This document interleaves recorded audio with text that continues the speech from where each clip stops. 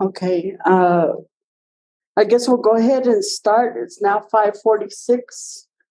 Work session, Central Consolidated School Work Session. So we'll do a roll call. Verify quorum. Secretary Marion Wells. Here. Board Member George. Present. Board Member Montoya. Present. And I am here. So there's 4. Vice President Haskey, by chance? No. Okay, so we have 4 to start the meeting. And any comments? No comments from the audience. And we'll go to 3, item A.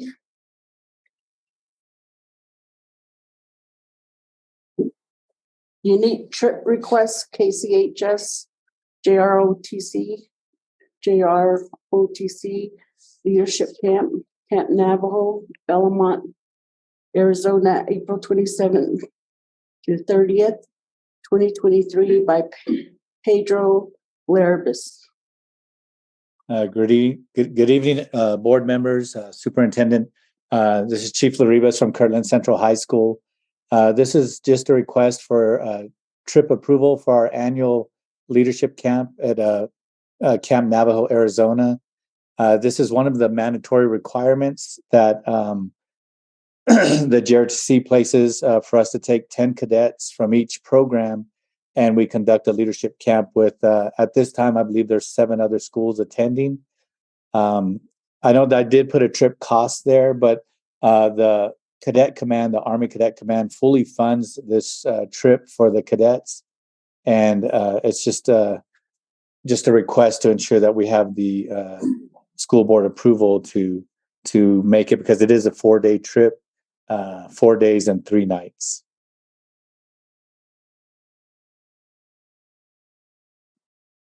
Okay. I feel like I'm missing something. I guess the microphone. So any comments, questions, board members? Open it up. President Asmus. Go ahead. You said who was the funding provided by? Army Cadet Command. It's an annual requirement for our GRTC programs. So the Cadet Command funds, since we go to Camp Navajo, they pay for the meals, the billeting, and the transportation for this trip. Okay.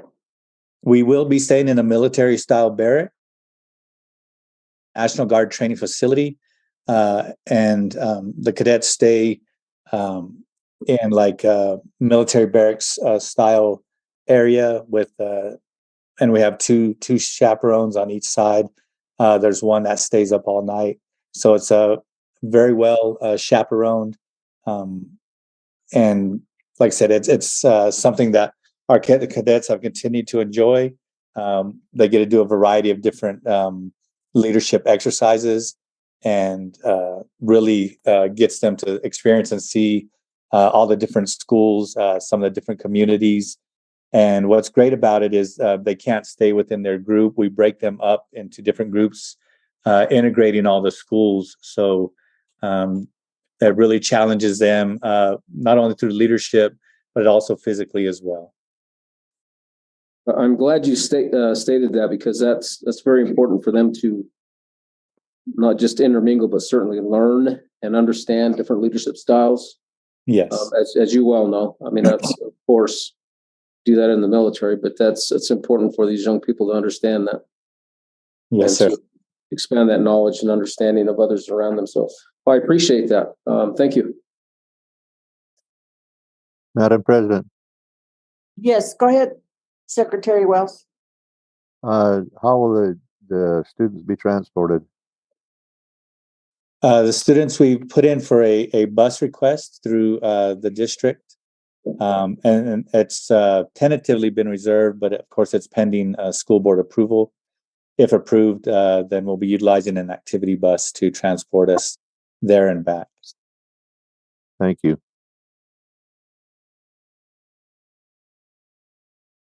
Is that feed? It's a speaker system in that is showing up. Oh, okay. I have a question. Yes. We've had already one incident, with these events and going on these school, while they're attending these events, and chaperone and then when the chaperones were needed, and then I know this is kind of different because of the military, Yeah. and so I'm just hope that everything is communicated with the parents and that they're fine with the setup and what their kids, their students will be going through. Yes. One of the things that we do have them sign is it's a parent packet that the parents have to review and approve off of. It outlines some of the activities that they'll be going through. It outlines that it's a physical camp as well as a leadership camp. So they have to review and approve of their child attending.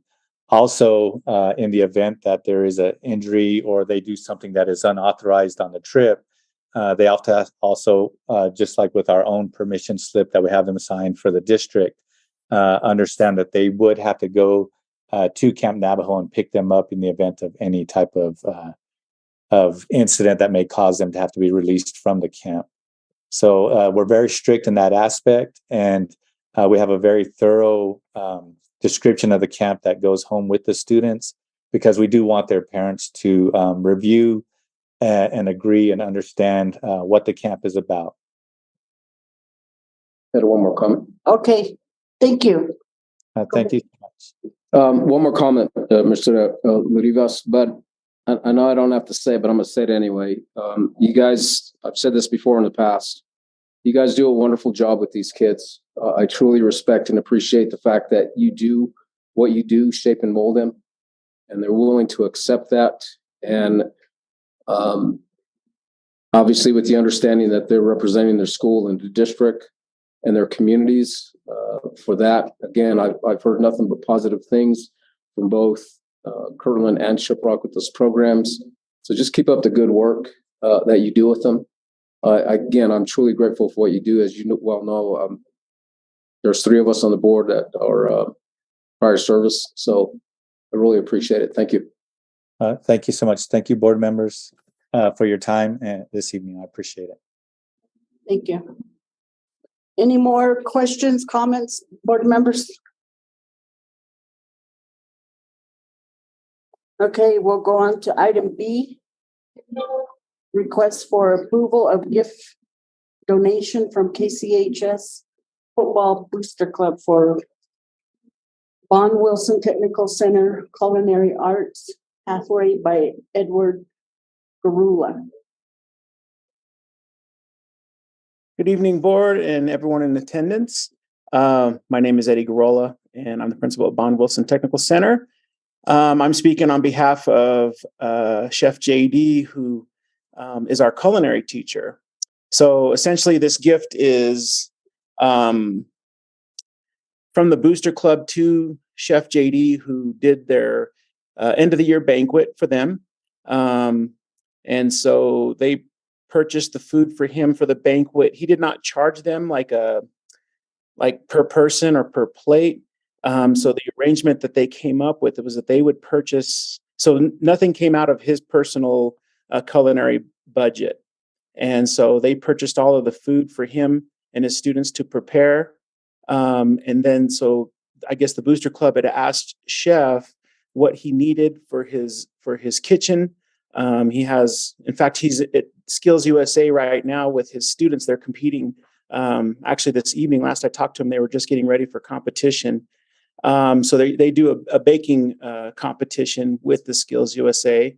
And that's where they're at right now. And so they asked what he could utilize for his kitchen to, to sort of help him prepare or and to make food. And this was something that he had requested for his baking program.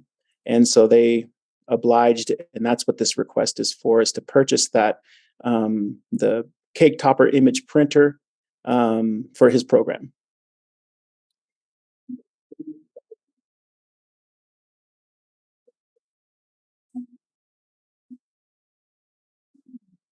So I'll open up to questions, comments from board members. Mr. President, Go Madam ahead. President.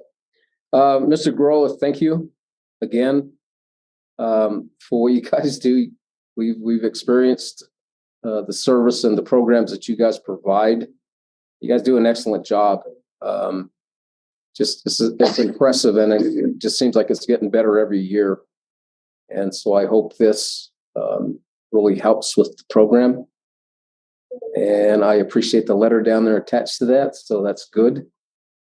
But again, just thank them for what they're doing. The students do an awesome job, and their skills are getting better. They're getting much better, so I appreciate it. Thank you. Thank you. I appreciate that. And actually, in the future, we have some exciting news, some things that we're going to change for next year. So I'll be excited to share that with the board in the future. Any other comments, questions, board members? I have a comment, Madam President. Go ahead. Mr. Girola, I think they do a fine job, echoing what Mr. Montoya said. I'd be happy to approve this. Thank you. I appreciate that. So I have a comment with the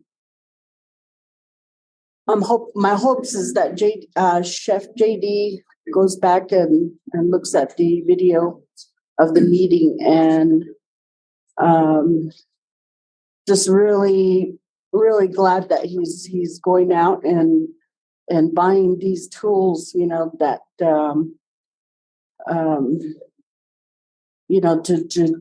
to just grow that program. And my hopes is that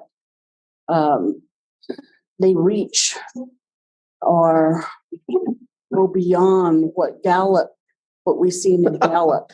Wow. Yeah. And Gallup District, we were there for a Region 1 meeting, and they hosted, and they were just outstanding. Just an array of food stations, and I'm sure Chef JD, his steaks are still being bragged about, and so I really glad to hear this, that he's expanding and getting the students, better, good, updated equipment. So thank you. Thank you. And absolutely, that's actually part of the exciting news that we have for all of our programs is culinary. In particular, NTU gave us the approval to teach. Essentially, they're going to teach asynchronous culinary classes. And so a first-year culinary student will end up with 12 dual credit hours from NTU taking his program. And then we're really looking at doing more with catering and getting our students really out there, preparing food for people and serving them. That's really how you learn. You learn in the classroom, but then when you apply it to an event, that's where you get most of your learning done, as we all know, right? Mm-hmm. And so next year we're looking just to expand and do more with the culinary arts program. Mr. Girola? Yes, sir. I appreciate that. I do have experience in the culinary arts, and really that last word, arts, is it's a craft. And when they really truly understand how to utilize that, the people in their imagination, what they can do with that food is amazing. And what to echo what President Aspa said, the presentation yesterday that we saw, now granted, they're contractors, they're professionals, but that's really something to strive for, that these kids could look at and see and say, hey, I can do that. And to me, that's what's even more important to them, is just like with any of the other programs, like the Junior R2C program, expanding their mind and seeing different things and different people, what they do, how they do with it. Because anybody can really pick up a cookbook and cook, but the art is in taking and changing and manipulating and adding your touch to it. That's the big difference. And I've seen what a lot of these students have done with Blue Corn. It's very, very impressive. So keep up the good work. Thank you. Thank you. I appreciate the kind words. And like I said, we're looking forward to showing off a little bit more in the future. Looking forward to eating it. Yeah. Okay, thank you. Thank you. We'll go on to item C, request for approval of gift donation from Eastern New Mexico University for KCHS Business Professionals of America by E. Vasquez. Hi, this is Miss B from Kirtland Central High School. We got this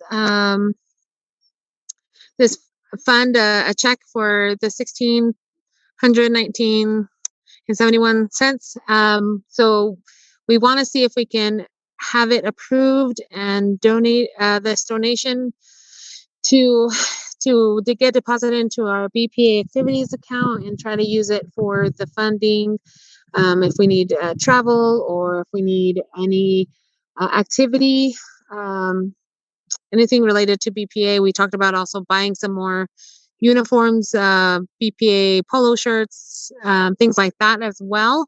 I've never done a donation request, but this is the letter that they had sent us, and what we can use it for, which was equipment or supplies, also for travel if we needed to, just a variety of things, because we are a CTSO program, and we are hoping that we can get that approved, and again, so that way the funds are available when we do the travel and other activities.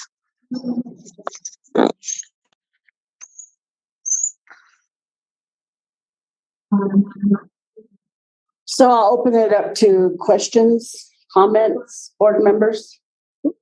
Madam President. Go ahead. Miss B? Yes, sorry. Sorry. I just had a thought.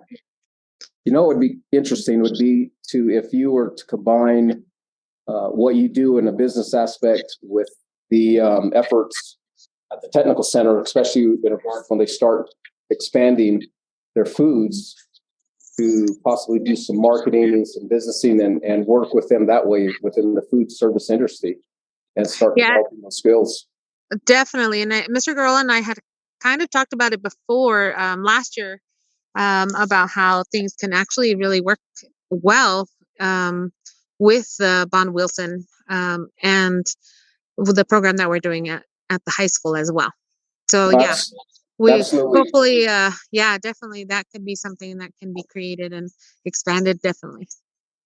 Yeah, especially and one of my things that I'd like to see is that these programs at every school, especially down south in Newcomb, where it's very, very limited. And if they were to have their own, basically a incubator down there with the culinary arts, with the business all tied together, and the kids be able to sell their baked goods or their prepared foods for the community through the day. And that the other vision is, again, having a educational center. And in that center, you have the coffees, you have the baked goods and the snacks and stuff like that the students can prepare and sell. Yeah, definitely. And it goes a lot of information. It ties so many aspects of even just like in life itself, like selling and purchasing and, inventory. And it's so much information. And I definitely agree. It should be expanded. Very good. Well, thank you. I appreciate it. Thank you. Any other board members with questions, comments?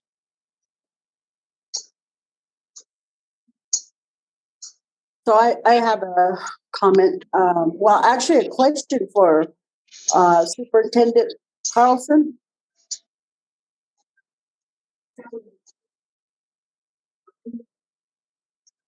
Yes, ma'am. So on this, I don't know if we've asked before, but who has oversight over BPA? Who has oversight over BPA in the building? If any. I believe that would just be the principal would have oversight of anything that happens. And I know she's on the call. If you want to have her join in, or No, I was just wondering, that was just a question. I didn't know if it came back to the main office or if it was the principal. the Thank you. principal and also the athletic coordinator or the activities coordinator should know what's going on as well. Okay. Okay, thank you.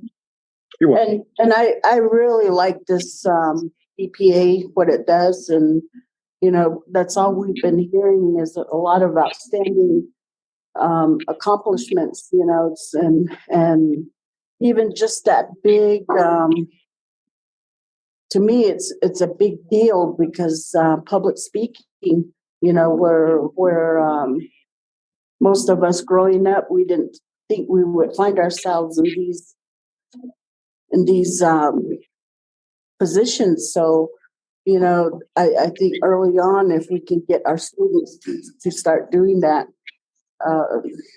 it really be helpful. And I like how they do that and incorporate all of that in this BPA. So thank you for doing what you do. Thank you, guys, for your support. So we'll go on to item B, request for approval, gift donation from NMS 8th grade parents for Newcomb Middle School moving up celebration by Amelia Jo Chandler. That's me. And she's in person. I am in person. Yeah. Technical difficulties here. Yeah. Hello. Kumusta? Hola, everybody. She Amelia Jo Chandler and she had Twitch in Shlong Hishlishni Bushes Chin Tapa Dasha Che Dot Nazani Dasha Nale. I'm from Newcomb and I'm currently working at Newcomb as the instructor of social emotional learning administrator. And I also help Ms. Manuelito run the PAC meetings, the parent advisory committee meetings. And I have been working with the parents all year. And we are in process of doing the moving up celebration for all the 8th grade kids. And we had our student-led conferences last week, and I talked to a lot of the parents because it's been hard to get them to help with the fundraising that we're trying to do at the basketball games. And many of them said they would like to just donate some money. So we looked at our population at the time was 60 students, I believe 2 left. But if we collect $10 from every parent, that gives us $600 to buy the background, the backdrop for the stage, create certificates, programs, and then get a photographer to take pictures of them as they go across the stage to get their certificate for moving up to the high school. So that's kind of where I'm at with that. And the parents wanted to do this because many of them work in Gallup and Farmington and all over. And for them to come to 5:30 meeting is very difficult. So they asked me to come in and ask on their behalf if they could just donate $10 for their child so they can get the stage ready and their little environment ready for the celebration. So that's why I'm here. Okay. Board members, any questions, comments? Comment, Madam President. Go ahead. I, again, to just appreciate what you're doing. And years ago, I was a PSC president up at Sassy. And we had huge turnout to our PAC meetings, Mhm. well over 100. Oh, my goodness. Yeah. Yeah. And one of the things we did, not necessarily to specifically raise funds, but Mhm. participation. Mhm. One, because we were considered a school of choice as well, we had the opportunity to, I think you remember that, don't you, Ms. OJ? Back in the days, when we literally had a line of people waiting to get into the school Oh, that's awesome. because we could, we held them accountable. Mhm. But when they're willing to do that and participate that way, because I remember one day I had made the comment about parent participation. Mhm. And just like you said, they go to work and it's hard for them to get there. But I said family. Mhm. I didn't say just mom and dad. Mhm. Yeah, brothers, sisters, uncles, aunts, cousins, anybody just interested in their kids' Mhm. education is what matters to them. So what you're doing, I appreciate, and the fact that they're willing to do that is even more important, to be engaged. But one of the things that I wanted to say too is that I had talked to an individual at one of the other districts in the state, and they were telling me about a program that they did. And it's a smaller community. They managed to get 3,000 people into a community event. Mhm. So I'm going to investigate that a little bit more to see exactly what they did and how they did it, because I think that we can do that here. We can replicate that, and especially down south. Mhm. And I certainly believe we have the means to be able to do that. Mhm. And one of the important things Ms. Ojeda will tell you is that, and we all know this because of where we are, food brings the people together. Yeah. And I've made mention that to the superintendent. And if we can do that on a monthly basis to bring people in, Mhm. then fine. Yeah. But that's how we create that engagement. Right. So again, I appreciate what you're doing. And I appreciate the fact that the parents are willing to do that for their kids. So good for you. Thank you. Yeah. Any other questions, comments, board members? Board President, may I? This is C. George. Yes, go ahead. This is more for Mr. Carlson. Do we have out of operations where the district can pay for these promotions? Because these are our students and they're graduating, they're moving forward. And I think it's a big compliment if we can provide the costs for their graduation or moving up ceremonies, and and that would be a compliment to the parents as well. But is there anything in operational that we can use to pay for this? We do have money, and that would come out of, the school has money in their budget that they could use. They have money in operation, but they also should be able to use Title I funding, I believe, for this type of program. So anything that the parents are raising is just supplemental to what we would provide. I mean, but I'm saying that we could also provide this type of thing as well. I didn't know that. Yeah, and you can talk to the principal about it because they can kind of direct you. I'm not saying you shouldn't do this since you're already where you are, but in the future, definitely you can. That's a good point from Miss Georgia. Yeah. Yes. And I think that's even more impressive when the community come together to do that. The school district, the school is willing to assist, and then the parents, they themselves, because, and that helps to show that the community and the kids that, yes, my parents are involved. And so that way they will truly be engaged in that process. So I think that's a good consideration as well, to keep it that way rather than removing one over the other. Okay. Yeah, and a lot of the kids are going to get food handlers permits so they can cook. Very good. And sell food. And the biggest turnout we ever had, and this is something I'm thinking about next year, is we had a basketball game that started late at the high school. So all those parents were waiting, so they came to our meeting. And then they sat in our meeting. Then when the game started, they all left. But that was the biggest turnout we had. So I was thinking, let's look at the basketball schedule and see how that works out. Basketball and food. Yeah. So that's kind of a little experiment we did. So that might be something we can Consideration. There. Yeah. Obviously. Yeah. Well, board member George, were you finished with your questions or comments?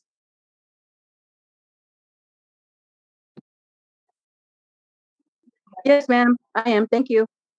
Okay. Madam So- President, Go ahead.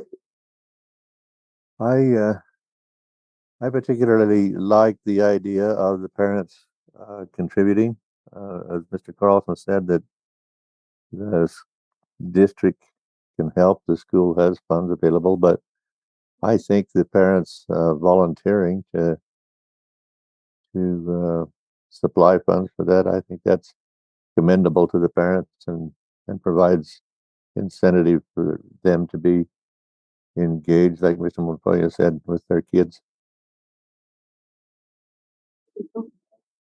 I would hesitate to do anything to dissuade that.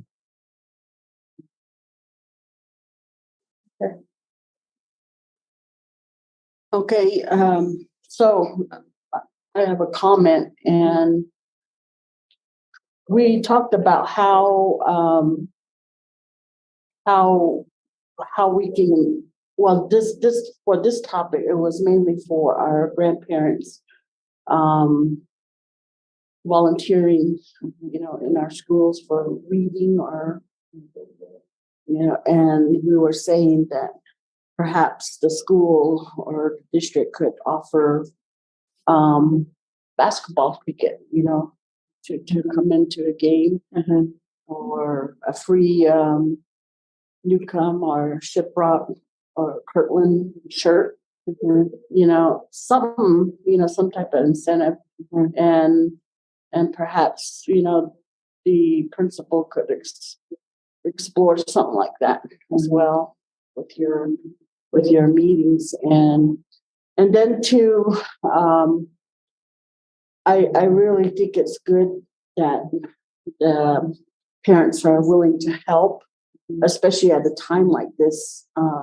The way the economy is, and gas, and and I'm really surprised to hear that, but I'm glad it's at a $10, that's like Starbucks. Yeah. one trip to Starbucks, and Yeah. but yes, at that same time, we as board members, we talk about how we go to these conferences, or we know of money that's or money's coming our way, and then we have our community that say and ask, and it's rightful, because where's that money? Why are we having to pay, and things like that? But there's process and statutes that we have to abide by. But I'm really glad to hear Superintendent Carlson say what he said, and perhaps you can go back and ask that. Okay. I'll do that. Thank you. Okay. Thank you very much. Appreciate it, everybody. Appreciate it. Thank you. So we'll continue on to item E, Policy Services Advisory, number 206, 207, non-discrimination, equal opportunity, and non-discrimination on the basis of sex, by Michael Switch, who is in person. Madam President, Go ahead. I got a question. Is Ms. Chappelle online?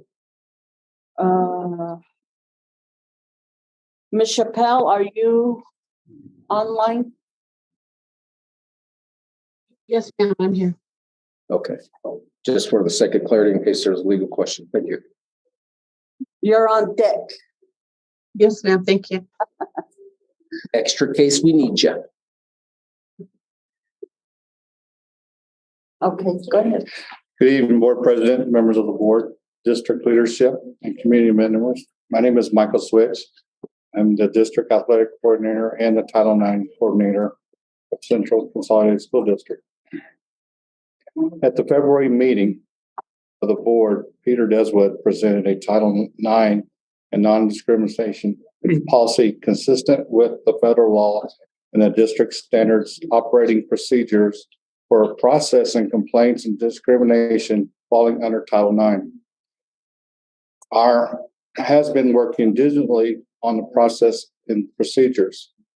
The draft of the Title IX policy was brought back for a second read at the March meeting of the board.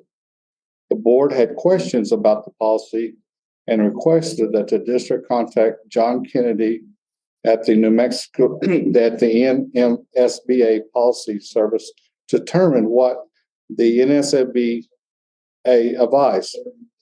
Mr. Kennedy currently runs the NMSBA Policy Service for the New Mexico schools. Excuse me. Mr. Kennedy drafts the policy advisory sent to the district for consideration.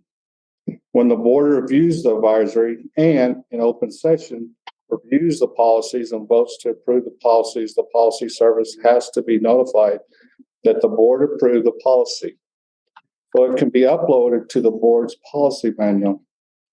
The Title IX policy advisory provided to you for review today as part of our meeting packet was originally sent to the district in June of 2020.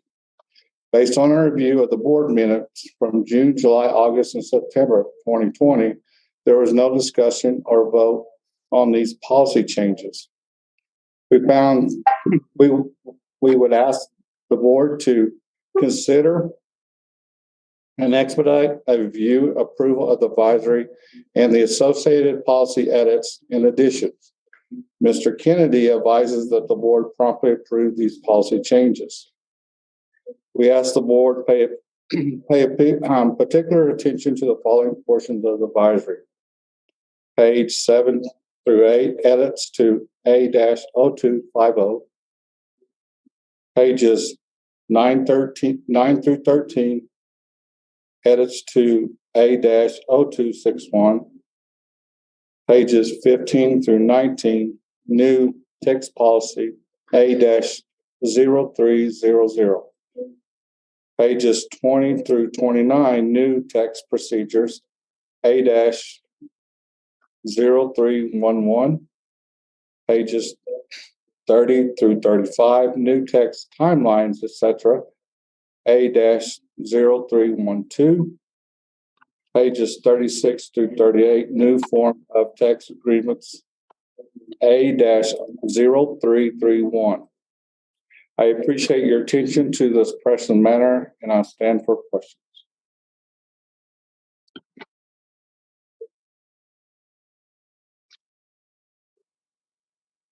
Okay, open it up to board members. Questions, comments? Madam President. Go ahead.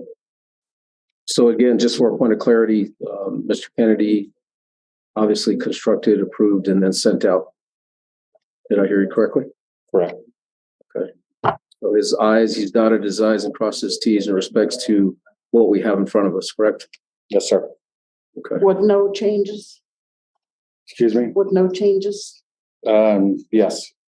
There was changes? What the board is, what was presented, and if there was changes in it. Yeah, if I could just comment that the advisory advises changes to already adopted policies to be compliant with the 2020 regulation changes to Title IX. So that's part of the page numbers that Michael called your attention to. And I did speak to, John about this, and we had a lengthy conversation about it. And so he's hoping, that this will get caught up, as are we. Madam President? Yes, go ahead. May I request that the speakers announce themselves before they start speaking, please? Can you introduce yourself, Ms. Castillo? I am so sorry. This is Laura Castillo. I am, I've been working with the Safety Committee and the Title IX Committee on this matter. I apologize for not introducing myself. Thank you.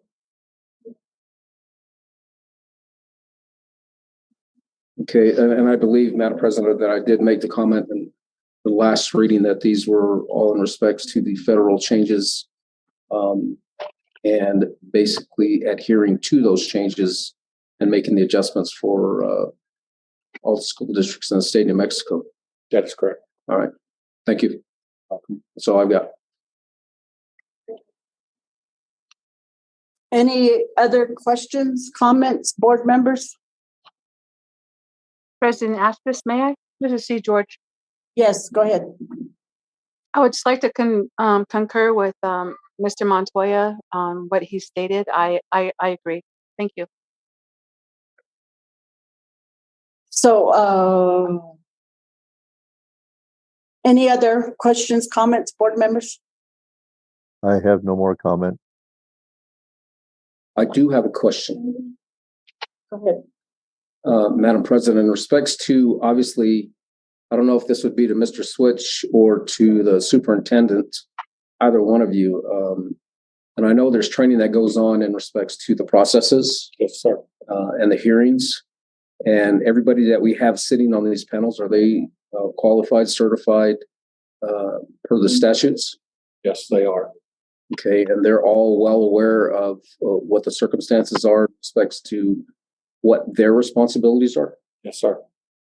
And if an individual, just for the sake of discussion, decides to remove themselves for whatever reason, then obviously whoever comes in would immediately be brought up to speed as far as qualifications, certifications pertinent to the statute, correct? That's correct. All right, very good. Thank you. You're welcome. Oh, wait, hold on. I'm trying to, I got another comment if I may finish up. go ahead. Go ahead. And that's just really to qualify to ensure that we're dotting our I's and crossing our T's. That is correct. In carpentry, they say measure it once, measure it twice. I say measure it once, measure it twice, measure it 3 times, then cut it. Yes, Because that way we know we're not putting ourselves in a predicament that's correct. I can assure you and that of liability. we are following the proper procedures and steps to make sure that is properly done. Thank you. Mhm. Thank you, Madam President. Okay. Ms. President Aspis, may I? Yes. I just have a question, maybe to the lawyer. Can we make sure that we include the bullying portion that's new as well for schools to pay attention to that and address the bullying that go on with students? And then also, if we can somehow include teachers who get harassed by students. I know that's not that's not a lot, but there has been instances where there's been students who harass. They have everything that's struck out. That's what I want to look at. Yeah, this is Laura Castile. I don't know if that comment is directed to me, but Title IX covers student on student harassment, student on employee harassment, employee on employee harassment, and also anyone else within the jurisdiction of the school district. So it would definitely cover a student against a teacher harassment. Thank you.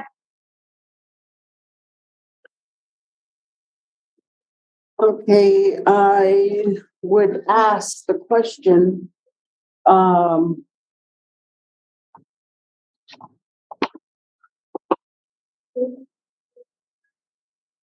what board member George said, anybody can answer, about the bullying, including that.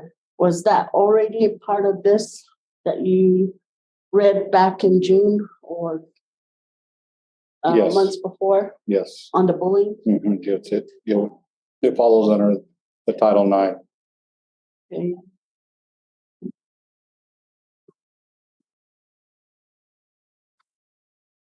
So all the ones that are underlined is what has been changed, right? Yes, New language. yes. Okay. God, there's a lot. Yeah. Our federal code. Yes. And so Mr. Kennedy had no recommendations on anything? Probably Mrs. could answer that question. Yes, this is Laura Castile. Well, I mean, this policy advisory actually predates John. His predecessor, Dawn, actually sent this one out for compliance with the regulation changes in 2020 to Title IX. John's recommendation to the board is that you immediately adopt this because we're a little behind schedule on this. So the sooner the better. And as we had presented in two previous board meetings, the district has developed standard operating procedures for investigating complaints of discrimination falling under Title IX jurisdiction. And those standard operating procedures are consistent with these policy changes. So this would just sort of wrap everything up. Okay. Well, I have a lot of respect for Mr. Kennedy, and that was the reasoning why I asked for you to go back and collaborate with him on these policy changes. And but it is our signatures that go on there, and because it's the 11th hour, I'm not going to rush. So, but according to Board Member Montoya, the questioning earlier to Mr. Switch, I believe we're good. And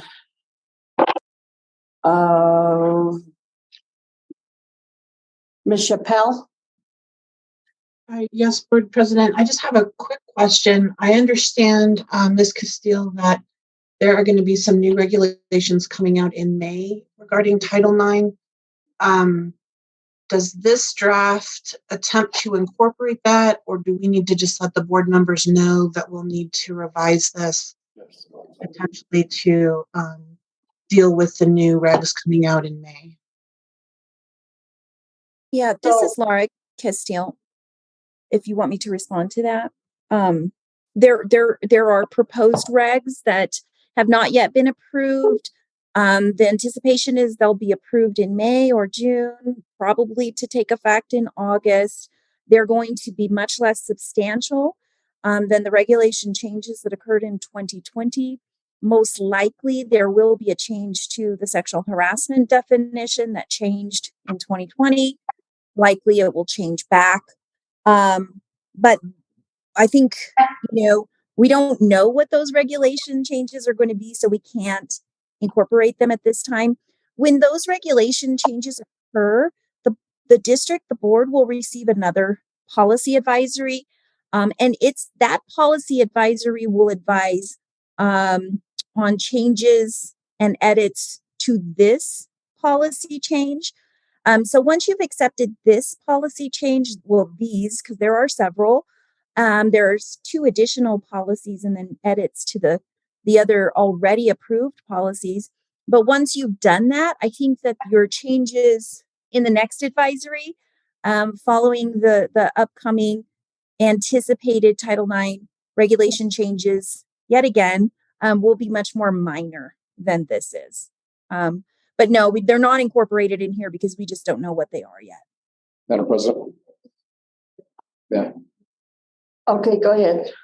So basically what you're saying that there would be additions or addendums to the current policy, because I know with the change of leadership at the national level and with some of those departments, the language can change and vary from leadership to leadership and how they view these things. So it wouldn't be a complete and total change other than an addendum to, correct? This is Laura Castile. I'm not sure that it would be an addendum. It's probably going to end up being more like what you're seeing here with some strikeouts and some additional language, because it's anticipated that the bulk of the changes coming up are going to be, as I mentioned before, to the definition and also some minor procedural changes, most of which will be applicable to the college and university level, not so much to the K-12 level. So I don't think they're going to be substantial. I think there'll be minor edits to these approved policy changes. Okay, thank you. So, Ms. Castile, I see on here that it's dated 3/2020. So is that going to change as we had approved this or adopt this now? Is that date going to change to 2023? Or are we just catching up? I think that the board can catch up and adopt these changes, to be retroactive. Ultimately, you've really done a great job this year, your team getting on board with how you're going to handle these grievances, and you've been handling them consistent with this policy.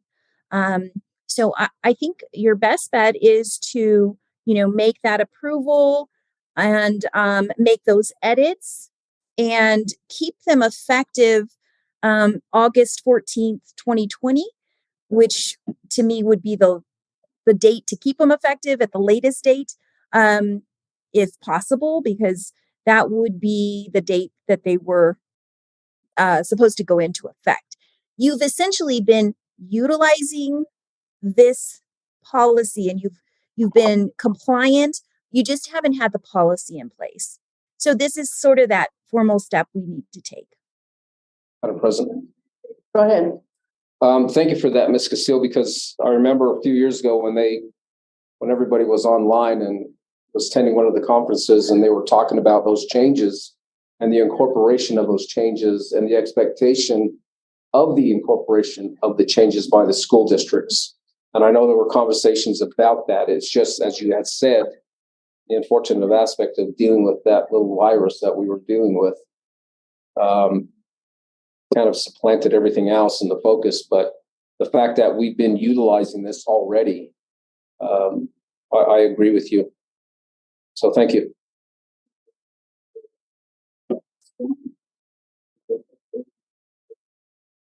Okay. Yeah, and this is Laura. Just one more thing. If the board does move forward with approval of these changes, I think it would just be really important to make sure that whomever is going to be communicating with NMSBA about the board's approval so that they can be, uploaded to the policy manual as expeditiously as possible.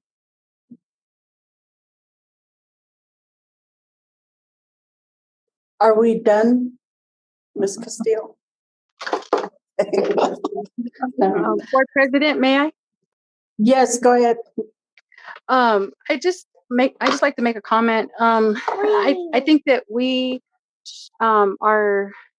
should approve these because these are the updated regulations for Title IX, and just to be covered either way. And I think Mr. Kennedy can come back at a later time and debrief us about the changes. But I think that Mr. Switch and Mr. Carlson, thank you so much for going through this process with Title IX. I know me and Mr. Carlson sat in a Title IX session at one of our conferences a couple months back, and these regulations are new, and I think we just need to approve it so that we are in good regulation. Thank you. Okay. Any other comments, questions? Board members?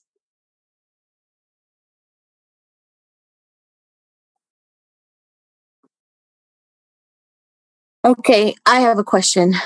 I guess I'm getting on here a little later, if that's okay.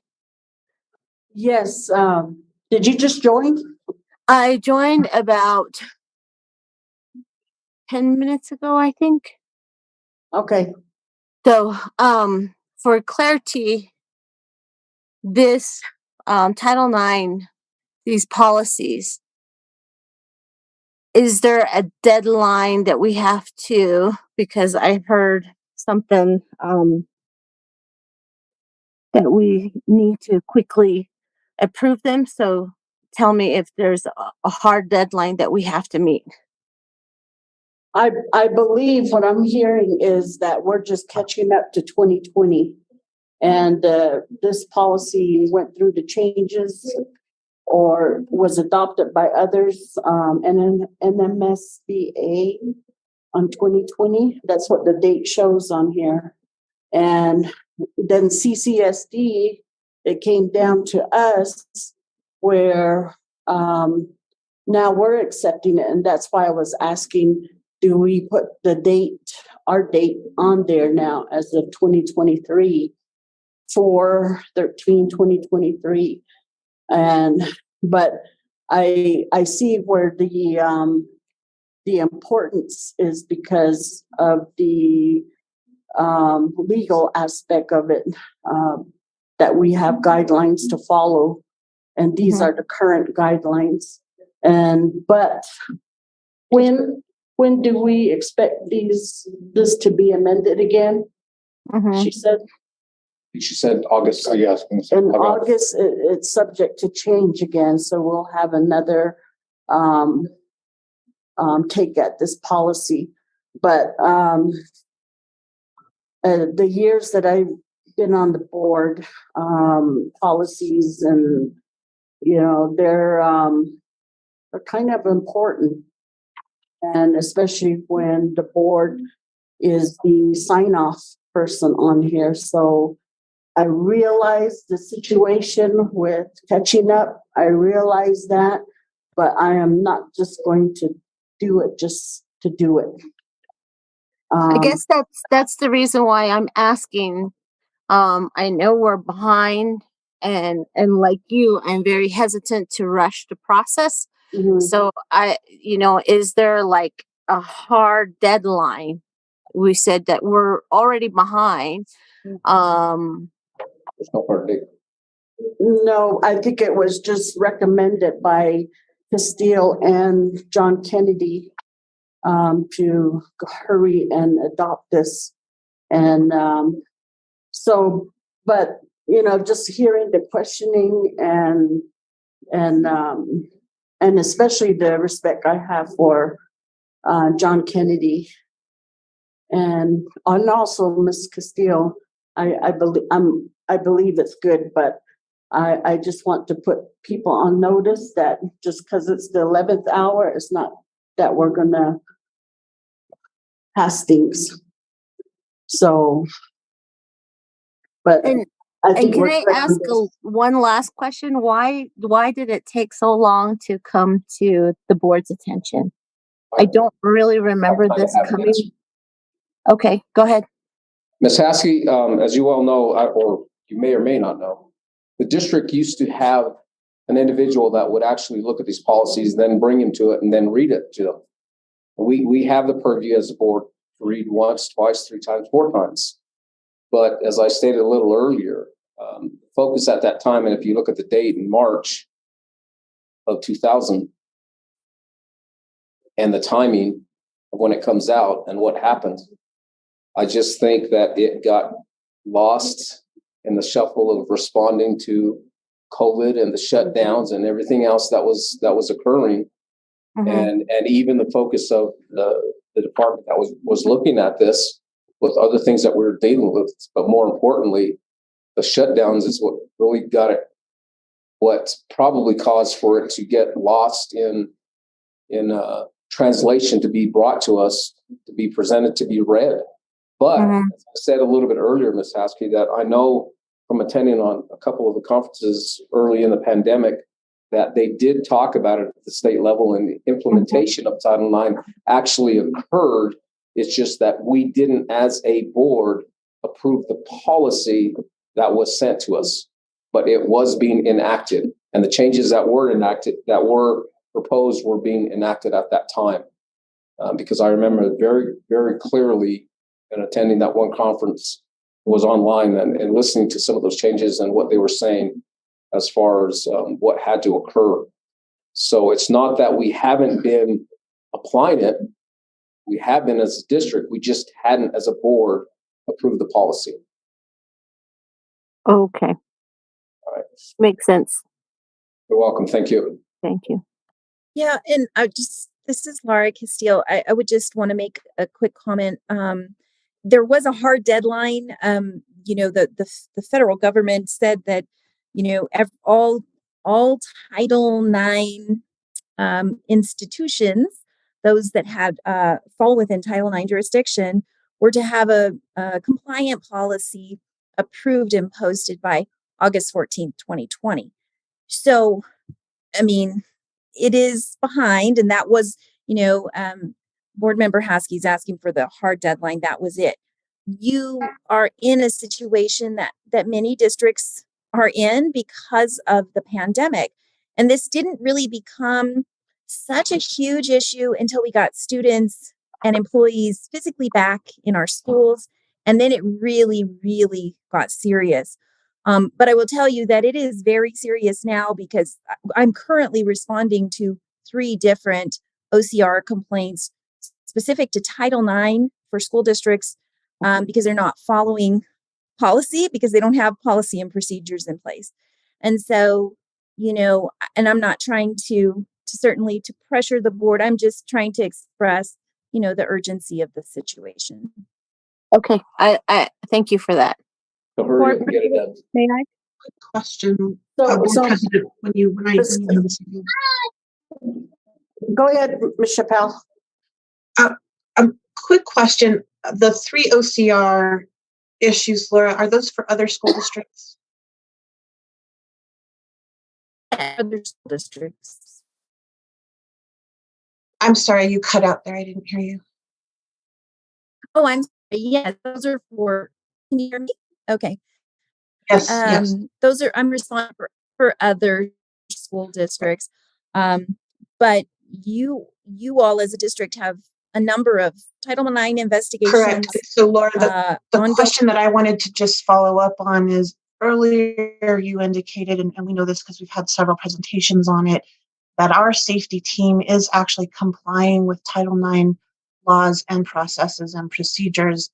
And so while there is the deadline of complying with putting the policy in place, my understanding is we are currently complying with the actual law based on our policies and procedures internally. And so I just thought it was important for the board to understand that it is important for us to move on the policy, board members. But from a liability perspective, I believe that our team is really covering its bases pretty darn well with respect to Title IX right now. Well, yeah, and I would agree. This is Laura, that your team is compliant. The district's not compliant right now because you don't have a compliant policy. And if we have a challenge, we will have exposure because we don't have our policy in place. So, I'm not trying to pressure, but I do think it's important that we act on this as quickly as possible. Board President Aspis, may I? Yes, go ahead, Ms. George.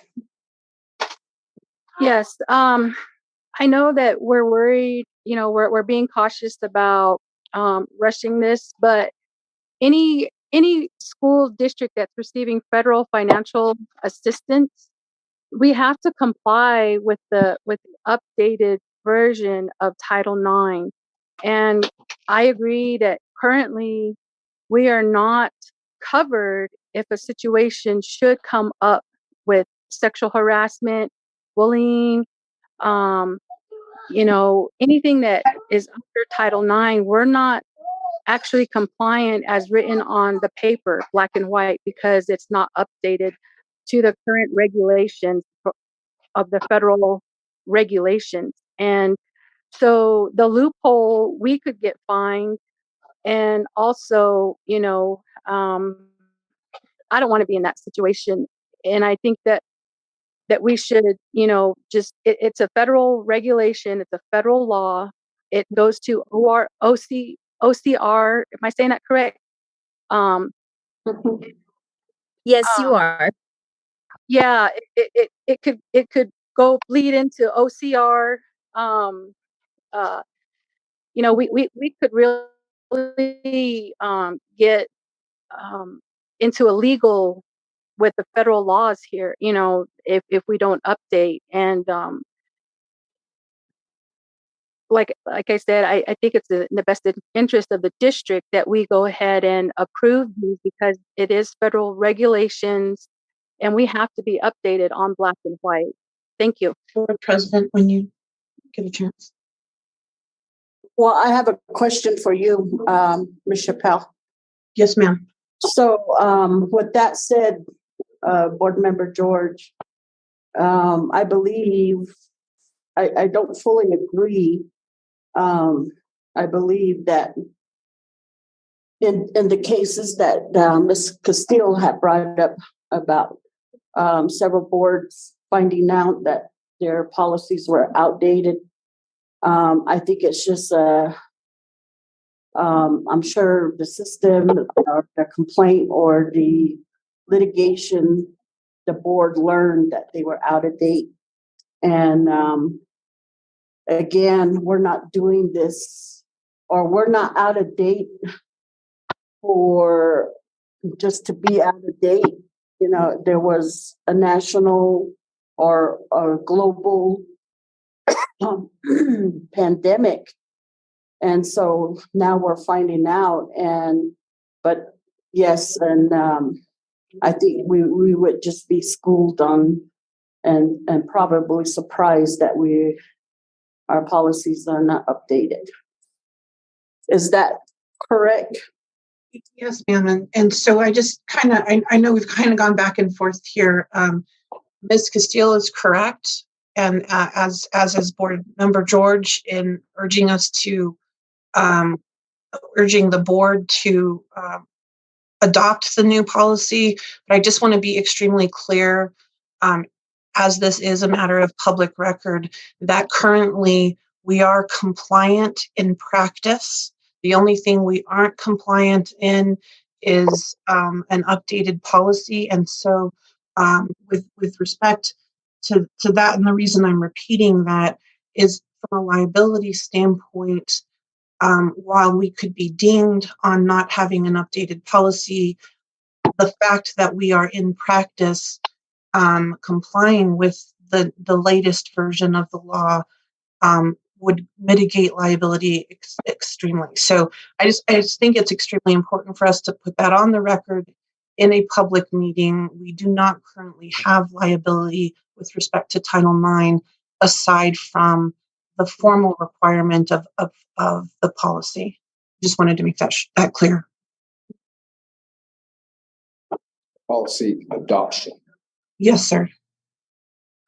Can you dumb that down? We're not lawyers here. You want me to interpret it for you? I had a long day. Quick recommendation. In agreement with Ms. Castillo, the new policy needs to be updated, absolutely. From a public standpoint, this being a public meeting, extremely important for us to know that we are actually compliant in practice with current law.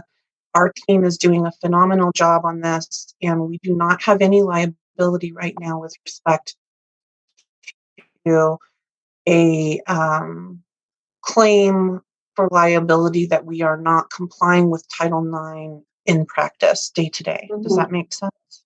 So if we were going off the old law and something happened and the new law was supposed to be in effect and we didn't do none of that, then we would get dinged.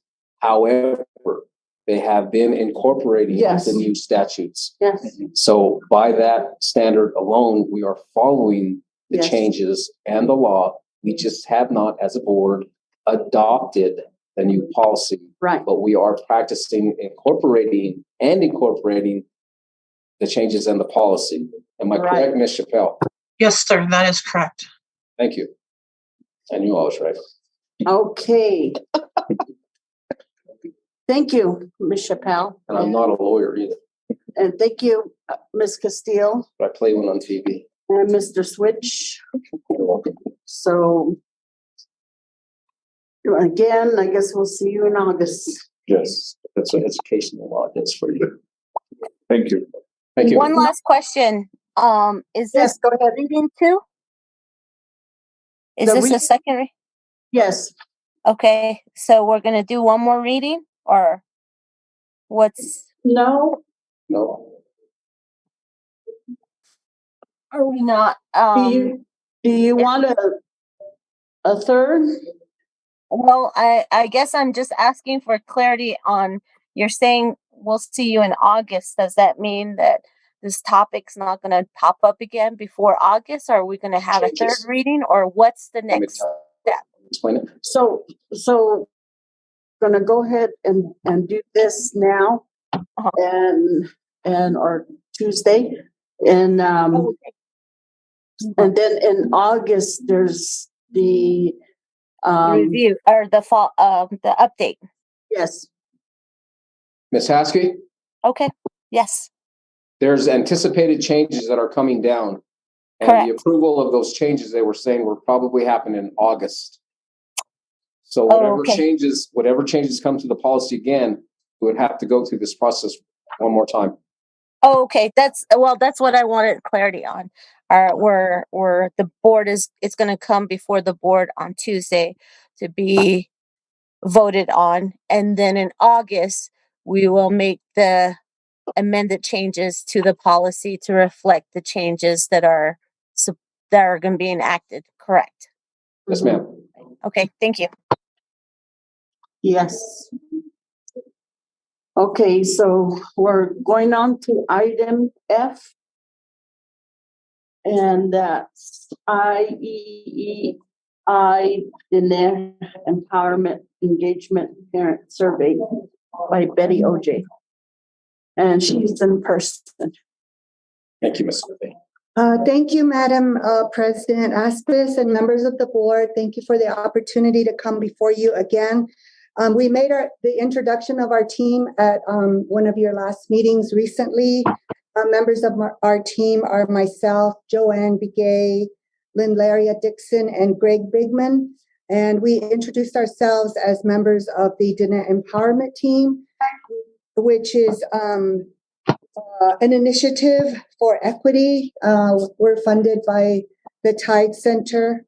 And we are requesting the district to do a survey called the Danette Empowerment Engagement Parent Survey, and you have a copy of that there. And the purpose of the survey is to gauge the dialogue between families and the district to determine the effectiveness of the partnership between schools and families.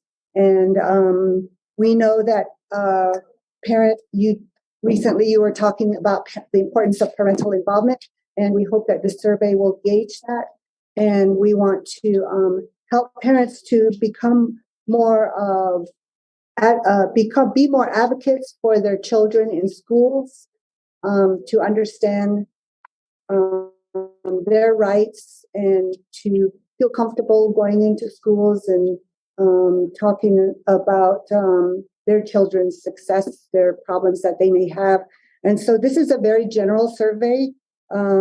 Such as you'll see it all there. It's just like, I feel welcome in my child's school, and there'll be a range. Do they strongly agree, disagree, strongly disagree, or maybe they don't know because they've never been in a child's school, or I feel that my child's culture is respected. So they're very general questions. There's 25 questions. We would like to conduct this survey within the next, once it's approved, maybe it'll take us about 2 weeks, and the results of the survey will be provided back to the district in either through the principals, through this board, and it's just to help us work with our parents, get our parents and our families involved more in their school. That's it. Madam President. Go ahead. So, Ms. Ray?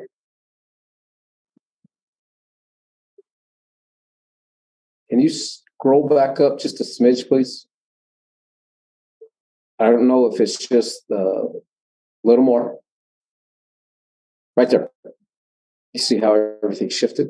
I don't know if that was from your copy or the file or what, but Where it Because- says agree. Yeah, everything's. Oh, not oh, in yeah, line. it's, I don't know, it's probably the format, Okay. but yeah, the range, and I have a copy of. Oh, it okay, here. good. Strongly Yeah, I see that. agree, Yeah, I agree, figured that was the case. I disagree. didn't Yeah, know. I'm sorry about that. Doesn't Yeah, show up I've there. just seen those. It happens sometimes when you change the file and you put it in another system. It Mhm. did that with the paper one day, and it looked like it didn't do my paper right. And I was like, oh. Anyways, my point is, I truly appreciate what you're doing. I really do. And I don't know, Ms. OJ, if you had heard what we've done here within the district. There was a new policy passed unanimously by the school board on November 28th, 2022, the commitment of the Central Consolidated School District to equity and educational opportunities. And a commitment, again, to equity and educational opportunities. And it really details what we're in the process of doing. And I don't believe it has completely and totally been rolled out, but it is certainly with your organization in that engagement process with the community members, certainly working with you to get this message out the best that we can. And so I'm just going to go over very quickly, Ms. OJ, some of the things that we're looking at. What it does is it incorporates the Ozzie Martinez versus State of New Mexico, that court order decision, the Bilingual Multicultural Education Act, Indian Education Act, Hispanic Education Act, and Black Education Act. And the Intercultural Community Outreach Department, the ICO, has been charged with these things along with the other departments working together, but mainly the pillars of the development and implementation of the strategic equity plan, which some of the things are the overarching foundational principles, missions, and goals, strategic resource allocation, community schools, family and community engagements, meeting the needs of Ozzie Martinez to provide equitable learning opportunities, the Equity Council, which I'm sure you're aware of, the expanded data functionality and closing the digital gaps, historic wellness and health and services and high quality nutrition, student attendance, extended learning and out of school time opportunities that honor the needs of local schools and communities, student, school, and district safety. Foundational pillars: 1 is addressing the needs of the whole child. Pillar 2 addresses educational, social, emotional gaps. Pillar 3, ongoing development of roadmap needed to attain post-graduation skills and knowledge for community, career technology, and workforce readiness. Pillar 4, educational workforce community resources. Talks about hiring, recruitment, retention, growing your own recruitment and retention programs, ongoing professional learning, professional development, educational leaders, mentorship programs, support governing boards involvement, engagement, and training. And again, the whole child approach, asset-based and strength-based teaching. Now, again, all these things were incorporated in the document that the board had approved. If I can ask Ms. Chappelle.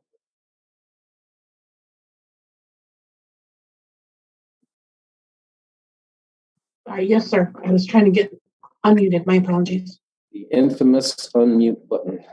So have we incorporated that into our policy as of yet? The policy is passed. I believe, Mr. Carlson, I think you said it was going to be posted on the website. But it is a current policy of the school board. Yes, sir. Okay, I'm asking that because I want to make sure if Ms. OJ and her organization want us to take a look at that and detail it. Because again, I think there's a lot of things that we have in common that we can certainly work together and engage on this process because it is a community effort. It's just not the school, wanting people to be involved because there's a big difference between involvement and engagement. We want to be involved with the community and have them engaged with us. So when you say, well, we want you involved, it's just us telling them what we're doing.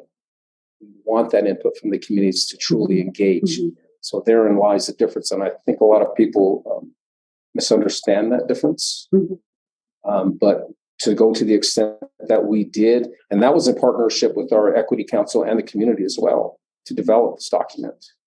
So I'm pretty proud as a board member today that we had the wherewithal and Ms. Chappelle's assistance working with the ICO and individuals from that department and the community to draft this document. that really speaks to what we're trying to do. And again, it I'll use her term, it takes a village, it takes a community. That community is huge because ours comprises, as you well know, 4 different separate communities that we have to take in consideration that a lot of people don't deal with. You look at Farmington, it's Farmington. You look at Aztec, it's just Aztec. Bloomfield's just Bloomfield. Covered 3,000 square miles with 4 different communities. Right. And what we're trying to do, again, I truly appreciate what you guys are trying to do and with the Tide organization to truly increase engagement. And my hope is at some point in time and someday, it's like it was at Sassy, where we had outstanding turnout.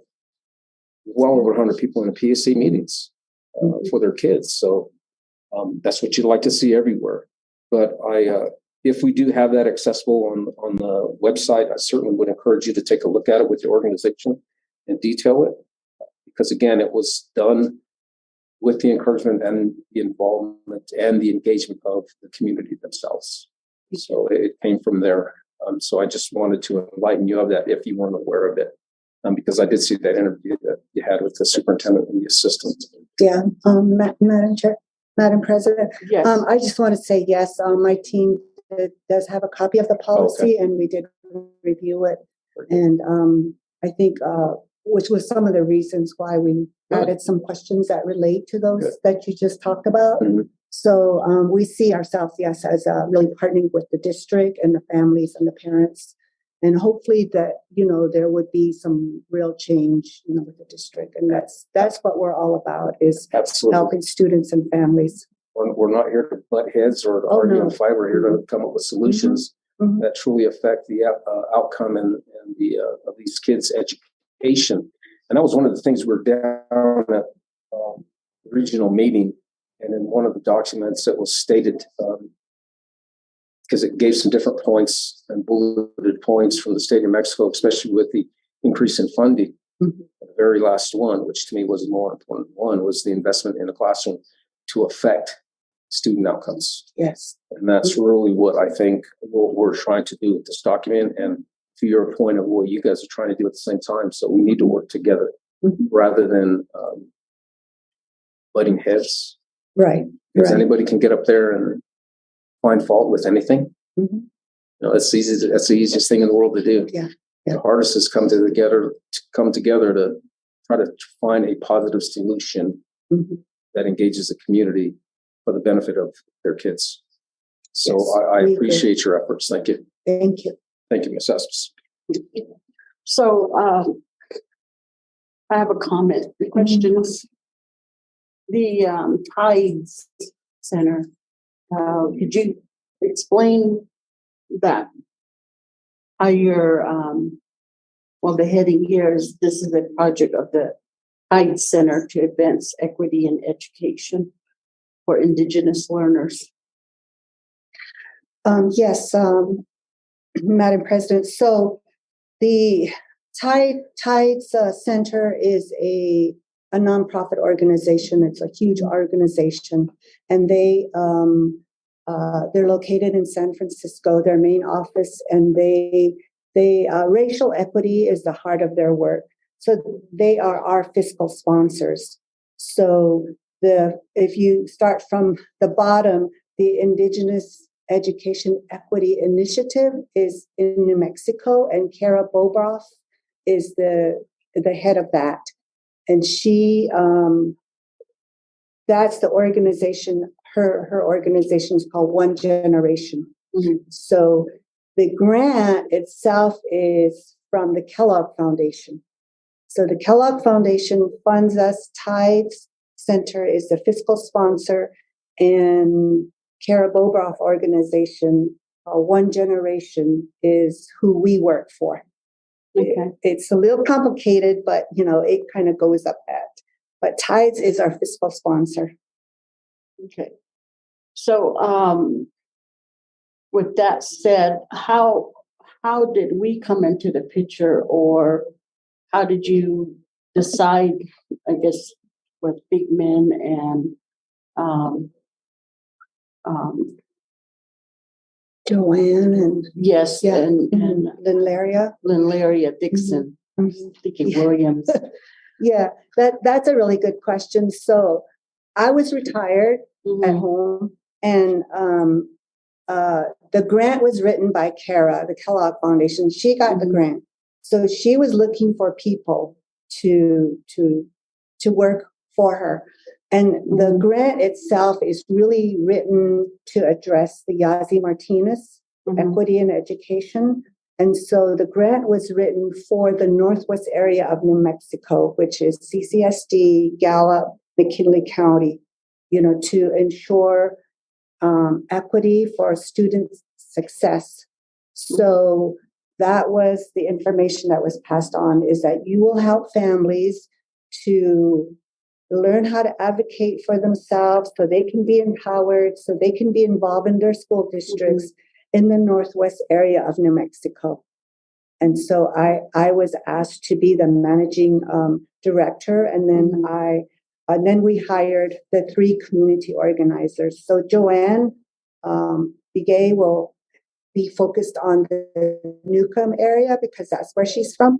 And then Greg will focus in this area. And then Lynn Laria, who's more from the Kirtland area, will focus in that area. So those are the 3 community organizers that will really work with families.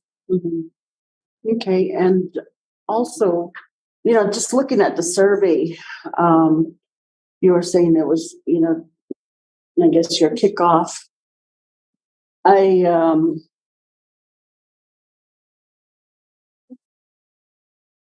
This is no way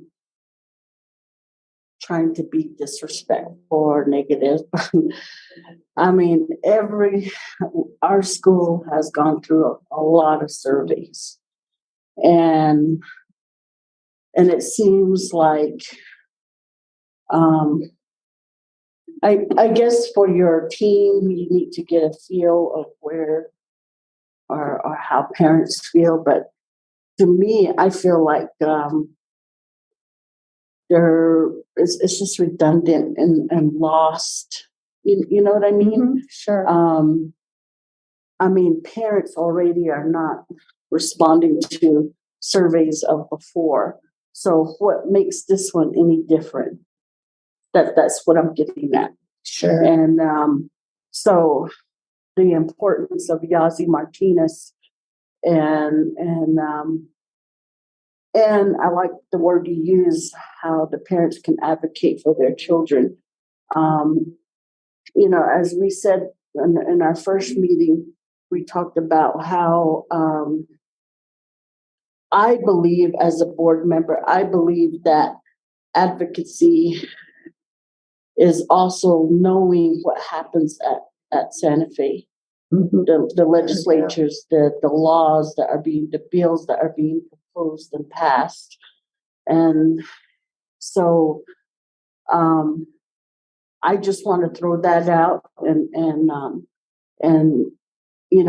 I feel like if perhaps there's a different approach, some may say the board is just a lot of fluff, with but I think there's especially with Yazzie Martinez, again, I go back to that is important. And if we can, get more of our parents to, pick up a survey and say, oh, this is different, maybe this is something that we need to do, and I believe that we can start showing and start, really addressing Yazzie Martinez. And I've asked our attorney, Ms. Chappelle, to draw up, and I'm more of a visual person. Say a student there, and all the laws or the bills that have been passed that now affect that student. Yes. And then what bills have passed that affects the teacher now, with this. And I think things like that where our parents can see, because, you know, we even with Zoom, they can join in to a meeting in the comfort of their own home. However, look at our numbers. We only have probably mostly administrators on. So, you know, I'd really, and it seems like the only time we see numbers, you know, or, you know, is when there's some type of issue going on, and or recognition, you know, but yeah, I'd really like to see that change, and if you could help in those areas. Yes, absolutely. Everything you said is true. You know, one, parents don't like to do surveys because they don't see any results from it. And so, you know, with our survey, and we talked about that, how can we get a good number back? And we talked about doing face-to-face, going to games, you know, being there, since we have 4 staff members, actually talking to the parents and telling them this is very important.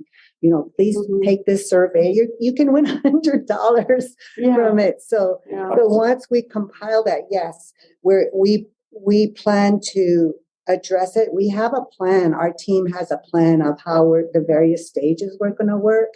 One of them you touched on really well was just the laws, because we believe in educating the parents. We have another staff member. Her name's Heidi McDonald. I don't know if you know her, but she works for CARA as well. She takes care of all the legislative stuff. A couple of days ago, she sent us a summary, a very friendly summary, just like this. These laws passed. This is how they affect students in your school. So we want to share that with the parents and say, you know, parents, you know, these are the new laws that's going to affect your child. And so we were talking about maybe doing another Facebook Live with Heidi, and being there also to say in Navajo, you know, to do it with and educating the parents, to let them know. Because one, we really believe they need to know, they have to be educated. And then secondly is you have to tell them in the Diné language.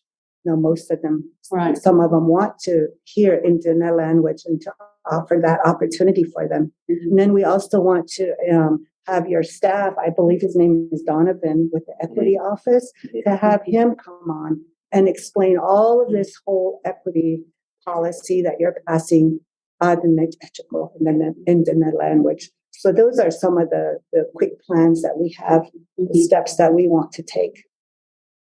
Yeah. Let me, any other board members with comments, questions? Board President, may I? Go ahead. Good evening, Ms. OJ, and thank you for your diligent work with your team. And thank you for coming up with this survey from the community to address it to our parents and get their involvement. I think this would help the district, as well as the wellness policy and the, you know, getting them involved with SHAC, the School Health Advisory Committee.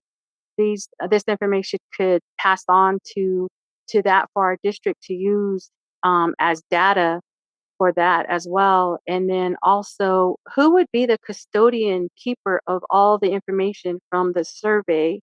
One, and then two, would the data then be used for additional grants for your entity?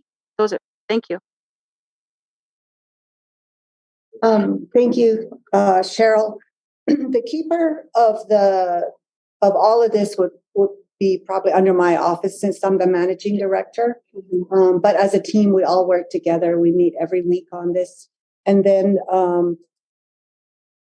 at the end of this whole process, I'm sure there's going to be needs that's going to come out of this, you know, things that maybe we already knew and maybe things that we didn't know.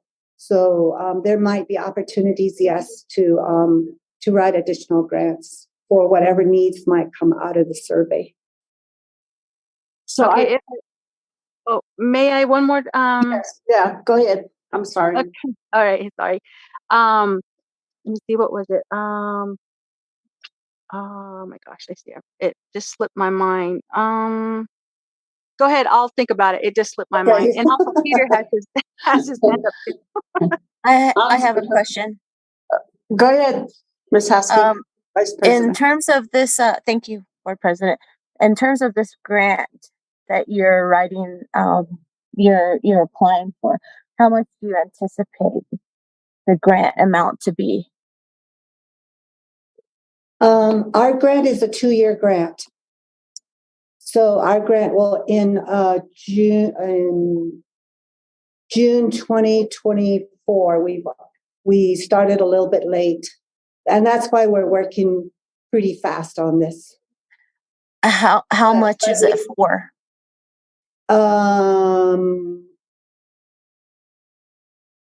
It's all kept under CARA. I believe it's like geez, I don't remember. I don't deal with the fiscal part of it. Everything is handled. We do have monies for our salary, and then we have a little bit of travel.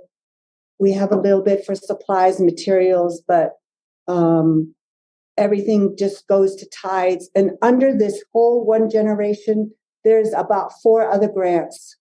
There's the Food Hub, there's technology. I think you guys have one that they're working with you on technology. There's other grants, so it's all one big grant, and then we just get a little piece of that. So primarily we're funded our salaries and a little bit of travel, supplies, not much. So for clarity purposes, your salary and the travel for your community events are all written into this grant, correct? Yes, that's correct. And then could you let the board know how much you're receiving for the 2-year grant? I'm going to. You're applying for? Oh, we're not applying now. We're already funded. So Okay. we're already funded for 2 years. Okay, if you could let us know what the amount is, that would be great. Thank you. Okay, it's probably around. It's less than. I can't believe I can't because I don't take care of the fiscal part. I'm going to say it's probably maybe about 500,000 or less. It's not much. Okay, my question was, and I don't know whether or not this involves, or this should be to our Superintendent Carlson, but we do have a charter school. Yes. Does that include them? Yes, they would like to assist the charter schools as well, Dream Dene. We have not met with Dream Dene yet. It doesn't just apply to public schools. It also applies to grant schools. Right now, we are really assisting SASE. You know, the parents up there have a lot of issues and concerns, and we're helping the parents. We're walking through them to sort out their concerns, you know, and then how do you advocate for your child in this way? What rights do you have? So we're working a lot more closely with Shiprock Associated Schools right now. And because their need is a lot more and urgent, you know, so we're helping them as well. And then Dream Dene, they would like us to support Dream Dene as well. Okay, board attorney, Ms. Chappelle.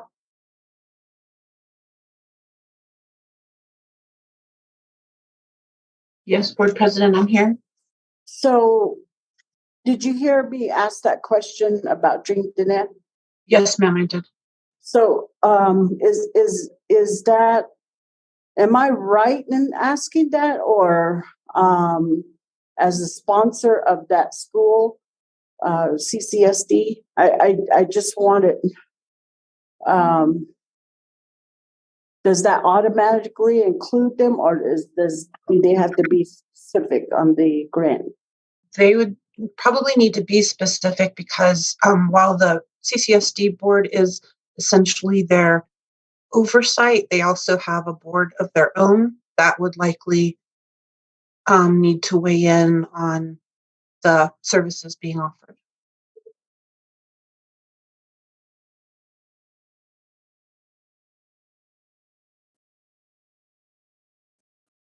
Because, you know, if they wanted their children in public schools, they would be in our schools. So that being a charter school, yes, a different board. So that's why I was asking that question.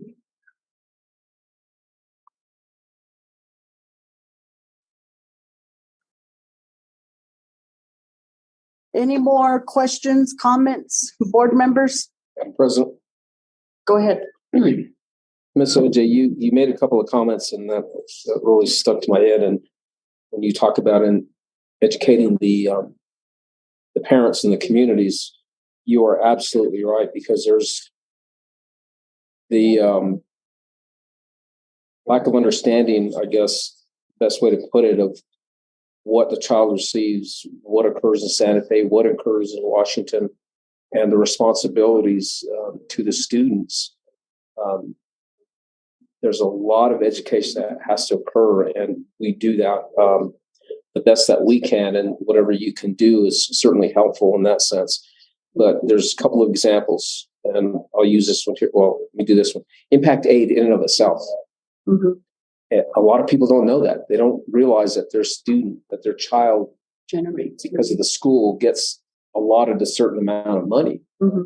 And they didn't realize that the state for the longest time was taking 75% of that money.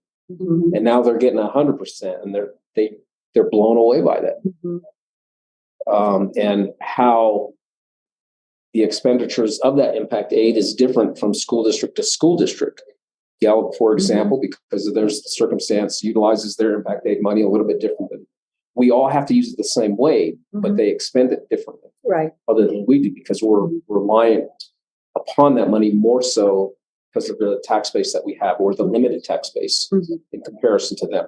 Right. So there's a lot of things they can do with their impact aid money that were restricted, not because of law, but because mm-hmm. of circumstance, mm-hmm. economic circumstance. A lot of parents don't understand that, so we have to educate them constantly about that.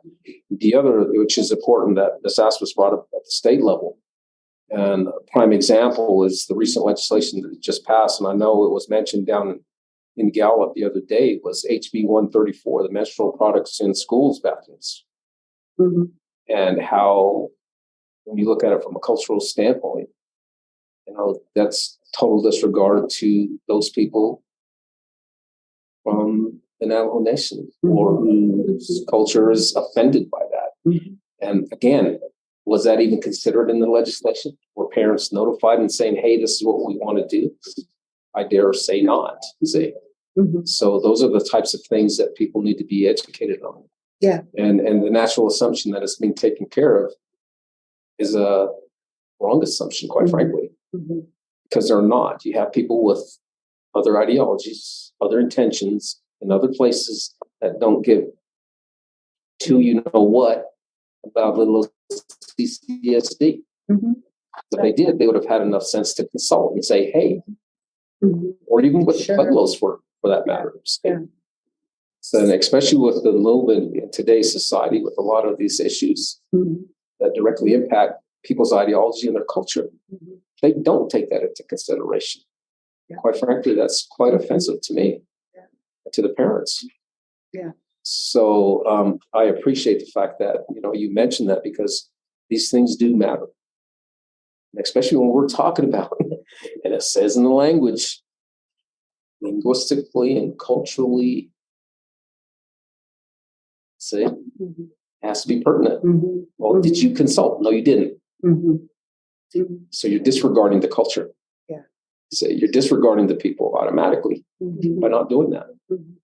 So that's where I have a problem with it. But again, it's an arduous task to get out there and to really try to educate people. It's a challenge, but I applaud you with those efforts and what you're trying to do. And like I said, hopefully we can engage further down the road some more stable fashion to be able to try to do that.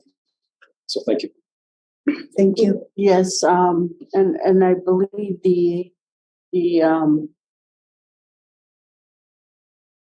what Board Member Montoya stated about our tax base, you know, that, I mean, these have been learning lessons, you know, as we go along, as the years pass, but who would have thought that we would see a power plant shut down? Yeah.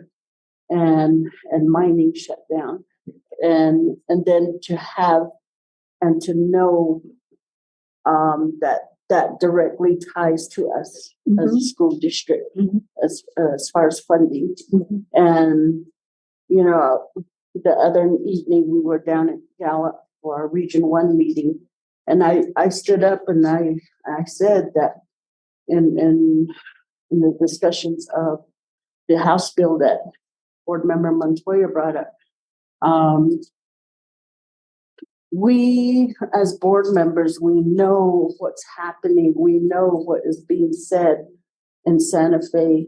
And, you know, you always hear those remarks, those comments on Facebook or social media, or even here in the boardrooms, or even at our conferences where they say politics should have no place in education. But sadly, we know that's baloney, you know, and so,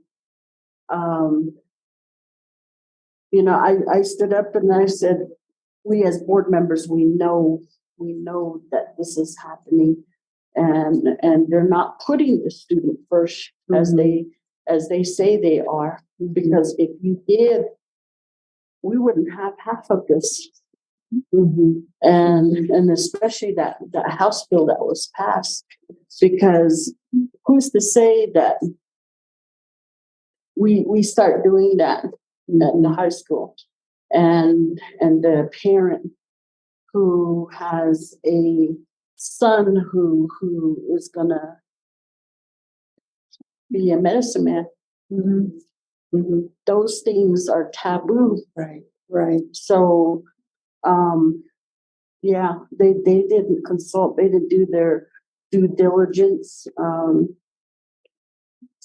So I really, it's my hope that you can, I guess, along with the board, help and try to reach our parents and get them to where they're asking, you know, and I know they're not popular subjects. They're not, you know, something that you go and talk about, but now in this day and age, they're not easy subjects either. And we got to get off from just being a spectator. We need to get involved. Right. Yeah. And I just want to also mention that we have an advisory committee as well. People that are very knowledgeable, even medicine people on our advisory committee. And and so they can really help and teach and give a perspective to the parents where they, you know, they can say like, this happened, but, you know, this is how we can address it, you know, with this new law. So we do have a lot of wisdom from our advisory committee that can help us, you know, articulate that back to the parents in the appropriate way. You know, and like you said, it's not an easy subject, but as you know, stories and songs, you know, then, you know, that would sort of help us understand, you know, how we have to live in today's society like that, you know, with things that come legally, that, you know, we have to live with those, but how? But as we talk about sovereignty, we shouldn't. That's true. That's true. So, any more comments, questions, board members? Board member, ask this I do when it's my turn. Go ahead. Oh, okay. Miss OJ, on the it says that the surveys are due tomorrow, April 14th. Can you clarify, have the surveys gone out to the schools because of this deadline here or not yet? Oh, no, we will change the date on that. It'll be changed. Survey has not gone out yet. So we will extend our deadline. Okay, and then the next question, does this have to go before Navajo Nation for the survey to be approved or no? No. Okay, thank you. This is not a research per se. It's a survey, community survey. Okay, and then just for Mr. Carlson, maybe our data and research department could overlook the survey and it could go through that process, perhaps. Thank you.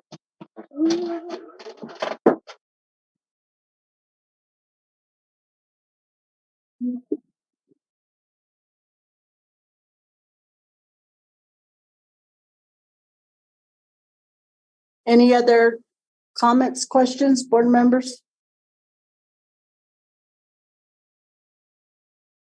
Board member Montoya? Yeah, Ms. OJ, I had a conversation with one of the new board members from one of the other school districts at that conference Tuesday. And I was expressing to the individual how with our board, the responsibilities and trying to go to allude to what Ms. Aspis had said about the politics and people talking about keeping politics out of education. We have to engage in that because it directly impacts our kids. Whether it's economic policies, the educational policies, any of those things. And again, as you may have known or not, the fight that we've had with the state of New Mexico in trying to keep PNM open, the carbon capture, we're very supportive of those things because, again, that directly impacts our kids and the education that we can provide. So with the closure of one of the power plants, I mean, we're getting hit. I've asked people at the national level, asked people at the state level, who do we go to hat in hand to make up that difference? Mm-hmm. Because when those policies are enacted, and if we just idly stand by and not stand up and defend our kids, then nobody's going to do it. We're going to get run over. But at least we're going down fighting. Mm-hmm. And that's, to me, we take that very seriously, the five of us here. And, for people to think that it's just fluff or just people thinking that, it's just a school board, just a popularity contest.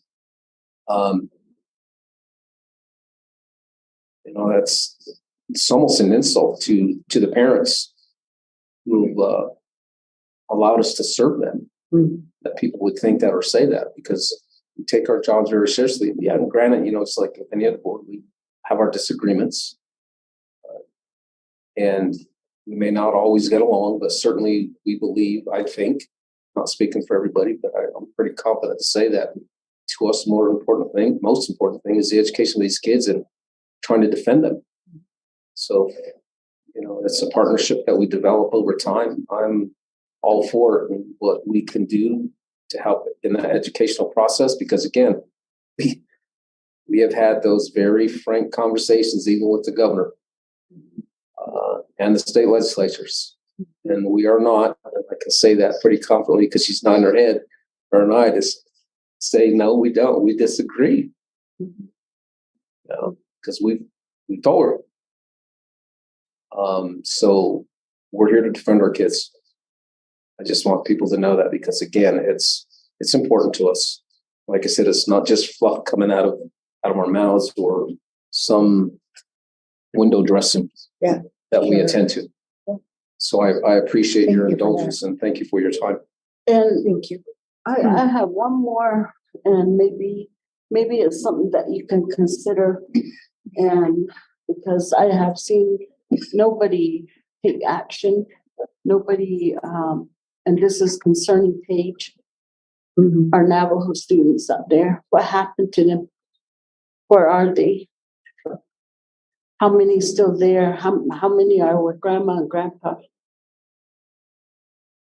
no, nothing ever since that, the power plant, the economy fell over there.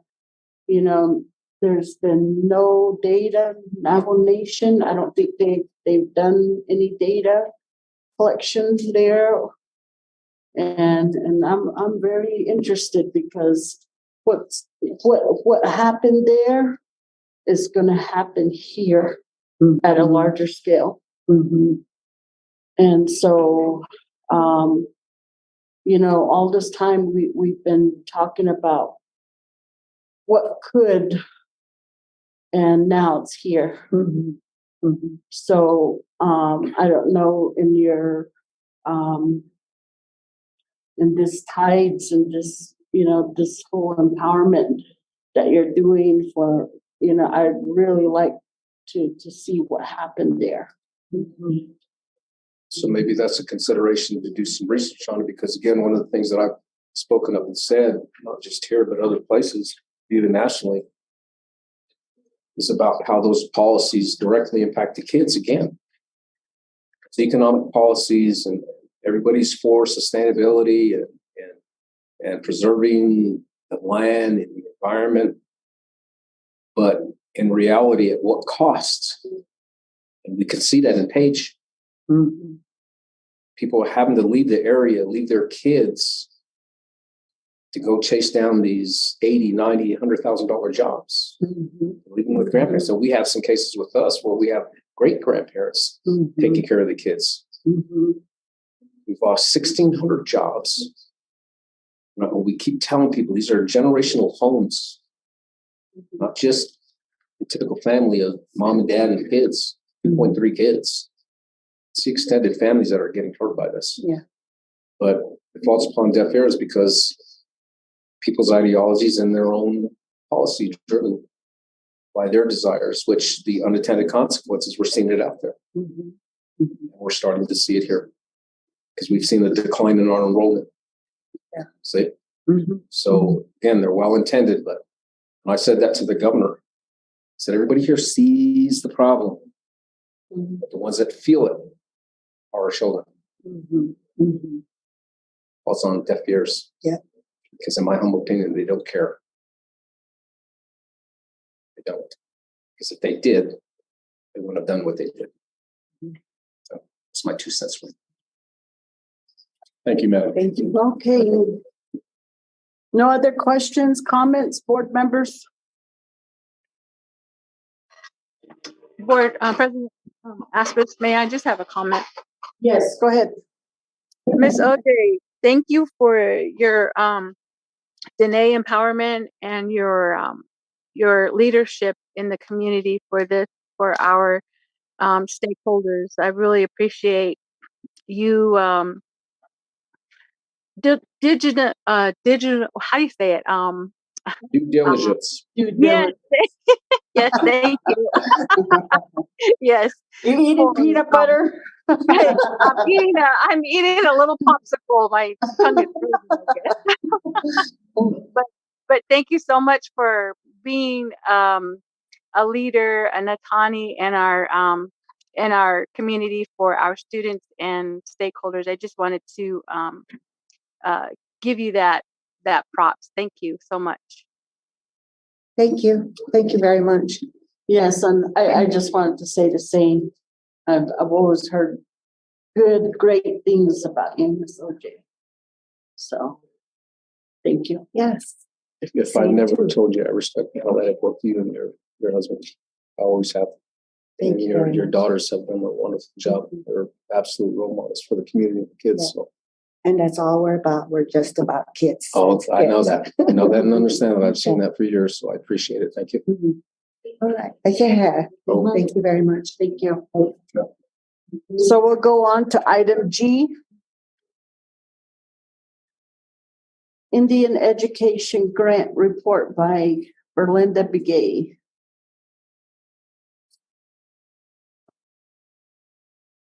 I don't know my Roman numerals, but is that Title 5?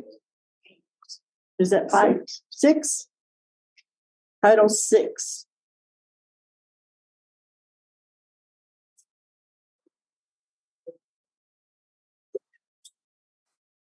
Dr. Begay?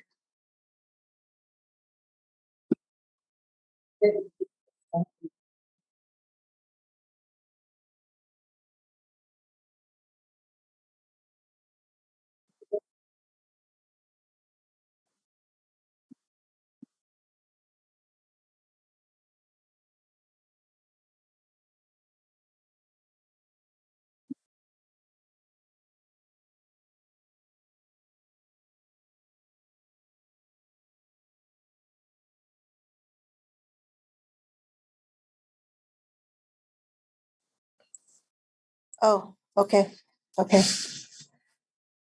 Good evening, Board President, can you all hear me? Vice President, Yes, we can hear board you. members, and Superintendent Carlson, Assistant Superintendent Eswood, and relatives who are listening in this evening.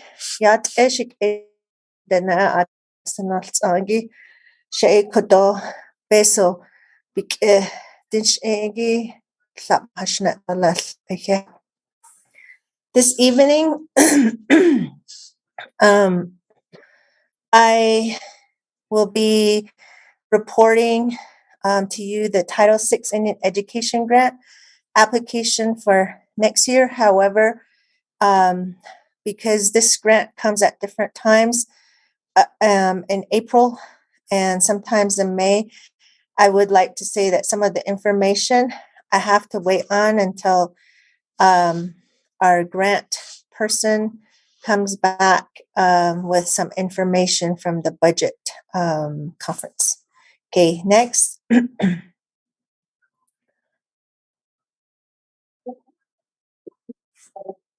So, Title VI is an Indian education grant. I've been doing this report every year before it's due for your information, but primarily it's supplemental to support our Native American students in terms of embedding language, culture, history, government into the classroom.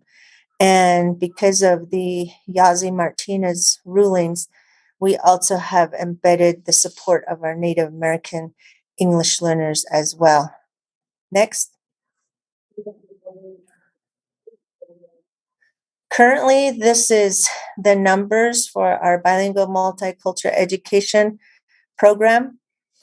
Last year, under the bilingual multicultural education program, we have the language program, the Heritage Navajo, Heritage Spanish, and dual language Navajo. And so these are the numbers from last year and this year, just for you to see the difference. The Heritage Navajo has decreased this year, and most likely because some of them are English learners who have exited their identification process by scoring a 5 or higher on the Spring Access score. Next. And so with these language programs, the Heritage Navajo and the Navajo Dual Language Program, the way their funding gets counted is by their course codes. And so the course codes under BMEP are specific to the bilingual multicultural education program.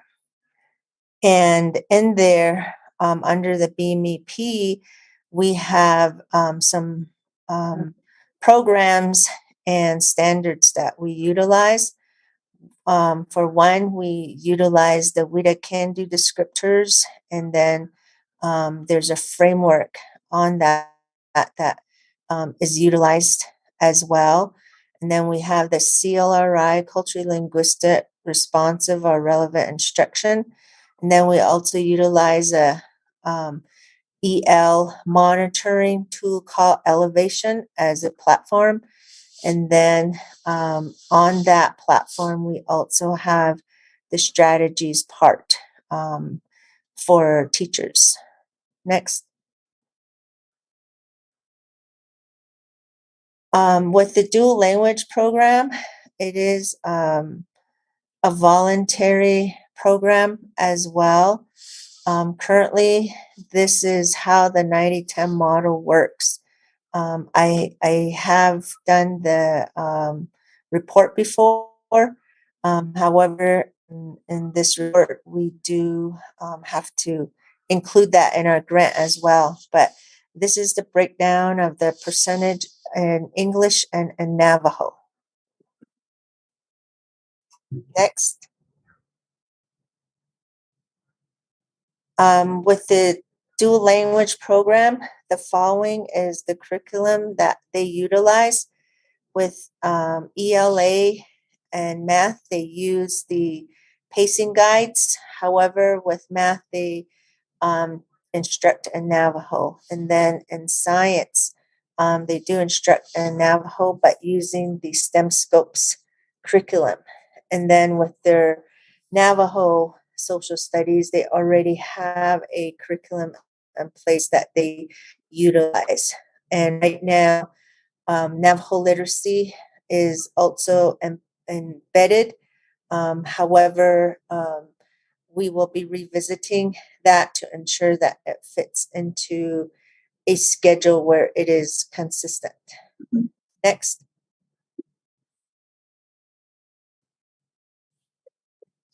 Under Title VI, these are the professional development that is listed on there, and primarily it's for our Navajo language teachers to attend professional learning and development based on the language, the culture, history, government, and supporting our Native American English learners as well.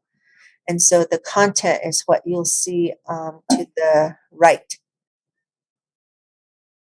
Next. The projects for Title VI are really in the areas of language and culture instruction, and then language and culture professional learning and development, and enrichment as well. And then we'll be adding leadership and advocacy because of our equity council as well.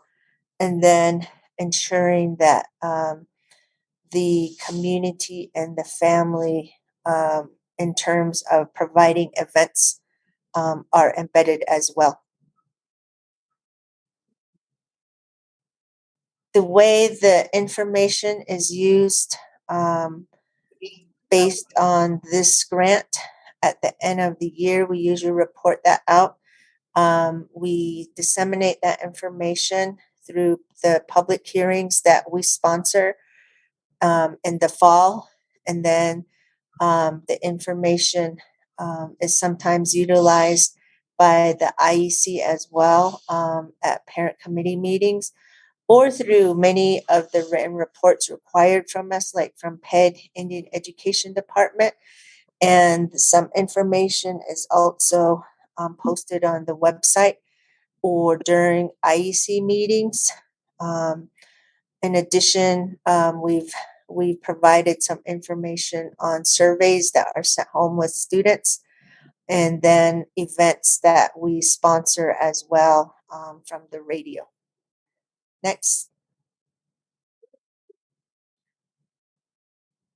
As mandated from the federal government, any school that has a grant over $40,000, we do have to have a tribal consultation. So with CCSD, we do have 2 per year, one in the fall and one in the spring. We have one coming up. The fall is where we have departments provide information about their grants and funding and grant objectives, as well as providing any type of updates on our school.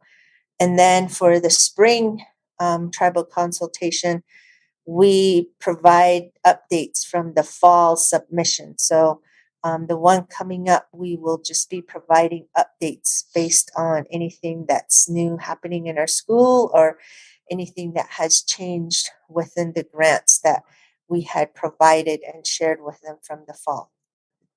Next. Currently, the EL monitoring tool called Elevation is the platform that we use for supporting our Native American English learners. Principals and teachers have been trained in that, and we do monitor that. Miss Roberta Adekayazi does monitor that, and we do have a record of the usage of each school as we emphasize the use of that platform for data purposes at this teacher level and then at the school level. And it also includes a strategies part of that that they can utilize for instruction. Next.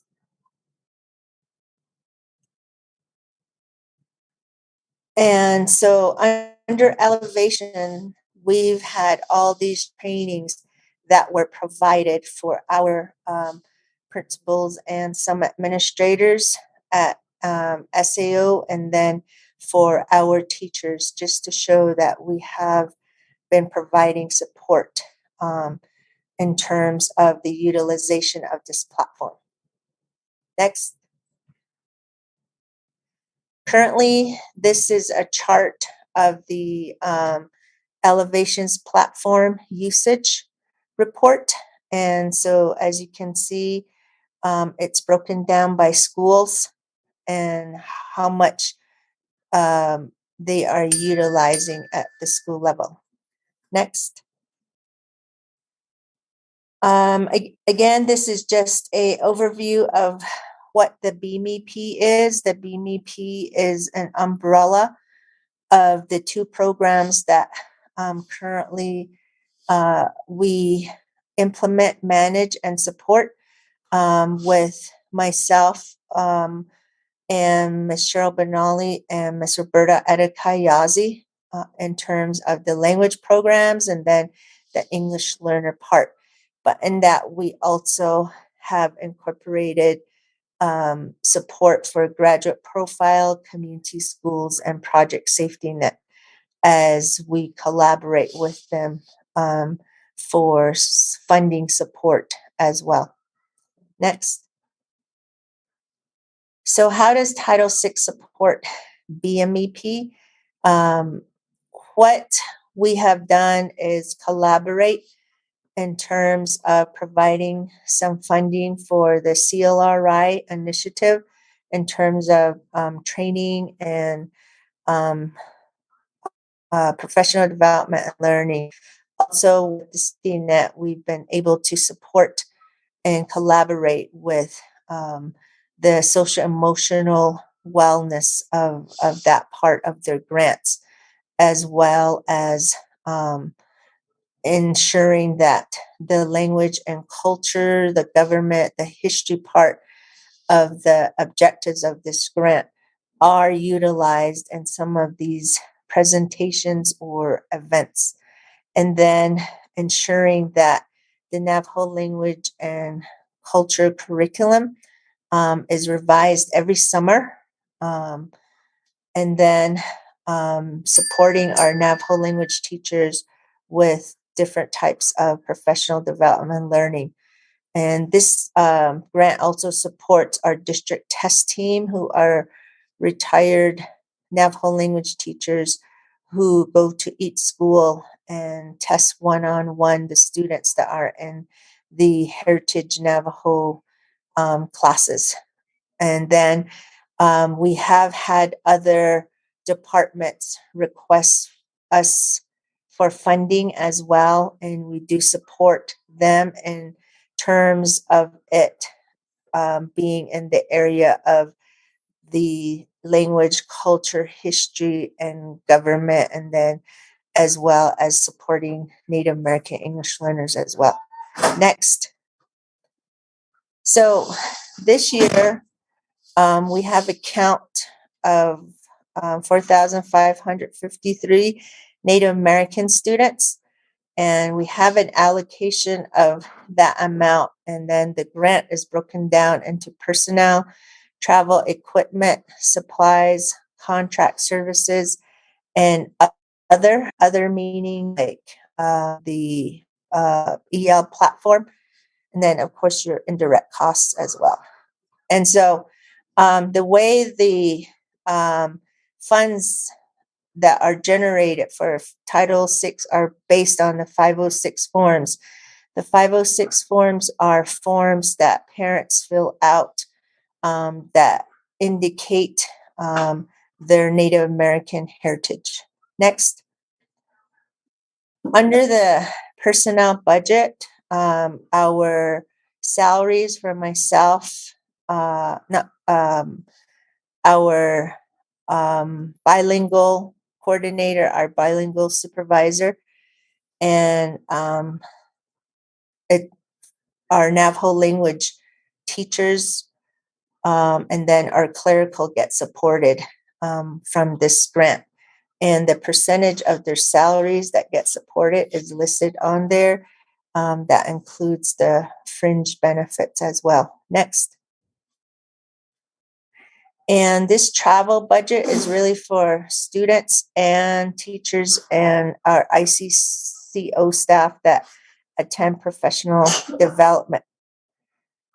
These include PDs and professional learning that isn't covered by Johnson O'Malley or other Indian education grants.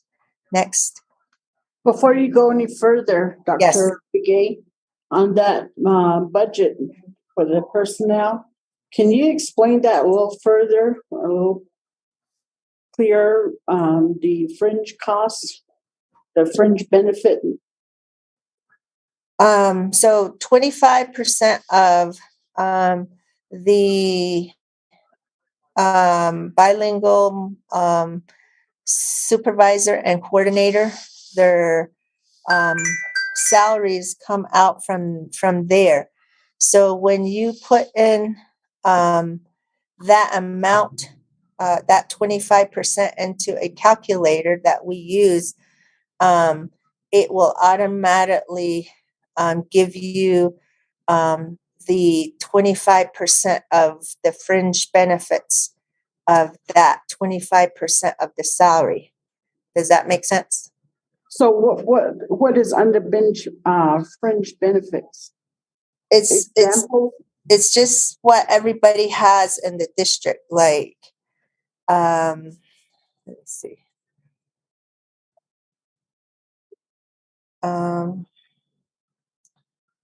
It's FICA, Medicare. I can't remember all the benefits, but it's the same benefits that everybody has in the district that they have that they receive.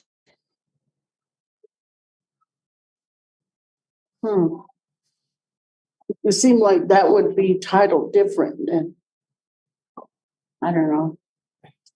To me, that fringe title label it's meaning something different than FICA, than insurance, and things like that. Okay, thank you. Okay. Then the budget and supplies are specifically for direct instruction for students. There are some supplies and materials that Johnson O'Malley will not allow for purchase, such as t-shirts and like maybe bags or other things that they don't allow. So Title VI picks up those costs in that event. So this is where the support comes in that sense.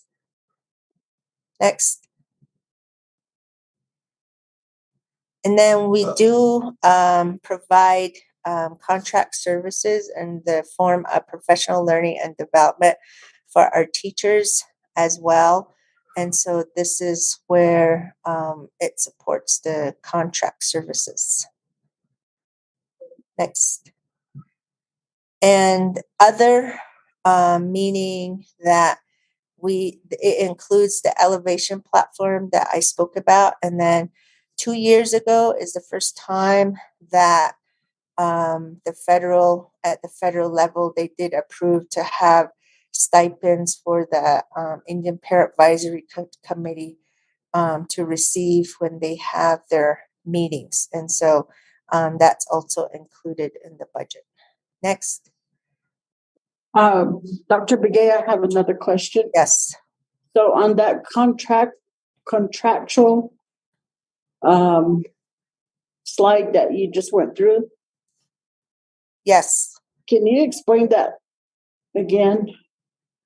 So when it says direct instruction, it's related to students, meaning the teachers too. So we do provide people that come in and provide training for our Navajo language teachers, especially in the summer. And that's where the funds are budgeted for. And then for student evaluations, that also includes like the district test team. Those people get contracted as well to do the net language proficiency assessment. So these people that are on contract, where did they come from? Or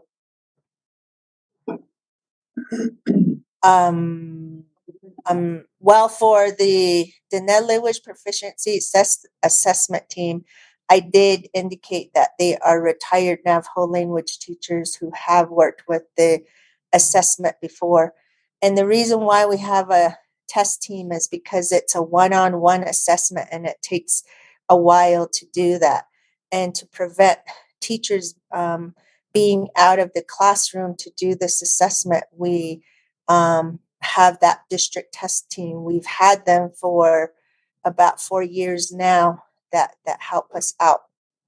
And then for direct instruction, that's like Dr. Holly, who comes in and provides the CLRI training. okay, I just wanted to hear that keyword district. And because I feel that if they're contractors, to use that word, then, you know, I always compare it to at work. We have contractors that come in, but they bring in their own tools, their own, you know, their own, what they need to work with. And so, but you said that these were district. And so, okay, thank you.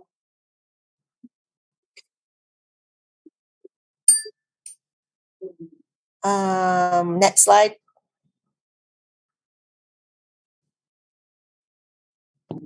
That's the last slide for Linda. Oh, okay. So that's the end of my presentation. I stand for questions. Thank you. Okay, the stipends for IPAT, is that what kind of?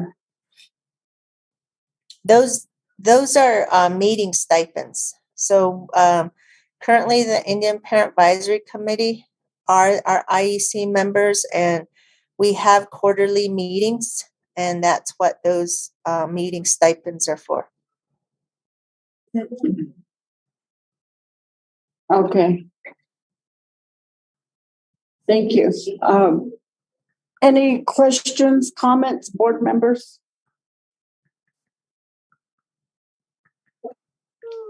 Vice President Aspis, may I when it's my turn? Okay, board member Montoya is going to go first. Sure. Dr. Begay? Yes. Thank you. I just wanted to tell you thank you for that. And I know you guys put a lot of effort and work into that to keep us compliant. So I appreciate it. Thank you. Yes, thank you. Go ahead, board member George. Thank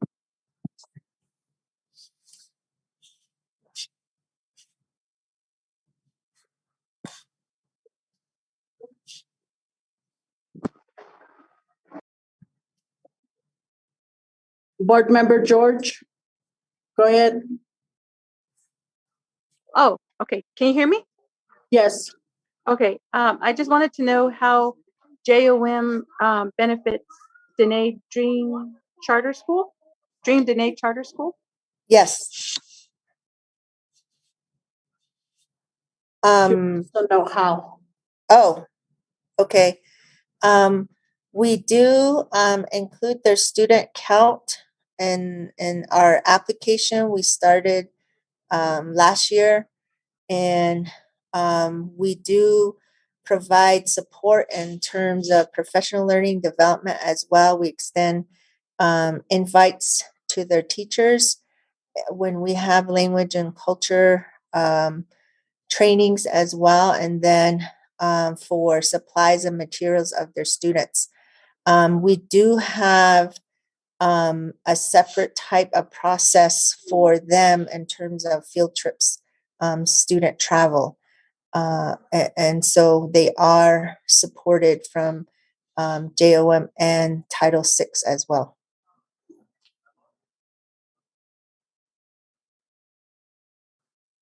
Thank you.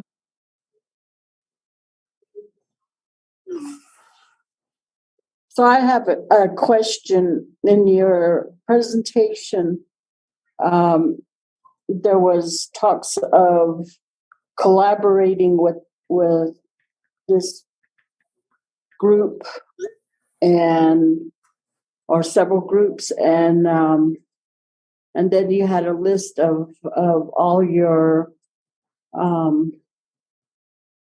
the times that you talked to. Let me see, let me bring it up here.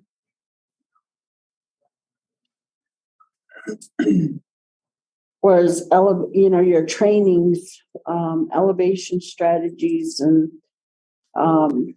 3 sessions, 6 sessions, and then all of it is great. But I don't see here when you've how come there's no track of your reporting to the board from IEC or JOM? President Aspis, are you asking if you want to see dates that this report was made?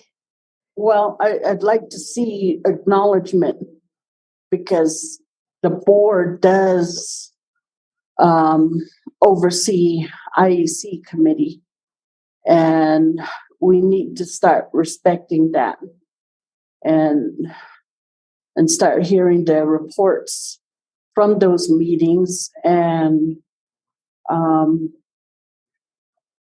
what's happening. And then now that you've mentioned, or it was mentioned, that Dream Dene is also being serviced. So there's another board over there. And so I think we got to acknowledge that in your presentation or your reports.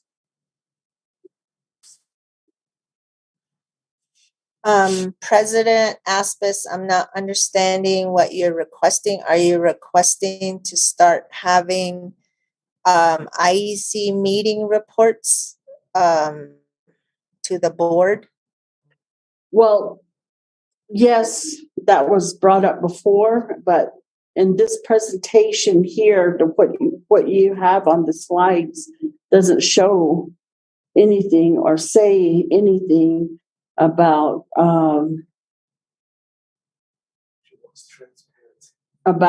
meeting with the board.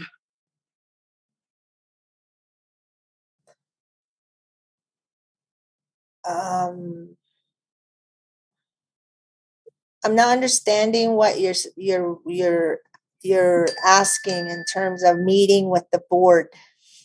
Can you clarify that some more? With I guess a report to the board from IEC, JOM. Oh, I don't see how you don't get it because we used to do that. It was the practice before. And Yes. now we've lost that. Yes, President Aspis. I did that when you were all serving as the IEC committee before we had an official IEC developed. And so that was why I used to do a monthly report to you all, because you were acting as the IEC committee. And so that was the purpose of that. Well, even before we were the acting IEC committee, we had reports given to us to know what was happening over there. Because you're just an arm from the school board, if you want to put it into that analogy. We still have to know what's happening with IEC. And not only is there a lack of reporting, but also in your presentation shows any type of collaboration with us. Yes, President Aspis, we can certainly get that situation. However, I do like to add that for this specific grant, I do make a report every year in April with this information. But I can certainly talk with the Indian Education Committee in terms of providing a report every month, if that is what you are requesting. Yes. And I have another question on your slide about the 90-10.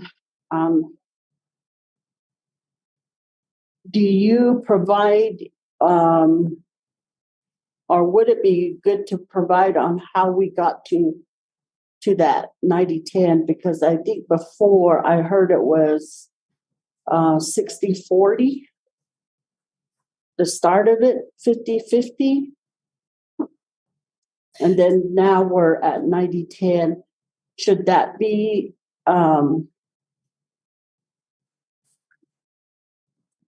documented as well? I have reported that in previous meetings. Just to give a real quick history of the dual language program.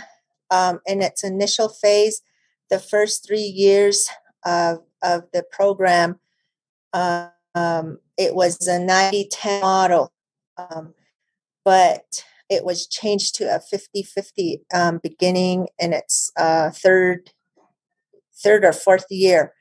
And so it was a 50-50 model for those many years until last year, under the Benavides administration, we were directed to change to a 90-10 model. And so that's how we are currently at that model right now. Well, I know it's been said before, but I'm talking about this particular presentation that you're giving us right now. And I'm asking, should that be included, some of that history in this and how we got there to present? I can add that history into this report. Okay, thank you. Any more questions, comments, board members?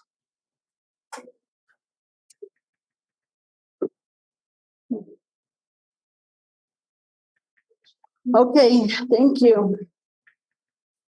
Yeah. So we'll go on to item H, Title III Grant Report. Excuse me, by Cheryl Benally.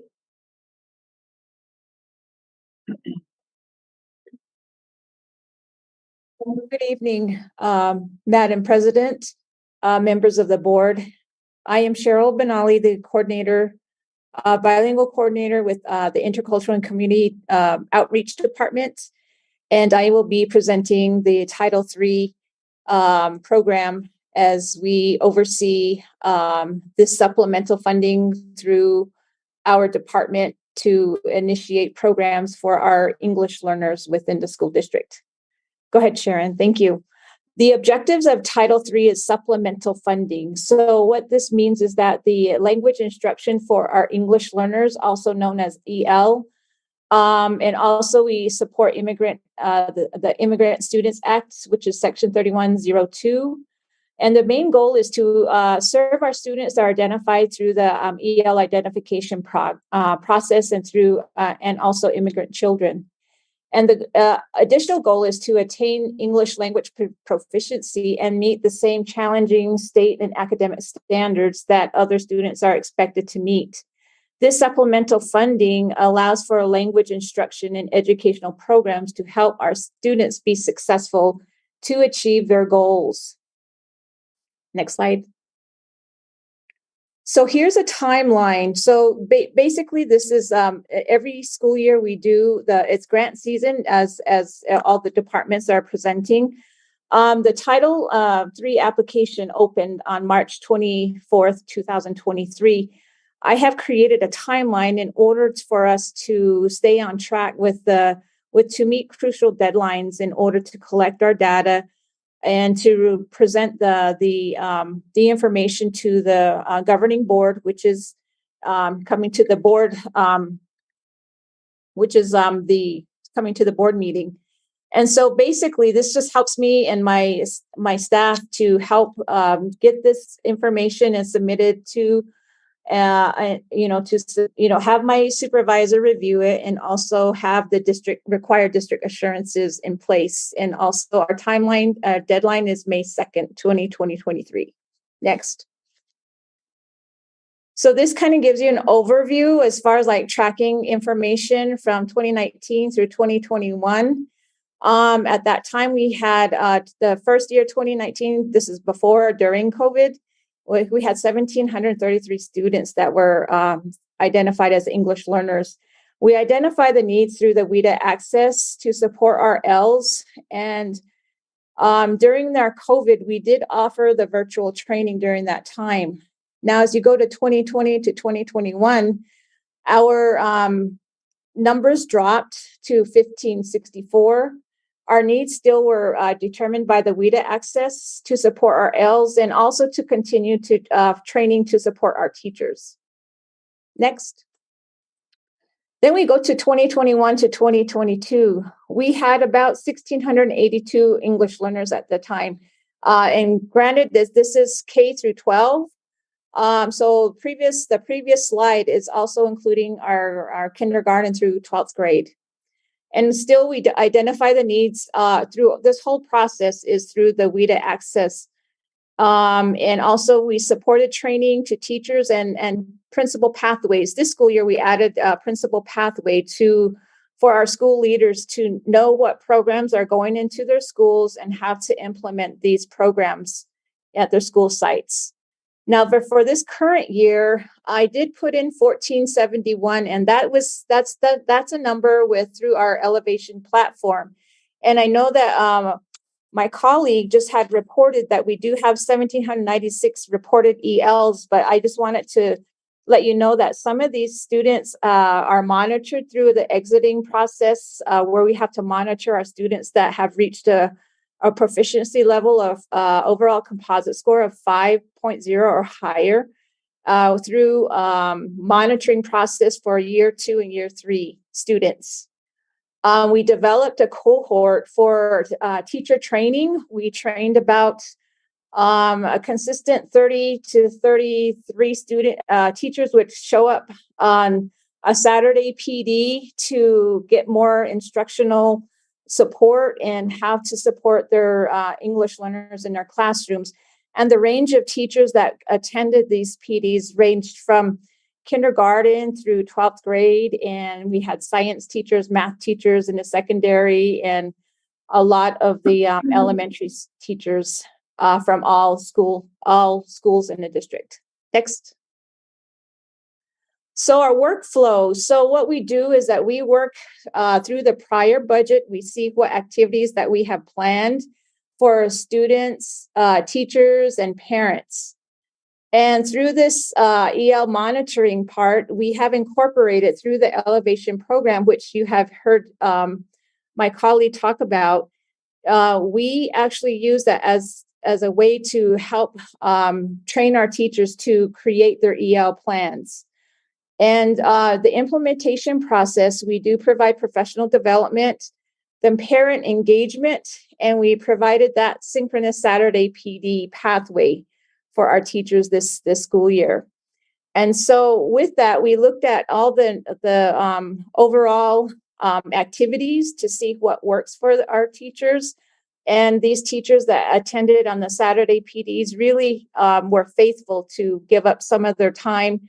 But of course, a part of that budgeting process is figuring in the additional compensation so we can support our teachers on the days that they're off contract. Next. So our summary for 2022-2023, again, we do have elementary, middle, and high school. And so the ELD component, which stands for English Language Development Model, basically is that we have those strategies through this framework that are embedded in their ELA classes. And so elementary is, they're embedded in their self-contained classrooms. So this is kind of gives you an idea of how, for example, if a teacher attended the Saturday PD, how would they incorporate that at these levels in their ELA classes? And also we encourage cross content. So not only just ELA, we look at science, social studies, electives, math, those types of things. And we utilize the access scores to focus on the speaking, writing, reading, and listening. Next.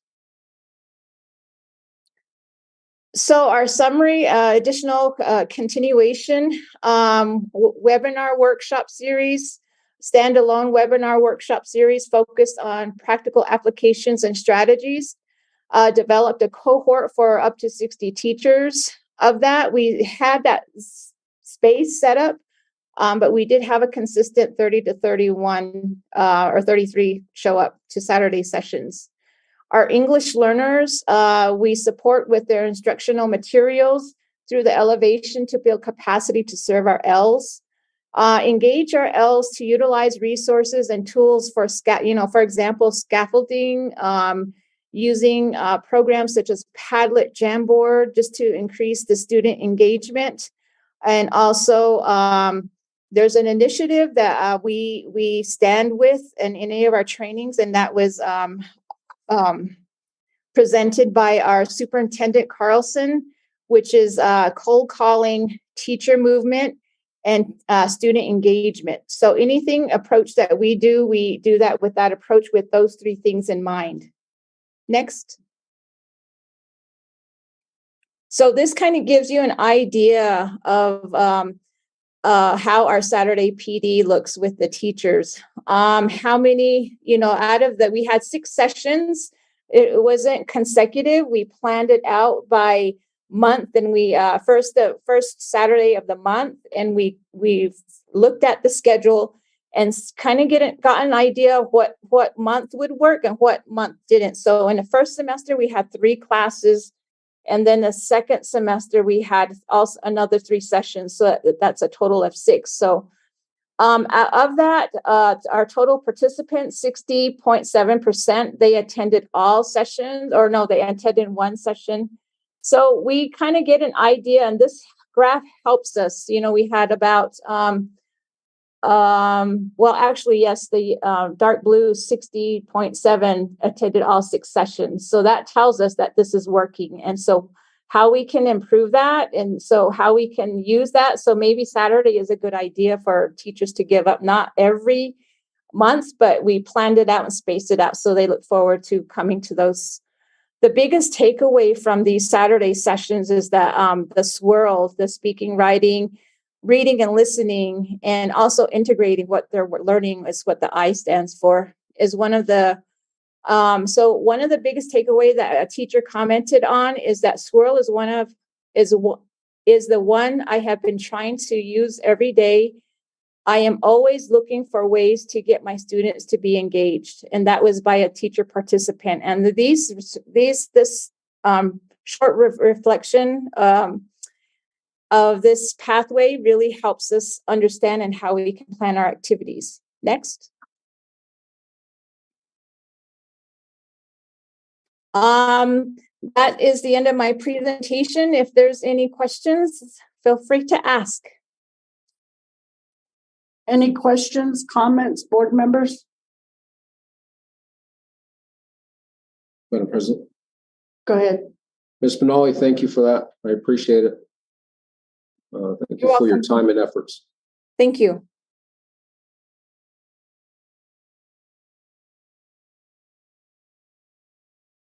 I really like the timeline. You know, to see that, and I really appreciate that. Thank you. Sure, thank you. And how you've separated each year also, and seeing the decline. Mm-hmm.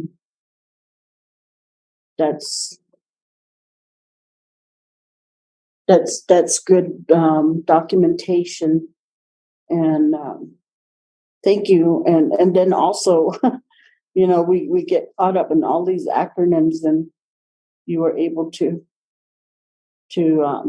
identify them. So thank you for that also. Sure, you're welcome. Thank you. Any more, board? Madam President? Go ahead. Yes, Ms. Benali, that was very well done. I appreciated it, able to understand it, and kudos to you. Thank you. Thank you, Secretary Wells. Any more questions, comments, board?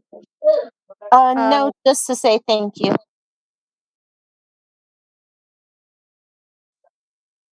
Go ahead, Ms. George. Okay, thank you. My question is, Title III for the Immigrant Act, on slide 2, what do we have in place for the immigrant students?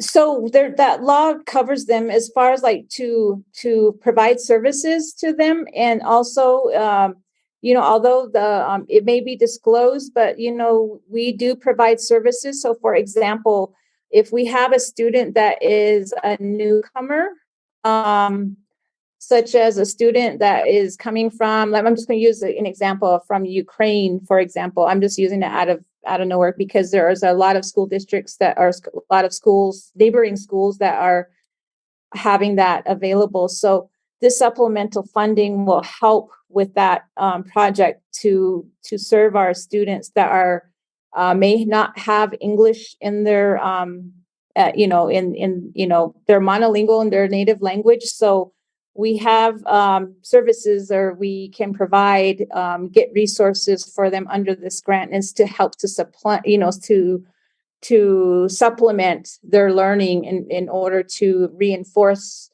what we can do to help with the student. I hope that clarifies your question. Okay, yes, it does. Thank you. And then my other question is, how is Title III providing special education services for EL students who have an IEP? Yes. Yeah. Thank you for that question. That question is very important. And I'd like to make a comment on that, as SSO has been really diligent in providing us the opportunity to attend the students' IEP individual education plan meetings, which is the IEP. if the students are duly identified. Of course, the students who are duly identified, what duly identified means is that they do have this IEP for special education services, and they're also identified as an English learner. So collaboratively, we look to see, and being a former teacher, ELD teacher, the SSO coach would come to visit with the teachers to let them know what kind of services how we can use strategies, how we can scaffold lessons and instruction for the students. And as I do attend those meetings, one of the things I do remind parents in those meetings is that, you know, the strategies and instruction is also available. So we do support that, and this grant will also help support those. So it could be because the Saturday sessions of what you saw, in one session, the presenter did go through and identify key strategies for our duly identified students that are part of that 1,796. So with that, that's how we are able to collaborate and to work with them and, you know, ensure that all of our students are being served. I hope that answers your question.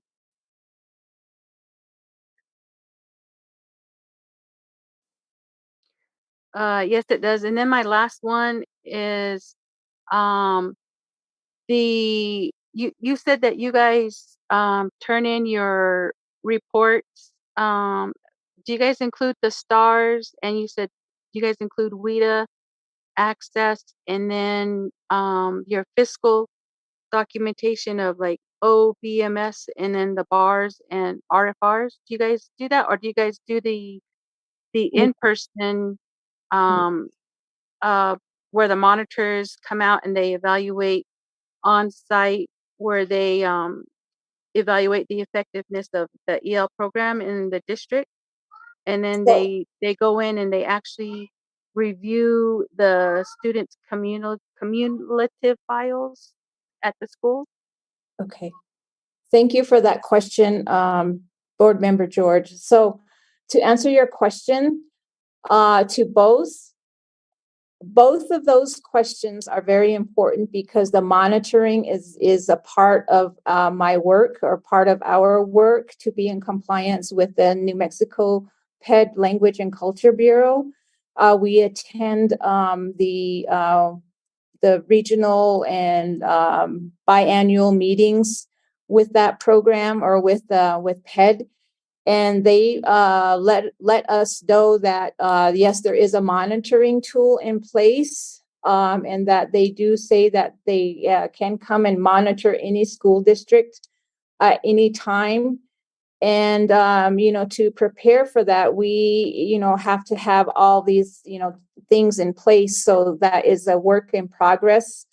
And so that's something that is working there. But also we do provide the supplemental part. So we do work with finance. We have a grant specialist that we work with, who helps us sets up the budget. So once this goes in, the allocation and things of that nature are identified. So we have to ensure that our activities are planned during this time, and it goes in for approval. And if there's any questions of that approval through PED, they will contact us to let us know that, hey, this needs to be geared toward, for example, if we're going to do an activity for professional development with our duly identified students, that has to be set in the account codes and things like that for you know, setting those account lines have to be submitted, because if we plan to do another activity and this has happened, we have to get permission from the Language Culture Bureau to do a pre-approval. And you know, if that account line is not done, and that's when we have to do a bar. So we have to be really mindful when we plan our budgets as we go forward. So I hope that answers your question.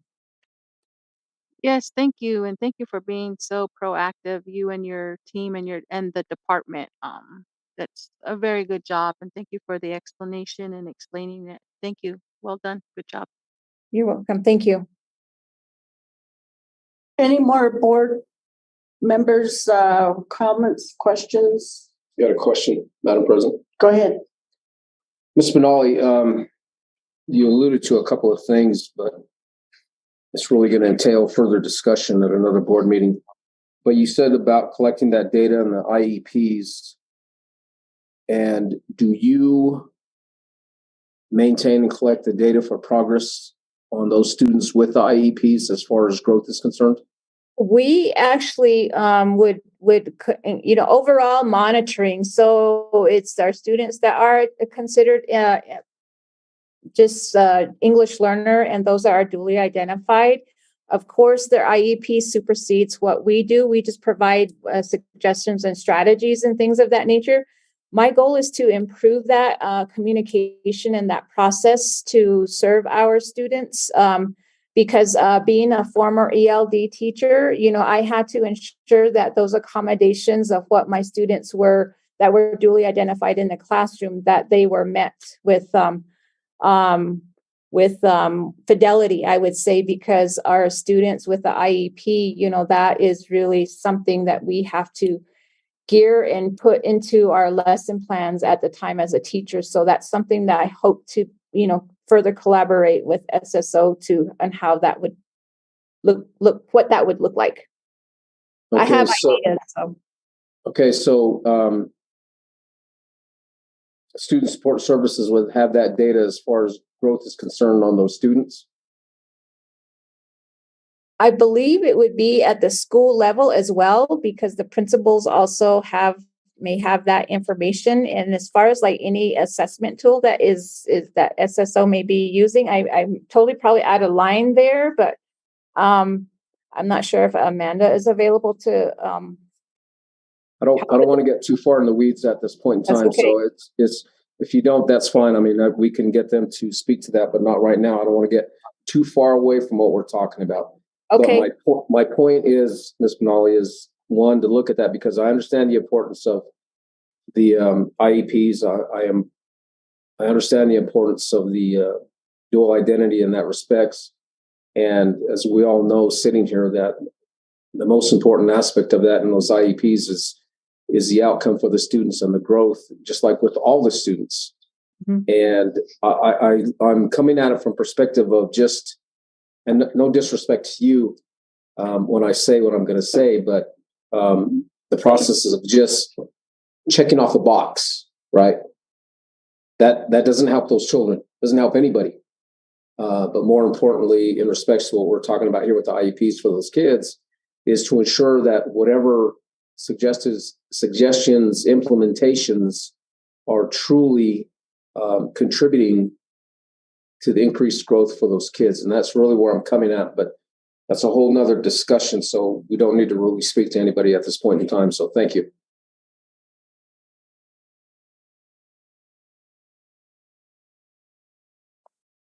Okay. Thank you again, Cheryl. Thank you.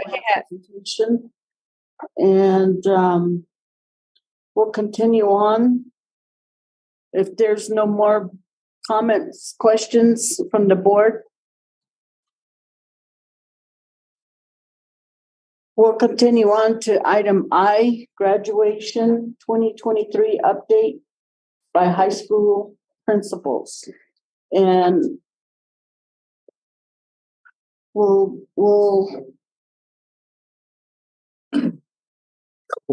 somebody beats you to the punch. Okay.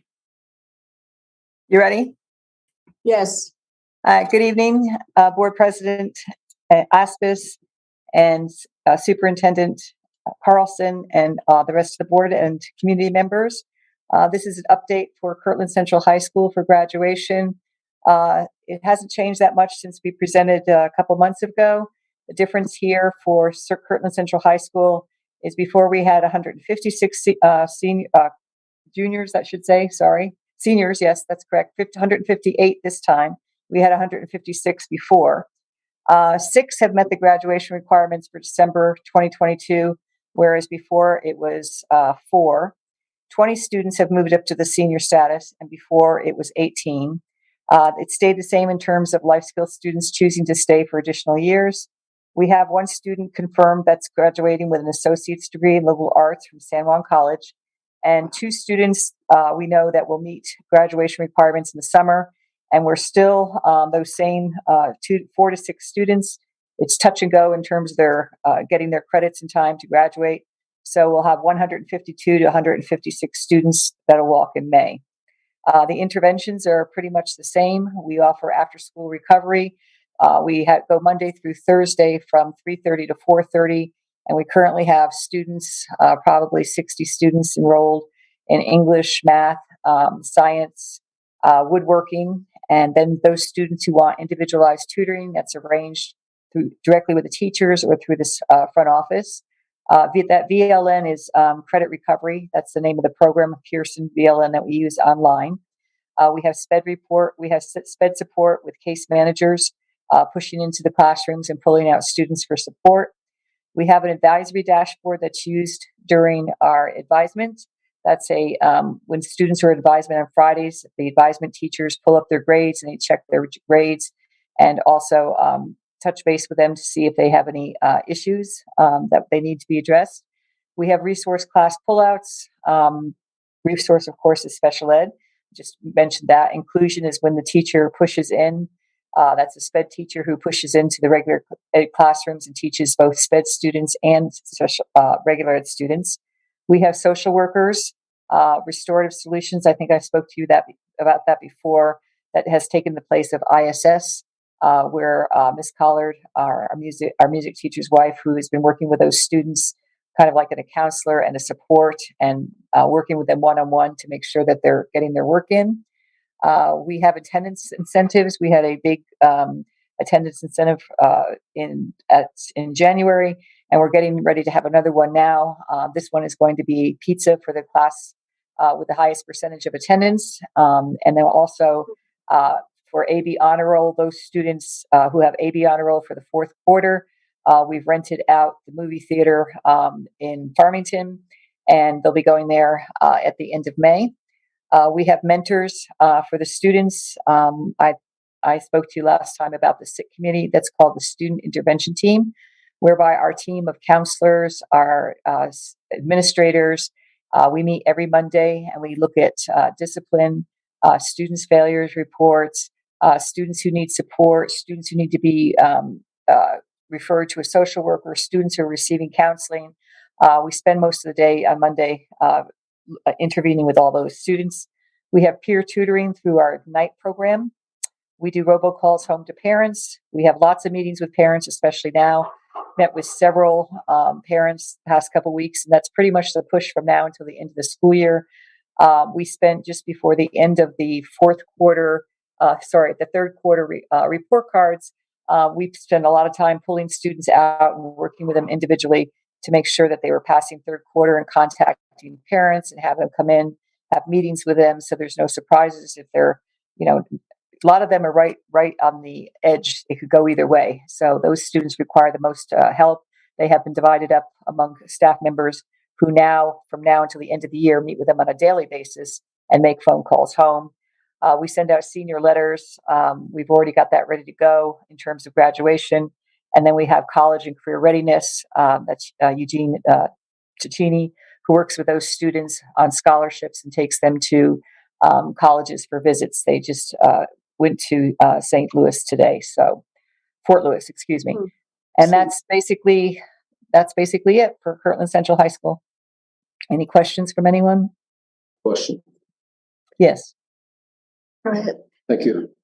Dr. Benedict, I just got a question that's going to be a generalization for everybody, basically, but you should be able to answer it. In respects to the interventions, are those considered extended learning time that is paid by that? Or is that, okay. All right. Yes. I assume that, but yes, okay. We can count that for the credit recovery after school. And that's really been the most successful that we've used for the past couple of years in terms of students regaining lost credit, because it's just a couple hours a week they get an activity bus ride home, and the classes are small, and it's not extraneous material that they get during the classroom during the school year. So we've had a lot of success with those classes the past couple of years. Very good. You just answered my second question with the success. So I appreciate that. Thank you. You're welcome. Thank you. Any more questions, comments, board members? And I'm sorry, I was just going to mention I had sent to Sharon basically a synopsis of what's going to happen at Kirtland Central in terms of parking and photographer and all that kind of thing. I think she forwarded it out to you. I don't think I originally thought that that's what this meeting was going to be about, but this is just the update on numbers, but that information has been sent out and is available to you. Okay. Yes, I was hoping for the whole shebang. I have it. I actually sent it to Sharon, and I can answer any of those questions. I sent a synopsis talking about where, when, the parking, who's on stage, the photographer, who's going to be recognized, the letter going home, the students that sign it, protocols, the Walk of Fame. I have a one-page thing that I sent out. I don't know if Sharon's online. Sharon, did you end up sending that out, or that was, I can send it again or send it to the board members individually, however I'm going to do it. If you would like, Board President Astis, if you want to see that now, or I can email it out to you. If it's possible, yes, I'd like to see it. And then what about the program? Did you? We can send you the copy of the program. I haven't. I didn't know that you wanted that this evening, but I can send it to you. Okay. Yeah, I kind of, our superintendent's still learning, so I think I sometimes it's my fault for saying, I just spout off something and I assume he knows. But I perhaps Tuesday, can we get that? Yes, I'll send it to Sharon. Sharon, right, correct? And you'll send it out to them? Yes, I will do that, and I will add that to the agenda for next week. Thank you. Thank you. Thank you. Thank you. Any more questions? That's it for Kirtland? Board President, may I? Yes, go ahead, Cheryl. Thank you. It's just more of a comment. Dr. Benedict, I'm very impressed with your interventions that you have in place for your school and your team, your advisory team. And just congratulations to those students who were able to get their credits in line and graduate. And so good job. Thank you. It's a team effort. Yes.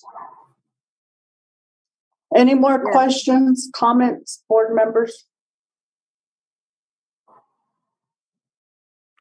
So we'll go on to the next one. Thank you.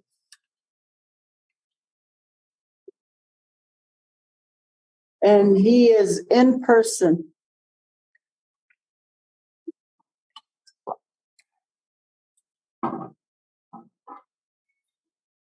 Good evening, board members, committee members, and the executive staff. My name is John Brooks. I'm the principal at Newcomb High School. This is the report I have prepared for this evening. So currently we have 64 seniors classified at our school. We have one that has already completed their classes and is no longer on campus. At this time, all 64 are on track to graduate with the credits they need. And then we do have one junior that was reclassified, is taking classes in order to graduate early. It's one of our students, again, that we presented earlier that's going to be leaving our country. So we were able to get them enrolled in classes so they can graduate before they leave. interventions we have at our school. We do the grade checks, progress reports that get mailed home.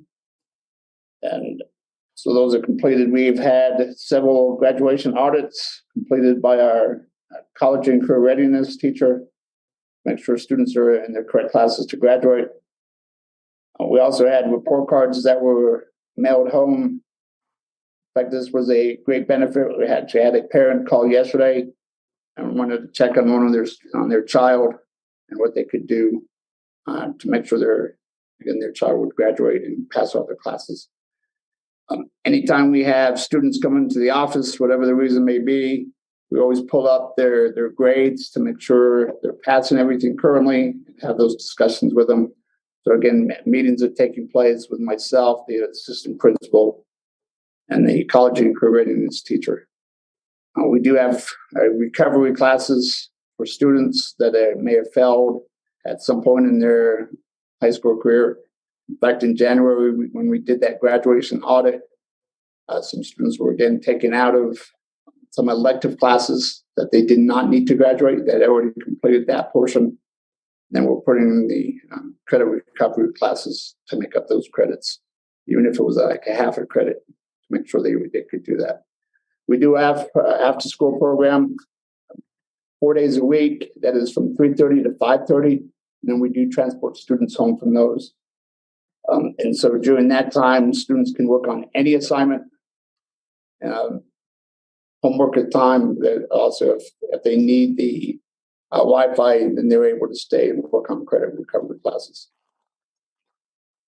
And if you have any questions, I'll answer those for you. Yes, board members, any comments, questions? No, it sounds great. Thank you. Okay. So I have a question. You talked about a particular parent that called you. So what is happening in that without giving too much information? So sure. So some of that conversation just went along the lines of making sure their child attended school every day possible, and that our teachers are able to work with students if they're present on campus, and to really encourage them to make sure it's to show up every day. It was that particular day their child was sitting next to them on the couch, evidently, and they said, "No, they're sitting right next to me today. So can you get into school tomorrow?" And so stress the importance of attendance with a parent, in a nice way. To say, hey, as a school, as a staff, we can work with them if they're here. And for that particular student, we're looking at for passing for the semester, which is what the high school is. So even if they may have not had a good third quarter, that they can still recover. That's good. I'm glad you give hope. Because the parents, especially the ones that really don't, they come in the 11th hour and want to know when, what the status of their student or their child is at. And I'm glad that you give them hope and to where you can do it, and to the student. Instead of accepting a GED or accepting, to wait. So that's what I'm really wanting to hear, wanting to see, and really giving a realistic view of especially those credit recovery classes too, and then especially there where you're at, internet is a big issue. And so I'm glad to hear your, the 2 hours after 4 days a week. But as we get closer, is there maybe, I'm suggesting maybe a Saturday. So that, you know, I'm just throwing that out there. You know, these students, maybe that'd be something to do for them as well. Thank you. Thank you.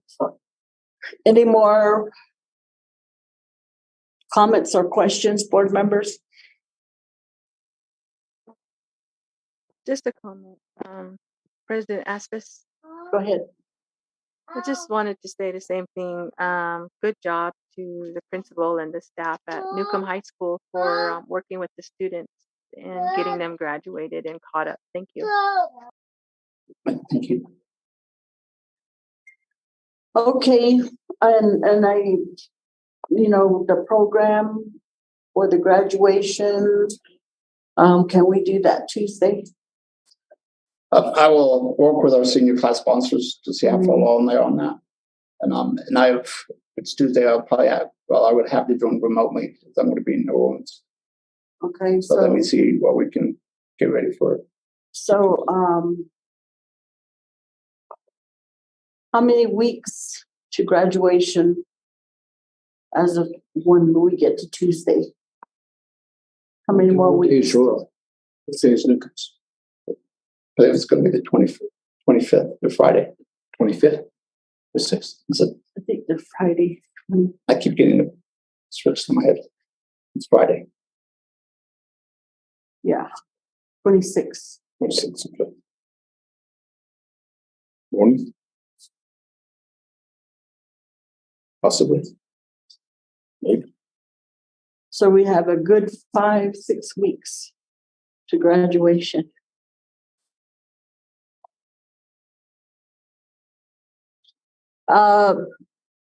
Sharon, can you give me the exact date for a work session in May? The work session is on May 11th. Okay.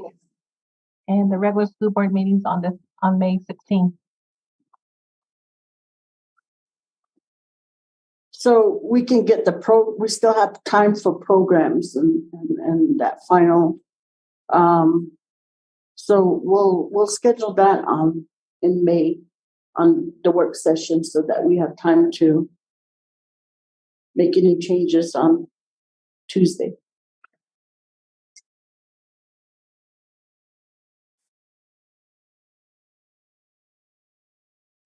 So you don't need the programs on Tuesday? You're going to wait until May? Right, as we get closer. Okay. Okay, we'll continue on the next. Thank you. Thank you. Board President, can I just ask something? Sure.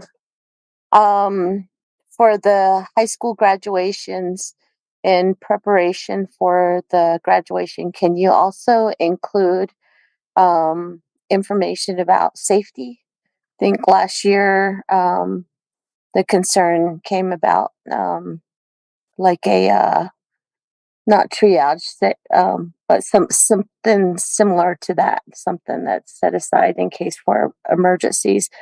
If we're going to have that at the high school graduations, can you also include that in your presentation in terms of safety if somebody falls or hurts themselves, and what do you have in place for those circumstances? Thank you. Mm-hmm. Very good. Did you get that, Sharon? For Yes, I did. Thank you. Board President, may I? Go ahead.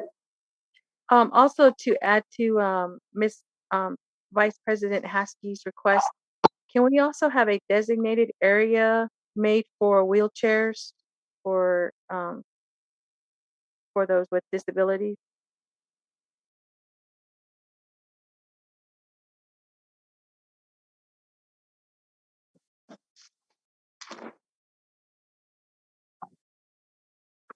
Did we get that, principals? For Kirtland, it's always on the field. There's always a designated spot on the track there, and we have somebody who's at that gate to help them in. You know, I've seen that gatekeeper and there and then and Shiprock, and it's always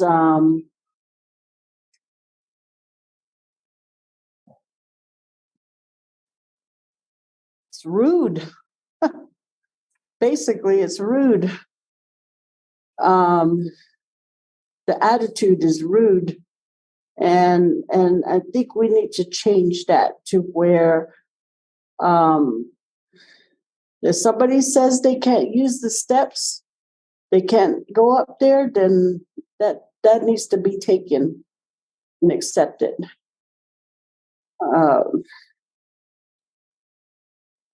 And either that, we're gonna have to really look at our accessibility and be more friendlier than we have been in the past. We'll pass that along. Maybe change out the person who's at the gate. Well, it's really not the person. I mean, I just think because it has been different people and what they're told. I don't know to assess the handicap. How many people? You just need one person to take you in, where there's like two. So I just think we just need to be a little bit more friendlier, and I mean, just be better at that. Okay.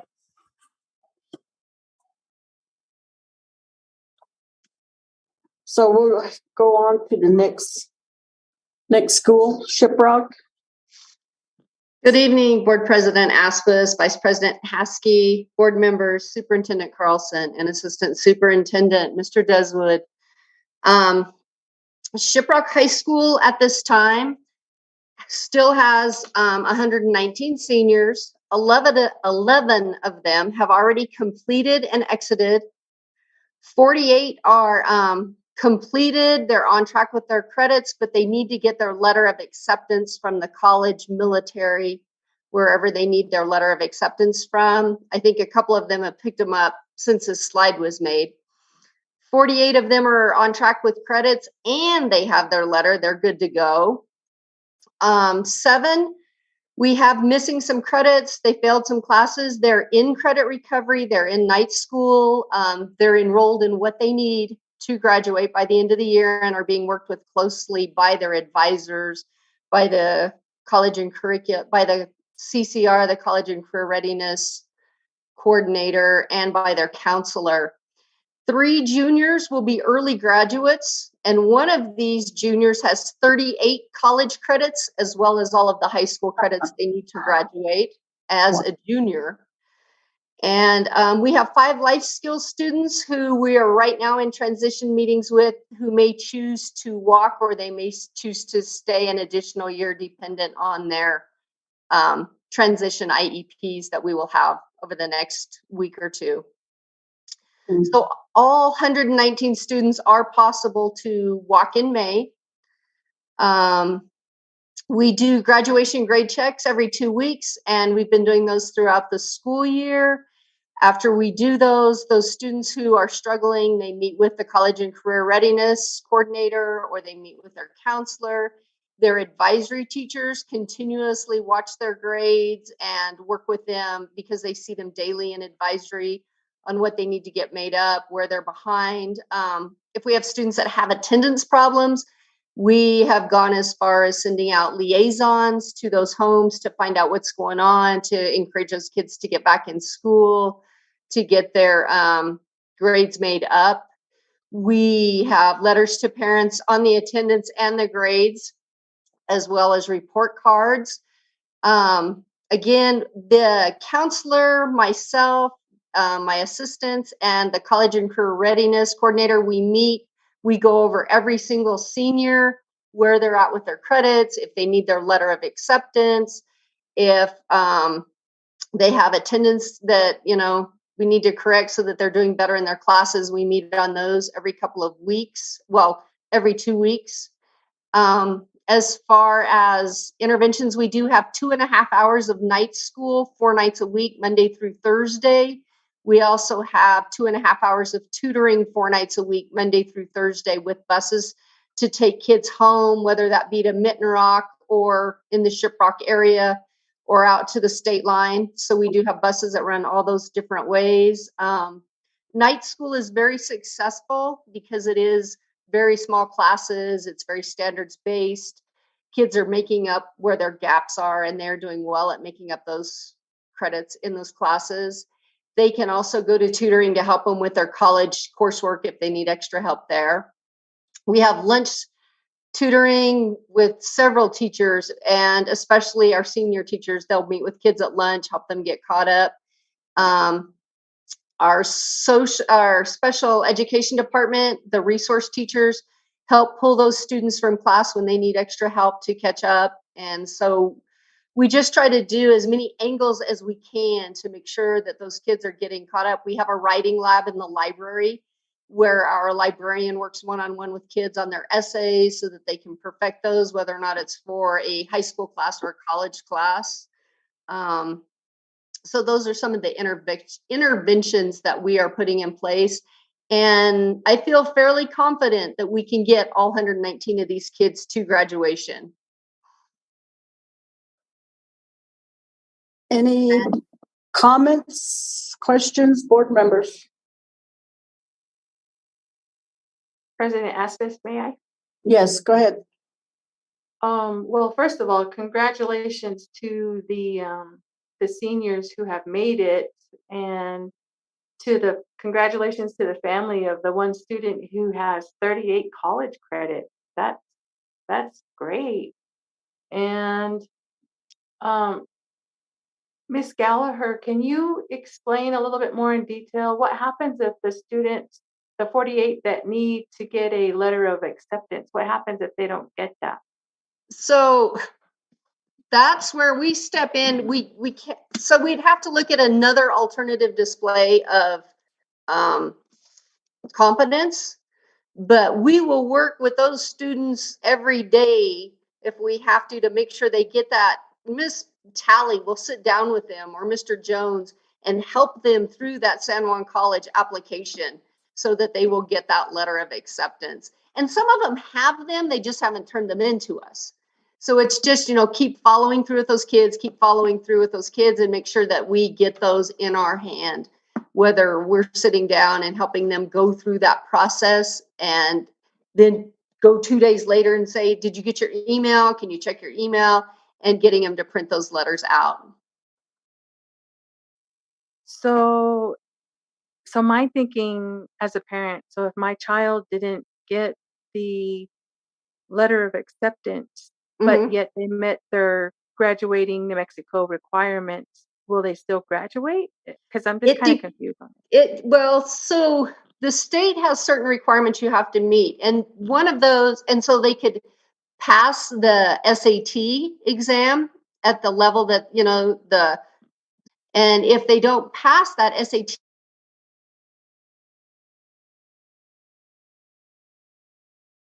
for credits. So then that can be a college acceptance letter. It can be a military acceptance letter. It can be a certain score on the ASVAB exam. There's numerous ways we can show that.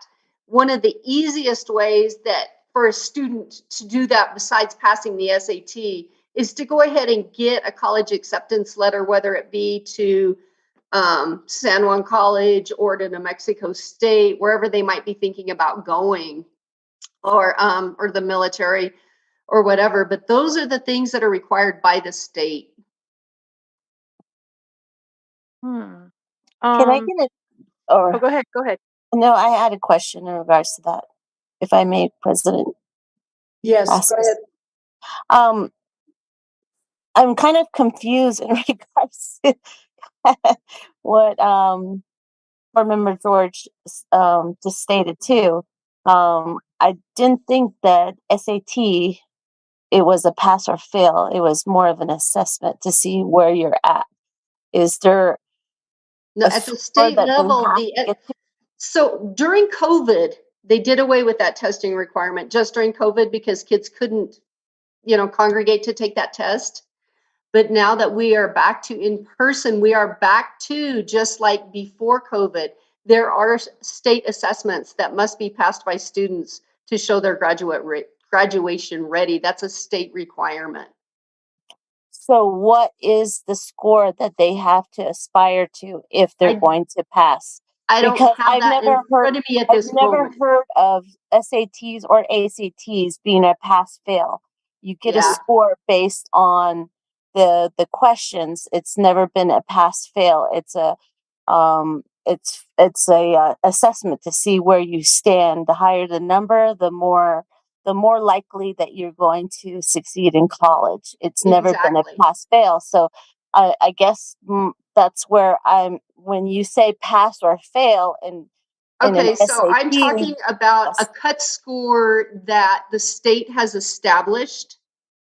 And I don't have those sitting in front of me at the moment, but the state has established cut scores in English, math, on the SAT that students have to score on in order to say that that's the autumn that they're graduation ready. And those are set by the state. But then they also allow for a number of what they call alternative displays of competence if you don't pass that test. One of them being you've been accepted to college, so the college says you're ready to graduate. You're accepted here, you're ready to graduate. So that's, one way. The other one is an acceptance into the military. The military says you are ready to graduate from high school and we will accept you into the military. Those are just two of many. But there are alternative displays. They are on the PED website. I could send those to you for your purview before the next meeting. It's just the cleanest cut way for many years now. We've had all of our seniors, almost all seniors, get college acceptance letters as an alternative display just in case they didn't score high enough. It used to be a different assessment. It used to be PARCC scores. It used to be different assessments than it is now. The state decided, I'm thinking it's about 5 years ago, it was about a year before COVID, that the SAT would become the one exam that high school students, and then there's a science test, that those would be the exams that students would have to pass to prove they were ready to graduate from high school, along with, or you could use these alternative displays.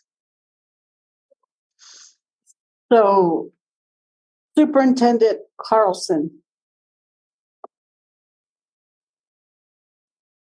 Yes, ma'am. Could we get that as email stating what Ms. Gallagher is sharing with us? We can do that. Absolutely. Okay. That's all on the PED website.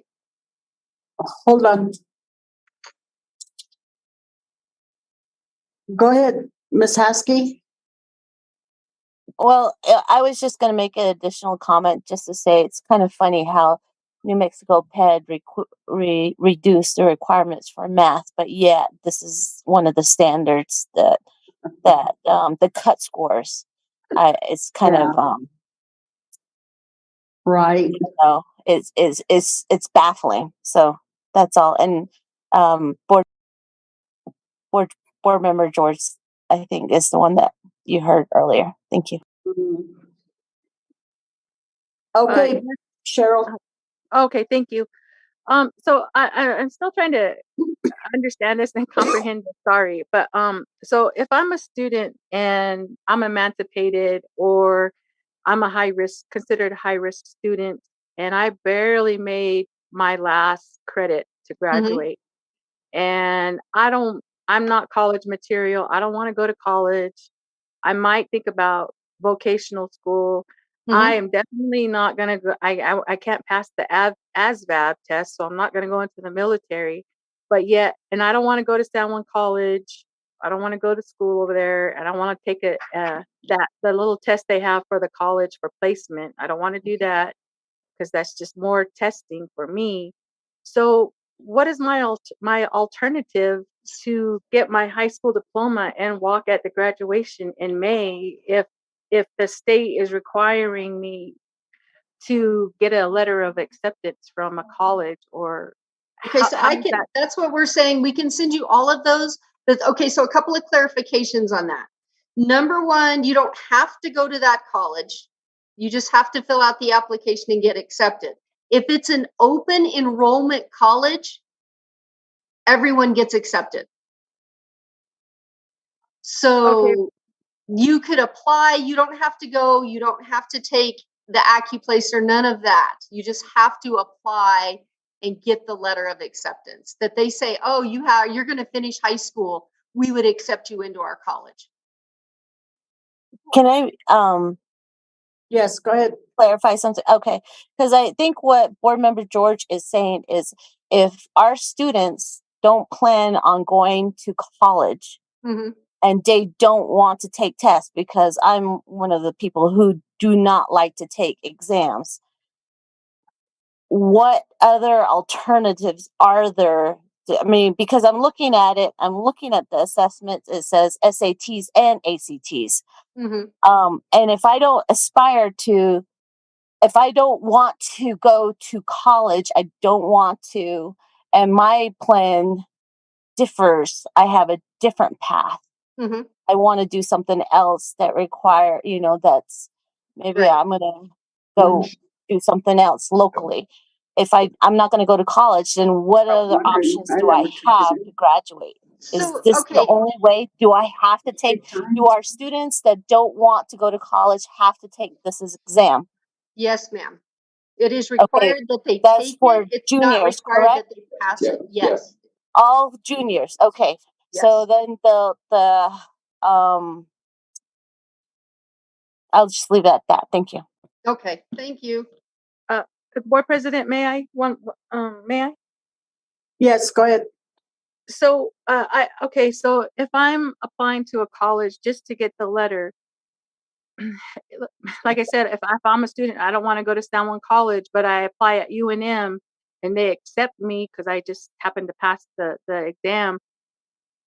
You have to fill out all the paperwork for like the dorm and all of that, and then they charge you for that dorm. And yes, they do. No, I mean you don't have to fill that out. But that's part of their requirements for admission, though. No, once they'll send a letter saying you've been admitted, and that's all you have to do. You get to stop there. They said, yes, you can come here. You don't have to do anything else, not apply to the dorms, not take any AccuPlacer tests, just the letter saying, yeah, hey, you can come to school here. That's all you need. So I received. And I thought AccuPlacer was after you've been out of school for 10 years.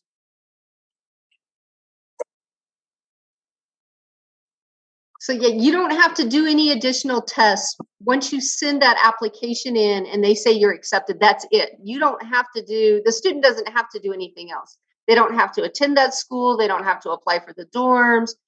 They just have a letter saying, this college would accept me, which is good enough to say that they accept me, that I have met my high school requirements.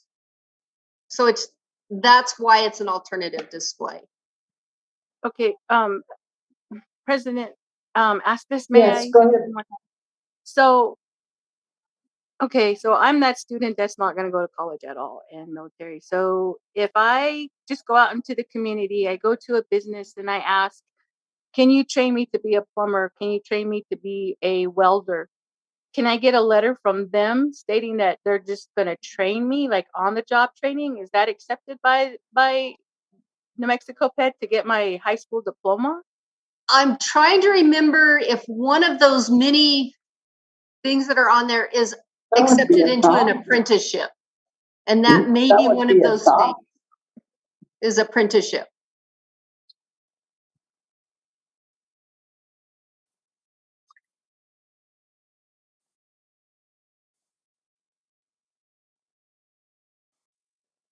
Okay, I'm not really, it's bothering me a lot, but because I'm just not getting why, I, I just, I just don't understand why New Mexico Ped is holding students back who have earned their degree. You cannot take an education, you cannot take a degree away from a person once they earn it. And I'm just confused. Maybe I need it to be explained in a different way to me. But thank you.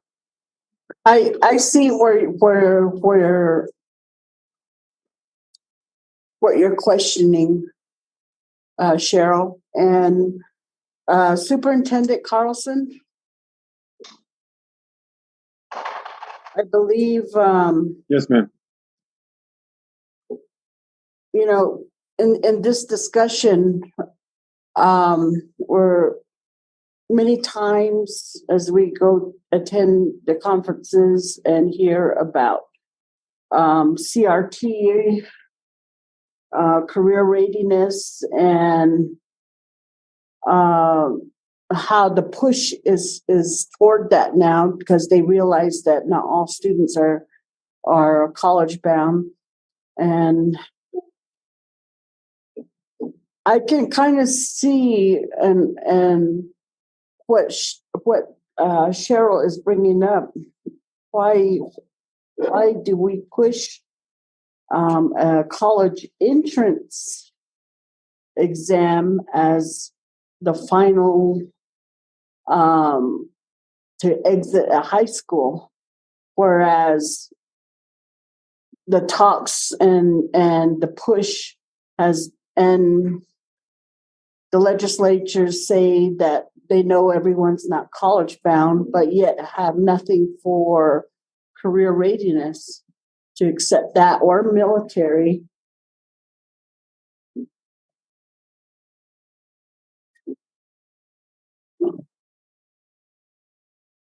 You know, it's a great question you're all asking there. And if you go onto the website that I'm on right now, which is the PED website, Ms. Gallagher is actually doing a really good job of trying to describe it. But just so you're aware, even when I send it to you, they even have a flow chart for it for 2023 graduation requirements. And it's really confusing because there's ESSA required assessments, other demonstrations of competency. I agree with you that everybody doesn't go to college, and why would the SAT be required to have a certain score? That's why they have the other pathways. And I'll send it to you. And if you would like, perhaps we can just, I don't know if you want to do it at the next board meeting, but somebody could actually present all this information, just this in and of itself, to the board. For the PED. Could be that. I think it's a good discussion and probably one that wasn't thought out or thought of, and when put in place. So I would agree, except for I would maybe even say it differently. Honestly, I think it was too thought out because they were just trying to give all these different scenarios, and that's why the flow chart itself is. I mean, a flow chart is supposed to just make it easy for you. This doesn't really help because there's all these different things that they use. So again, we could have somebody present it for you. But I will send you the information, and I agree with the board members here that doesn't make sense. If we're trying to say that CTE is important, why are we just pushing college only? So it's a good question. yes, so go ahead and send us that and the board, and then Tuesday we'll have, if you could get somebody to so that we have more discussion on it. And there's also the one for this year's class is different than the one for next year. So maybe get both of them. I said somebody from the pit. There are lots of them. I will send several links and yeah. 2025 is different too. We won't go into that now, but every single year it's changed. There's different lists and checklists every single year. Yep. Okay, is there any other questions? Board members, any questions, comments? No, I don't have any questions, but thank you for providing that information. It's just more frustrating to hear this information. I can't even imagine what our parents with graduating students have to go through when they're looking at that information, hearing this information. And to me, that's just really telling. And this is just one aspect of our children's education. One of the most important events to be that thoroughly confused over graduation requirements. And I'm just really dumbfounded by New Mexico PED and all these policies. There's no words to explain. Thank you. Thank you. Madam President, Oh, go ahead. Yes, go ahead.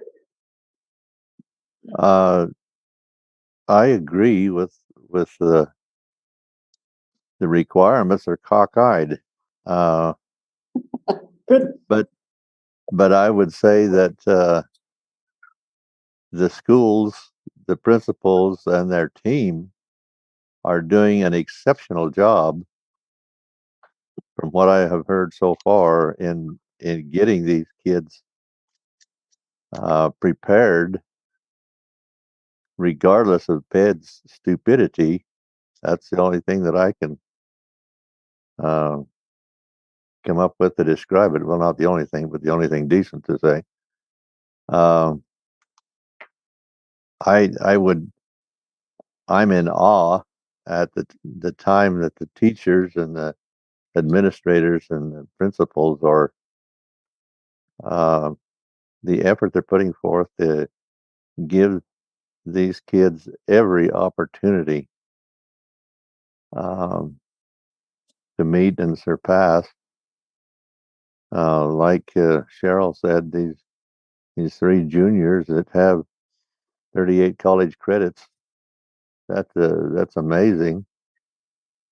I kudos to all of you and your staff that are doing what's necessary in spite of PED to get these kids ready for graduation.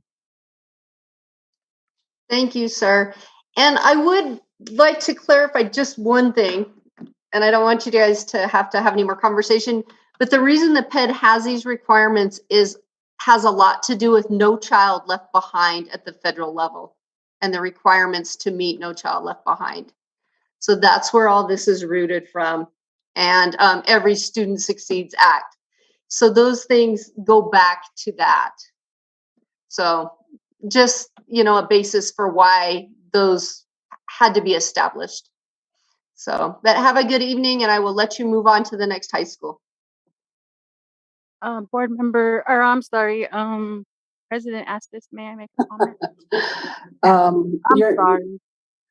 There's still comments and questions coming towards you, Ms. Gallagher. Okay. I'm like totally confused now. If I was a parent, I would just be like, oh my goodness. Mr. Carlson, is there a way that you could work with Shiprock High School and with HR to maybe just have San Juan College recruits come down to the high school and have them sign these letters with the students, meeting with them, like less than, I don't know, 30 minutes for each student. I don't know how long it would take to meet with them to get these letters of acceptance because um Let me find out how many still need them. Because like I said, we may have had more come in this week. Yeah, because the time, to drive up there and to get there and get out of school and meet They do it in our college and career coordinator's office. Ms. Gallagher, many times I'm sorry. I was just trying to clarify. Let people speak and finish. Okay. I'm sorry. That's my fault. Thank you. Yes, and because it's just I have no words because it, the child left behind act, No Child Left Behind Act is actually redundant because it's actually leaving our students behind, those students who are not college, military, vocational seeking students. Some of them have been working in the workforce just to provide for their family. They've been working at McDonald's since they were in, like, let's say 10th or 11th grade until 11 o'clock at night. I mean, this really hits hard. It hits home because we have students who come from Newcomb and way out past, probably past Tis Nas Ponce, in Arizona. And some of them, like I said, work at city bashes now and stuff. And they're just barely hanging in there to get their high school diploma. And that might be all that they want for a couple of years before they, decide to really go to college or, that we are leaving our students behind. This is why it bothers us. And it's not, where's the equity in that? We there's no equity there. And we're saying that all students meeting the requirement for graduation, but yet we put these stipulations in. And yet we're telling them, oh, you can't get your high school diploma until you go out and physically get a letter of acceptance to some school. We're making you do something that is against your will. And we cannot, that's violating the student's rights. That's OCR regulation. I mean, that we're violating their rights. We can't make a student go to school-based health clinic, and that's like kind of like making them go to school-based health clinic just so we can get the counts to add to our health office reports that we have these many students going to school-based health clinic to turn into New Mexico Ped to get more funding. But okay, but thank you for your presentation. I appreciate it. I'm just frustrated. Thank you. Thank you. Superintendent Carlson. Well, first of all, board members, this was supposed to have been a graduation, and I think in what is being discussed right now with this SAT, that's a whole different topic and something that really needs to be discussed because I see, and I'm glad Ms. George and Vice President Haskey brought these things up because now I see what that loophole, I guess, if you want to name it that, and so if we could bring this up the next meeting or sometime so that we can discuss it. But we'll go ahead and continue on. We'll continue on to the next school. Thank you.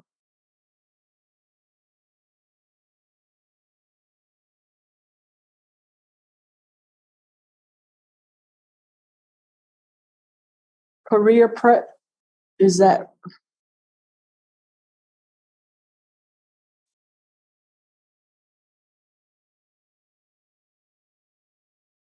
Good evening, President Aspis, esteemed board members, Superintendent Carlson, Assistant Superintendent Deswood, and all the other CCSD and parents in attendance tonight. like to start off. I just started off with, I wanted to just kind of compare and contrast from January till now.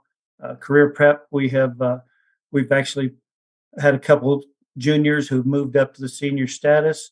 The big news right now, though, is we already have 24 students that have met the requirements as of today.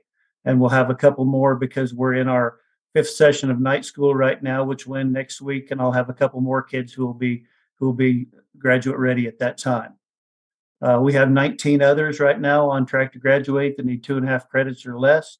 And then we have 7 more possible that with night school and or independent study packets that we've been working with kids on that have 3 to 3.5 credits would be able to graduate or take 1 credit this summer and be done in the summer session.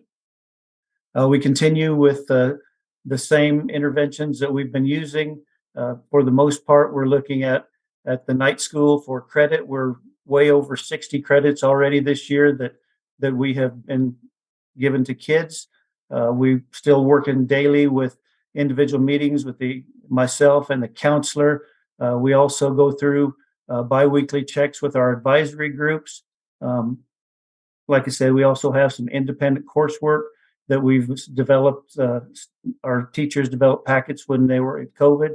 So it's, we try to tailor it to fit. If we have kids who are working, we try to flex the schedule, have them come in, if they go to work at 1 o'clock or something, we have them come in the morning. If they work in the morning, we can have them come to night school. So we try to be as flexible as possible. And we're definitely putting a lot of kids out there this year. And we're going to get close to 50 graduates this year for career prep. And we're very proud of that. Any questions, comments, board members? I'd like to make a comment, President. Yes. I really, I'm despite how we veered off topic a little while ago, I so appreciate all this from all the principals, from all of you, all the hard work that you've put in to helping our students graduate. I've only heard a lot of positive things in terms of our students, and especially post-pandemic, it really does really speak volumes. So thank you to all the principals for everything, and your staff for really doing everything to help our students graduate. Thank you. Board President Aspis, may I? Yes, go ahead. Yes, just to go on to what Vice President Haskey has stated. Thank you, Mr. Gallagher, for your presentation, and congratulations to the 50 graduates there at your school. And to Miss Gallagher, I'm not getting on to her. It's just the PED requirement thing that just got me all like, me, Mr. Gallagher, you have to explain it in different ways to me. I can help you with that. Yeah, Mr. Gallagher, you know me.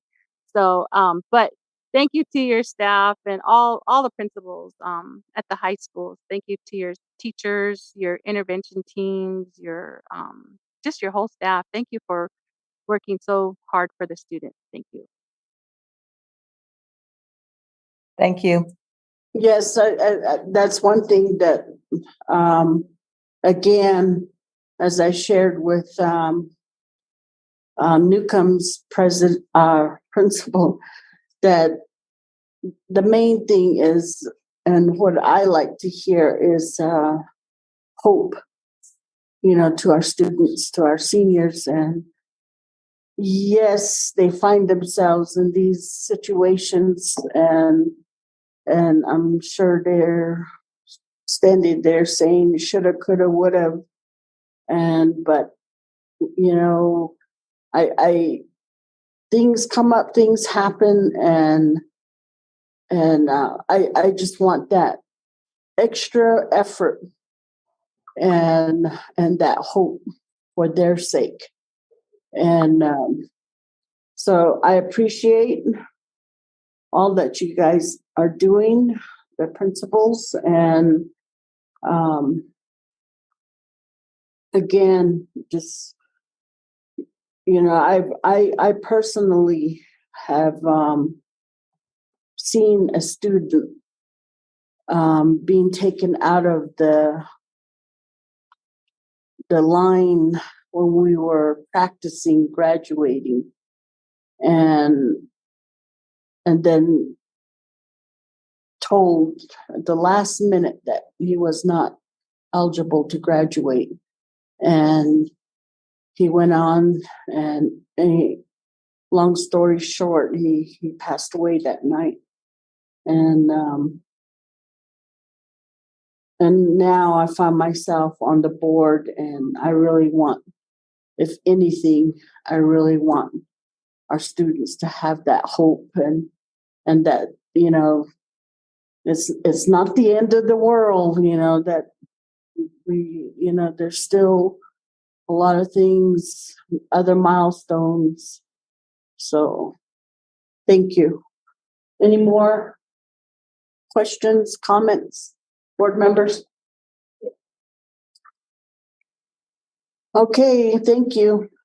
Thank you very much. We all take education of our kids very personally and try to help them all we can. Thank you. We'll Good go night. on. Thank you. Thank you. We'll go on to item J. School year 2023-24 academic calendar by Tanya Amran.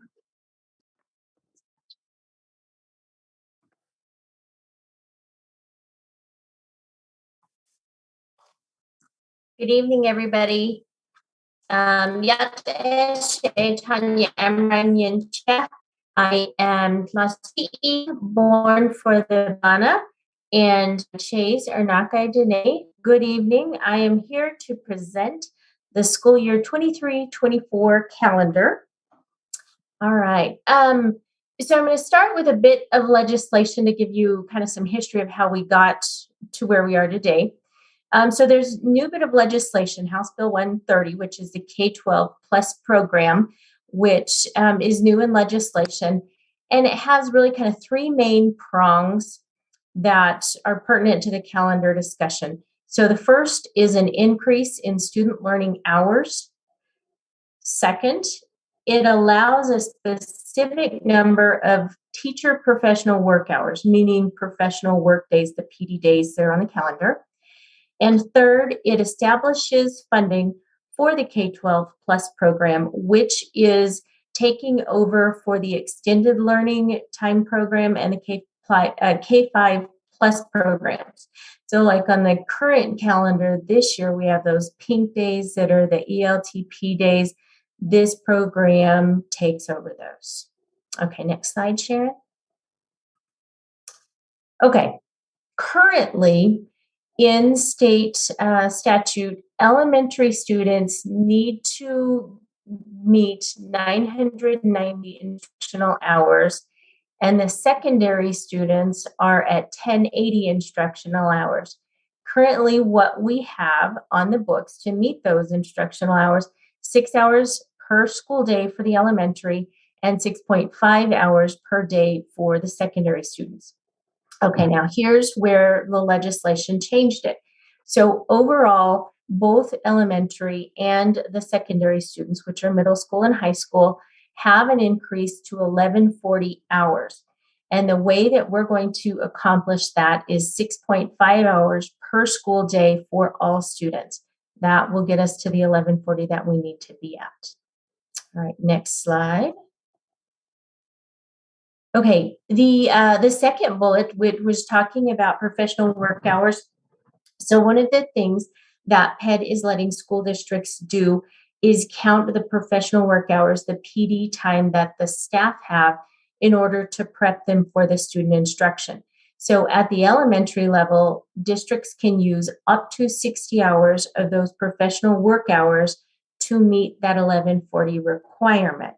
For the secondary school, we can use up to 30 hours to meet that 1140 requirement. The way that we're going to do that is through a portion of the 7 PD days that are on the calendar and the 17 early release days. And we can talk about more of those when we look at the actual calendar. Okay, next slide. All right, the actual vote. 2 calendars went out. There was a calendar A and a calendar B, and they were really, really very similar. There were just a few minor changes. So calendar A had 180 student days and 5 professional development days. Calendar B had 178 student days and 7 professional development days. Both calendars had the 17 early release days. All right, next slide. Oh, I do. I'm sorry, Sharon, would you go back one? Okay. We had a series of calendar committee meetings. There were 5 in total. The first one was in person only, and then the subsequent meetings we had both in-person presence and online presence. And then when the calendars went out for vote, families, students, community members, whoever, everybody could vote. It was open to everybody. It was advertised through a series of robocalls, information presented at the schools directly, and then information on the website. But people could vote online or in person, whichever they needed to do. So I know in years previous, we had some internet issues that prohibited their vote. So if that was the issue, they could vote on a piece of paper. The vote was open for 1 week. It was open from April 4 to April 10. Okay, now this slide. So we had 1,338 responses. Now, earlier in the meeting, you were talking about surveys and getting surveys out to families. And, it would have been great to have some more votes, but I was pretty impressed with this overall vote. And the next slide, which I'm not quite ready for, but we'll talk about the actual breakdown of who voted. This slide is showing you that calendar B won, and calendar B is the calendar that has 178 student days and 7 professional development days. It won with 826 votes, which is about 62% of the total vote.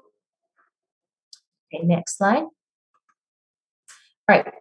This one I am particularly interested in because what it is showing is that the bulk of the votes, the 35%, which is in the green, and the 29.8%, basically 30%, which is in the blue, is votes from parents and students. The smaller portions there, the 15.8 is district and school staff, and the 16% is specific to teachers. So folks could identify for themselves how they wanted to vote, but I think it's really great that the majority of the votes are from the students in the community. The green portion, the 35.3%, is 472 votes, and then the blue portion, which is the students, is 399 votes. All right, next slide. And part of the survey that was sent out had a section where people could leave some comments. And I certainly didn't include all 1,338 comments. I pulled out a few that I would like to just kind of mention. So this top one, will the results actually impact the calendar decision? Last year we voted 3 times, and the choice with the most votes still wasn't chosen. So there's a bit of mistrust in the community in terms of the vote. So I hope we've overcome that. The second comment, there's too many staff and students absent on Fridays. Can we go back to Wednesdays for the half days? That was a discussion. We're still staying with the Fridays for now. Another part of that early release, the third comment, this person is glad to see that the number of early release days are cut down, and that was a discussion that we had quite a bit during the meetings. So when we get to look at the actual calendar, it's every other Friday, but 17 Fridays as opposed to, I believe this year we have about 33 early release days. So it's about half. The fourth one, district needs to maintain a consistent calendar for parents, teachers, and community. And I hear this a lot. And if you'll remember, a couple of years ago, we tried the 4-day. That wasn't really a 4-day because we went on Fridays. It just, there was a lot of confusion around the last couple of years in terms of academic calendar. This calendar that you'll see here in a little bit is really pretty the traditional calendar that we've had, in prior school years. So we're sort of getting back to the expectation of the community. Where the ELTP days, we need those once a month to do enrichment. So this program, the K-12 Plus program, is the new program. ELTP and K-5 Plus have gone away. This is the new program. But the way that the district can address enrichment, in addition, some, helping the students that are struggling, is through after-school programs. And, we can get into a little bit more of the specifics there later. Another comment, spring break should be the 3rd week of March. So just so everybody knows, when we plan spring break, it's really a collaboration between our district, Farmington District, Aztec, Bloomfield, San Juan College, but really the major districts in the area to get a consistent spring break. Because, here in the area, we've got a lot of folks that are between districts, whether they're working or have students or whatnot, but when a common spring break is easiest for all. The bottom 2, comments are from students, and I thought they were great. But one student, I don't want any days off. I love the school and I love the people, which is why I like school. I think that's great. Wonderful. We're right on target there. The second student, I have no idea what I'm doing, but 4 more years and I'm home free. So I found that one interesting. Now, the actual calendar, if you would, Sharon.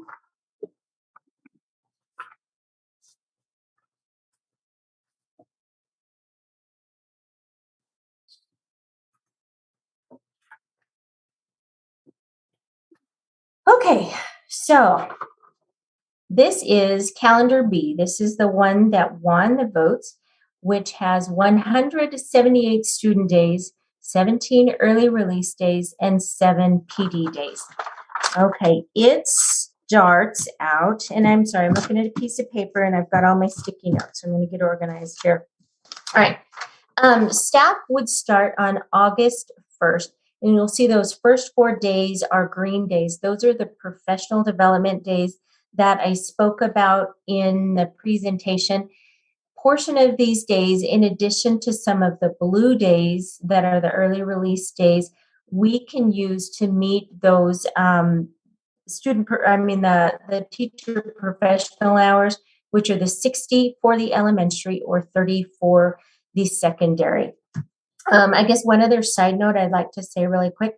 So earlier this week, Mr. Venturina and I met with some of the PED folks at the budget conference, and PED provides a spreadsheet where all of this information can be added in: the instruction days, the non-instruction days, the PD, the early release, the all of this data, the student hours per day. And then at the end of it, the spreadsheet calculates everything and then basically gives us a thumbs up if all of the requirements are met for the 1140 hours, or it lets us know if there are any areas of concern. So when we entered all of this information for both the elementary and the secondary, which is middle school and high school, all met the requirements. So this, in terms of what PED is looking for, will work. All right, back to August. The students would start August 7th. And then I'm going to jump down really quick to May, but if you will notice, we have staff and students ending May 24th, which is before the Memorial holiday. So I know that's a big concern for folks in the district, and we were able to get that done. I will come back to the early release days, but I want to jump to September really quick. You will see that we have the student-led conferences, which are the 14th and the 15th. Labor Day is off. There are no professional development days. In October, there is the 6th, which is for the fair, and then the 9th, which is Indigenous People Day. Now, I have heard that the 6th isn't solidified in terms of the fair and that it could change. And if that does, then we'll update the calendar and update PED for that. But right now we're going to go with what we think it is. October 11 is a count day, student membership day. And then October 16 is a professional development day. And those hours can count towards the teacher instruction, which then counts towards the 1140 max that we need to be meeting. November, we added in November 7th, which is election day. So for any state, federal, local elections, whatever, staff has that day off. The schools are closed, I should say. We have schools closed and district offices closed for a portion of the week of Thanksgiving, and it's a whole week there. No professional development days. December 1, which is a Friday, is another count day, membership day. And then 2 weeks at Christmas. Jumping into January, January 1 is off, with January 2 being a professional development day. January 3, the students returning. January 15, which is Martin Luther King Day, and that is off at the schools. February 8 and 9, we have the student-led conferences. February 19, which is President's Day, and that is off. No professional development days. March, the week of 11th through the 15th, which again lines with local area school districts and San Juan College, is off for spring break. March 18, which will be a professional development day, and then March 29, which is Good Friday. April 22nd, which is Navajo Sovereignty Day. And then down into May, ending on the 24th. If needed, we have snow days, which we probably wouldn't need because we are in excess of meeting the requirements of the 1140. But, just in case, those are on there. With May 27 being Memorial Day and off, you will see no school in June. Summer school could happen, but there's no regular school. Off to the left-hand side in the very bottom corner are the graduation days for next year. So you all can start planning there. Okay, early release days. What we did is every second and fourth Friday of the month are the early release days. There are a few months like November and December where there is only one early release day because the fourth early release day of the month is a holiday and so no school. Let's see. February is similar. There's the fourth early release day, but not the second early release day of that month because that is off. Students are already off for student-led conferences. Let's see. What else? I think that's it. What questions do you have? Where is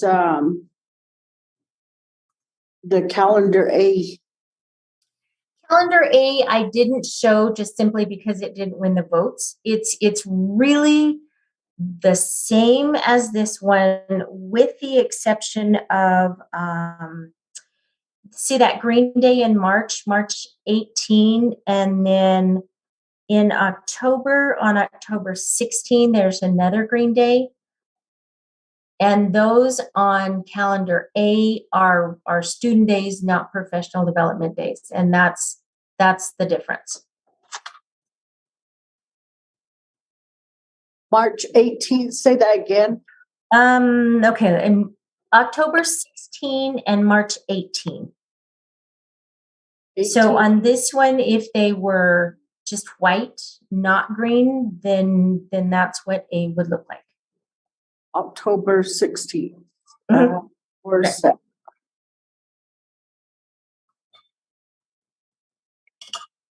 And on calendar A, it's what? It's white. Yes. So it's a student day. So this calendar that we're looking at, which is B, has 178 student instruction days.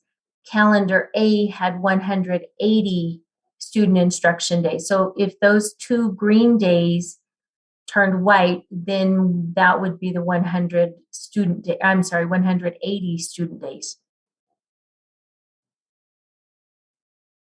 Must be late. It is. It is late.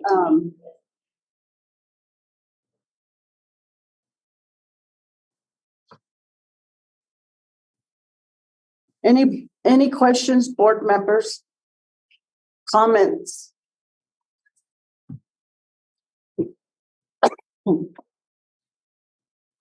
Well, before then, I'd like to, because this is usually one of those that it seems like as it's ready to get finalized, people, then they start sharing their opinions. The people, I mean, community. And another question is on your sign-in sheet. Which ones were, or how many did you have in there that were parent and community? Great question. I didn't, on that particular page, there's one parent. I didn't count, I don't have that data. I'd have to look at all of them. Another thing that I forgot to mention, when we did the meetings that were excuse me real quick. President Aspis, can we not show the names of the community members for confidentiality, please? Oh, okay. Good idea. I can get those counts. I won't be in the office tomorrow, but I could look into that on Monday. But when we did the meetings that had the virtual aspect to it, I didn't collect the information of who joined virtually. And I've been, I asked, Mr. Venturi to help me how I could get that information. And I can't quite get it. I'm sure it's just me not understanding the process, but I did work on that. So I can work on getting that information to you as well. We didn't have as many parents, just strictly parents, as would have been ideal. But we did have, I want to say like 3 that were really consistent in coming. And then not to mention the all of the staff members that are parents as well of schools in the district. So, in terms of that, I think we had really good representation. Okay. Superintendent Carlson?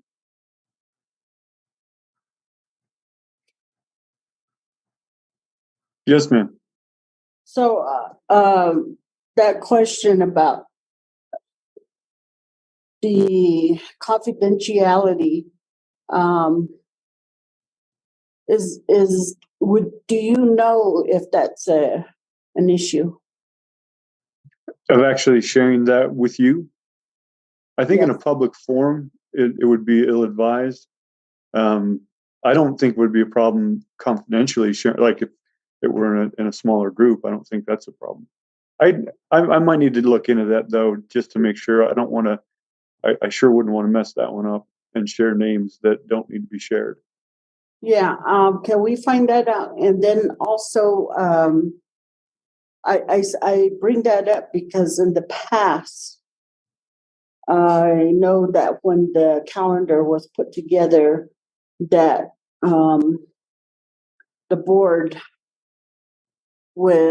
from each district would get a person from their community and be a part of that group, and then come up with the calendar. And so, they had some districts had more than one, and so I really would like to find out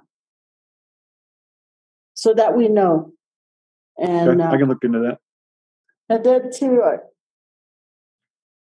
I'd like to if we could go ahead and move this to Tuesday. And again, just for the time, because it's usually a popular subject, and it's late. It's 10:11, and so I'd like more of an audience to be a part of. And so if we could do that Tuesday. I do have a comment and well, I guess it's a comment and then a comment question. But before we started meeting with the group, and I just thought of this when you were talking about the parent aspect, I did reach out to the schools and ask them to recommend 1 or 2 or 3, however many parents they wanted to, and to collect some contact information for those parents. So parents that were interested in being on this calendar committee. And then those parents, along with the staff members, received the invites to come to the meeting. And then also, if this goes to Tuesday, I'm not available. So I guess that's not really a question. Just if it goes to Tuesday and I need it, I'm sorry, I'm not available. Mr. Carlson? Yes, ma'am. So we'll do this Tuesday, and again, as I know what's happened in the past, where each board member who represents a district was asked to get someone or people from their districts to help create the school calendar. And I believe I shared that with you, Carlson. And what, I don't know if it was tried or not, but so Tuesday we'll go over this, and we'll probably have people in person or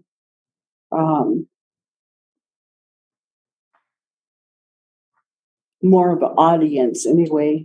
It's after 10.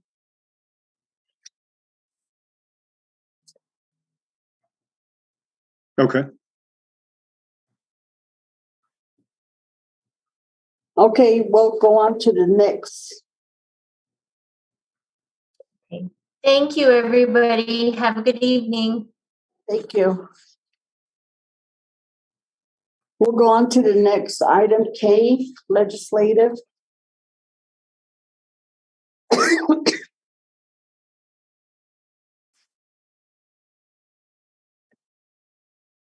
Good evening, board members. Excuse me, Chappelle, but would like to say, can we push this? What was the last item? J, the calendar and this presentation and the safety update to Tuesday. Yes, ma'am. All you would need to do is a motion and a second and a vote on moving those items. Work session. Yes.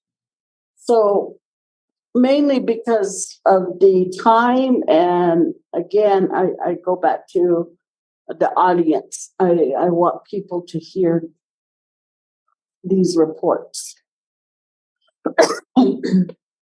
So J, K, and L will be heard Tuesday.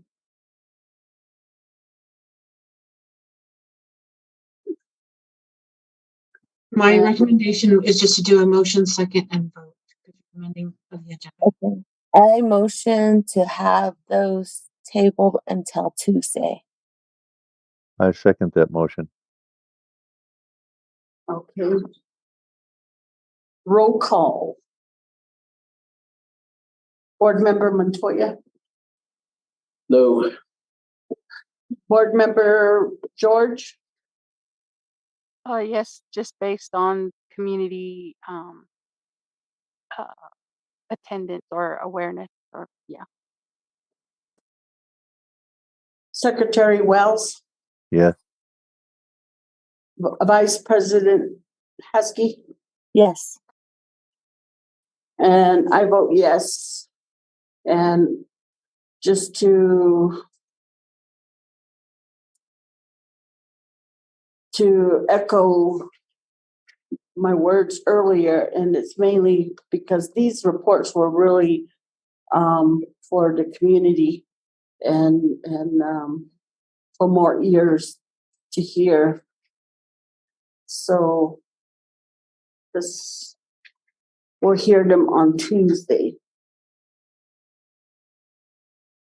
We'll go to item M, update on the Nahansad bus stop lights and SAO and KBO exterior lights by Candace Thompson. Did you get that, Sharon? Yes, I did, Board President. Thank you. All right, thank you. Board President, part of that is an update from me, so I'm ready to give that update whenever you would like me. Yes, go ahead. So with respect to the Nananazad school bus lights, I do have the property description, and I have actually been out to the area, and I've noticed that there are street lights already out there, so I think that's helpful. The next step in the process will be to identify exactly where the light will go, and so that's the next step.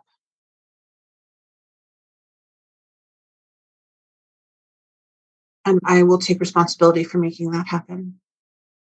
I'll work with Ms. Thompson and the homeowners, and I'll obviously NQA as well.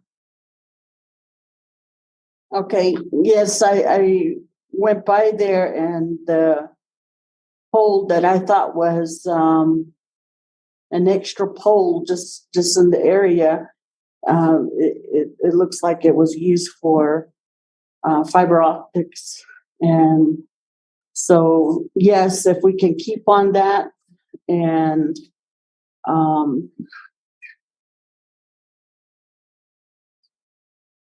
get that where we don't have to have it on the agenda.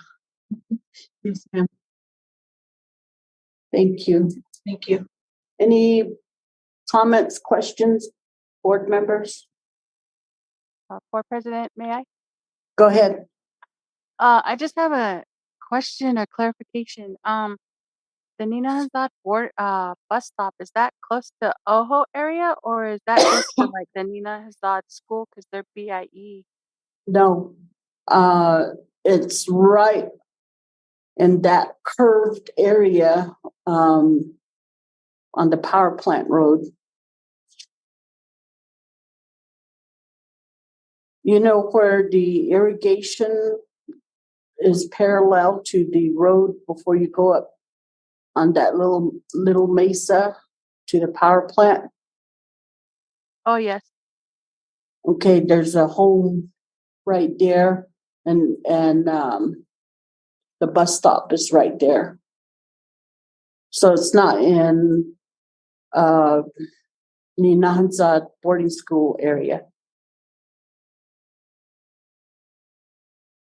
Okay, so that's CCSD's area then. Mm-hmm. Okay, thank you for the clarification. I guess Ms. Chappelle, that, and I believe Ms. Thompson may have had a map before to show where that area. It is definitely a CCSD school bus stop. I could probably pull it up on Google Maps. If you go to the next topic and then circle back to me, I think I can find it on Google Maps.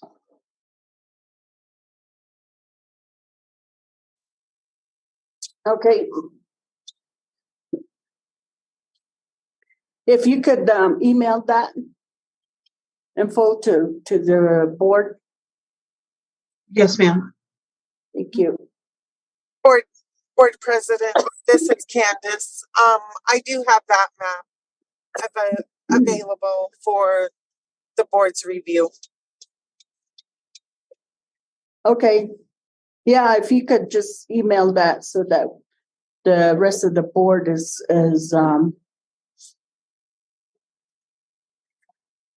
Yes, ma'am. I can do that here shortly.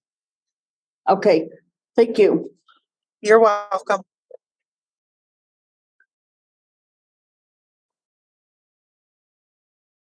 So are we done on that item M? Is there any more that you want to add, Candace? Board President, members of the board, superintendent, the other item that was on there was the update on the lighting at SAO and KBO, and all of that exterior lighting and interior lighting has been addressed. Okay. Good.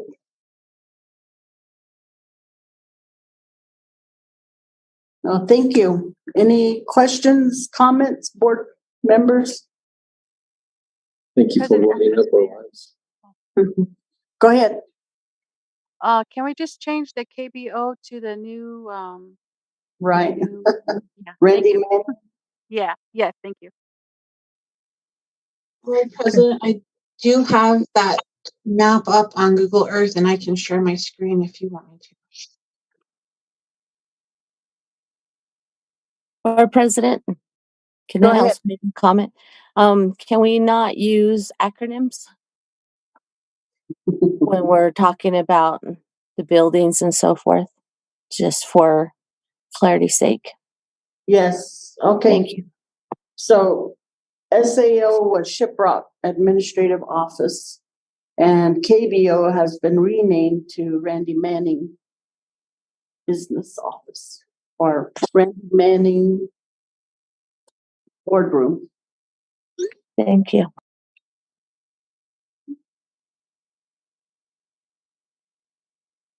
Okay, so we'll go on to item N.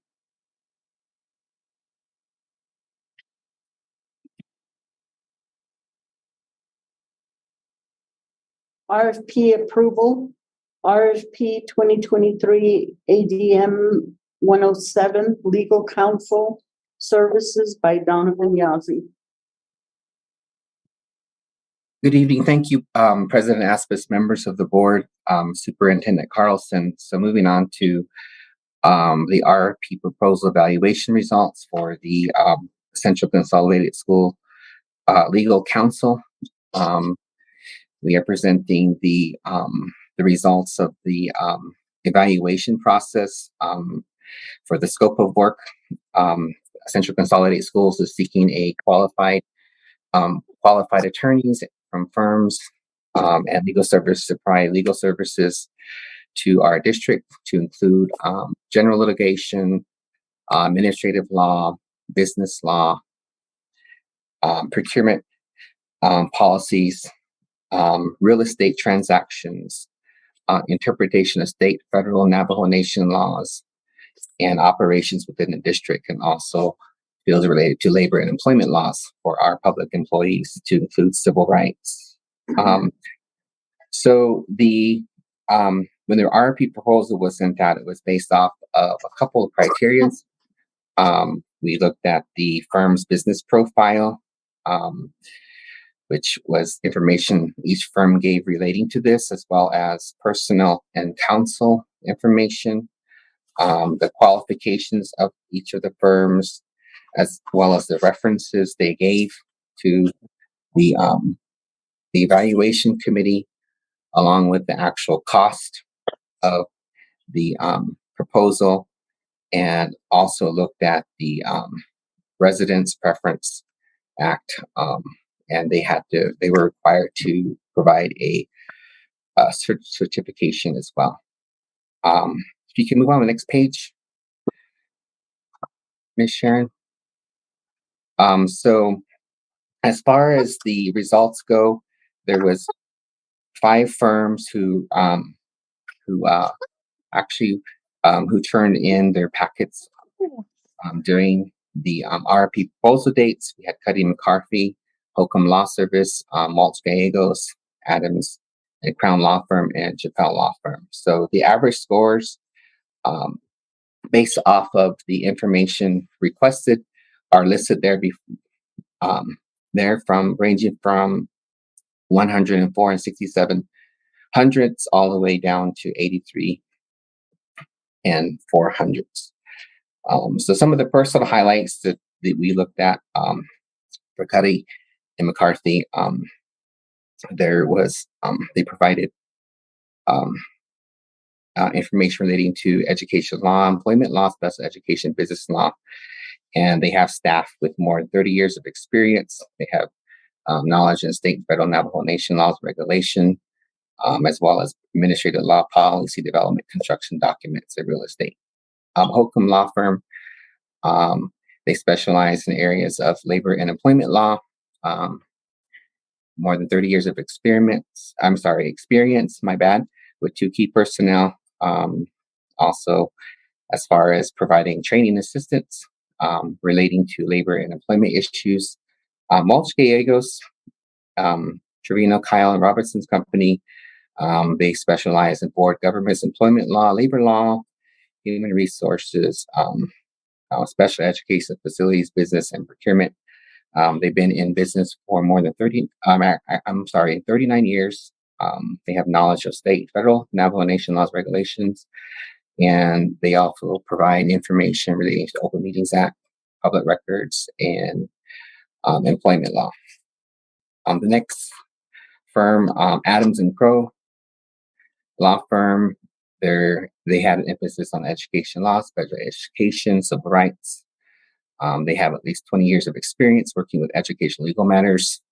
They provide risk management to include special education, civil rights, employment, property, tort claims, and family law. And last but not least, Ms. Chappelle Law, LLC, emphasis on community projects, legal services that assist in bridging student gaps, meeting needs of students, staff, and family. They've been an attorney for 24 years, independent owner, have knowledge of state, federal laws, including for personal matters, wage, labor, union contract disputes, property matters. So the recommendation of the actual team who evaluated this was to award the bid to all of the attorneys who turned in a request or proposal or bid.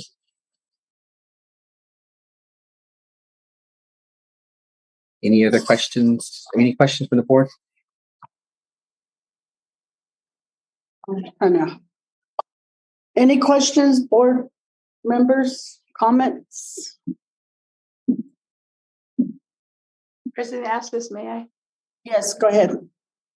So, excuse me, in the closing, you said that the recommendation was for all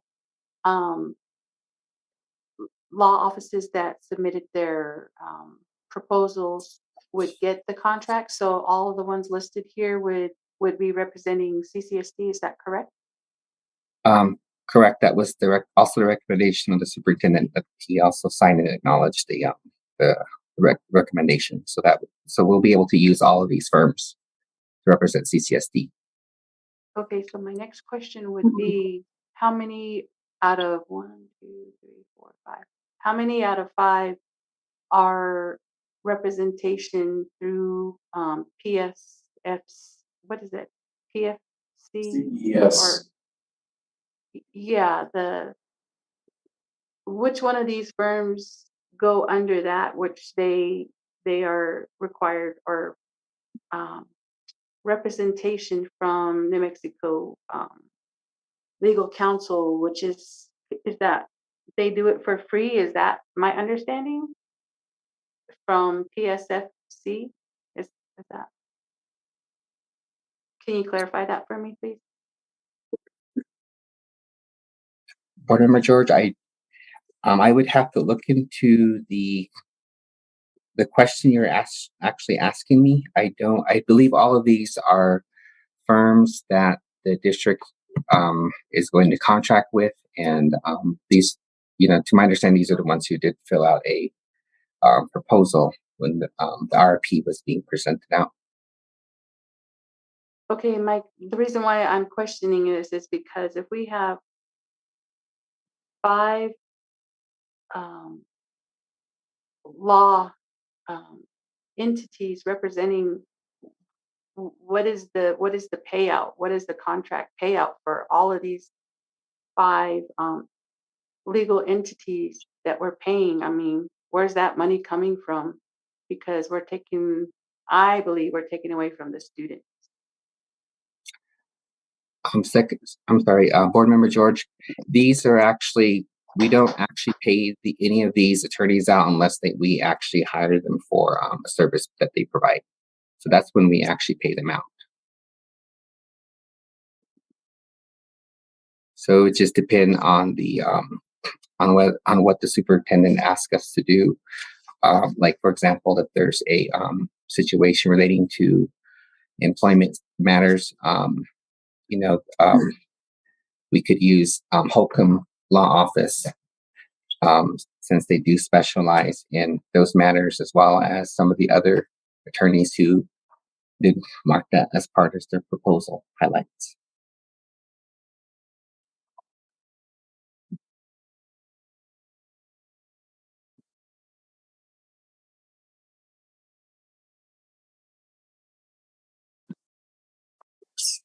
Any questions? Comment. Mr. Yazzie? Yes, sir. So in reality, we may not even use maybe 1 or even 2 of these, correct? Correct. This Board Member Montoya, correct. That's correct. It's at the discretion of the superintendent as well as the board on which attorneys they would like to use and contract out to, depending on the type of service that or request that's being asked of. Okay, so the point is that they're just being retained for services, and those services may not even be rendered. And in that respect, let's just say, for example, we needed one that understood impact aid law, and there was a decision that could benefit the district to a tune of, I don't know, maybe $80 million. And if we had somebody on there that was able to do that, then we would contract their services for that time and specifically for those issues, correct? Board Member Montoya, that sounds correct. All right. That's just an example.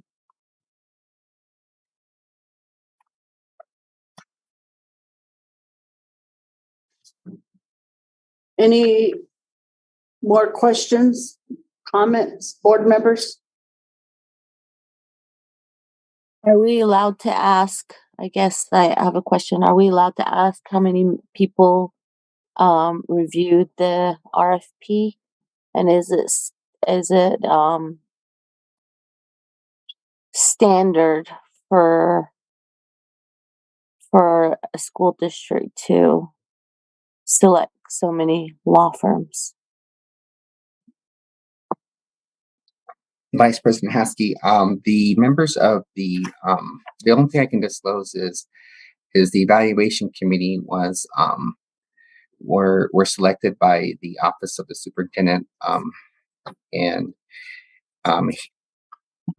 as well as to my understanding, I do know a couple of districts who do have several different law firms that represent them. I think, if I do remember correctly, these are all the law firms that we actually contract out to, and I believe the prior RFP also has these 5 that represent the district as well.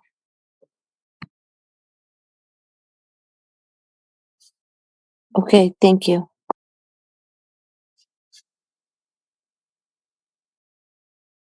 So I have a comment to the proposal highlights.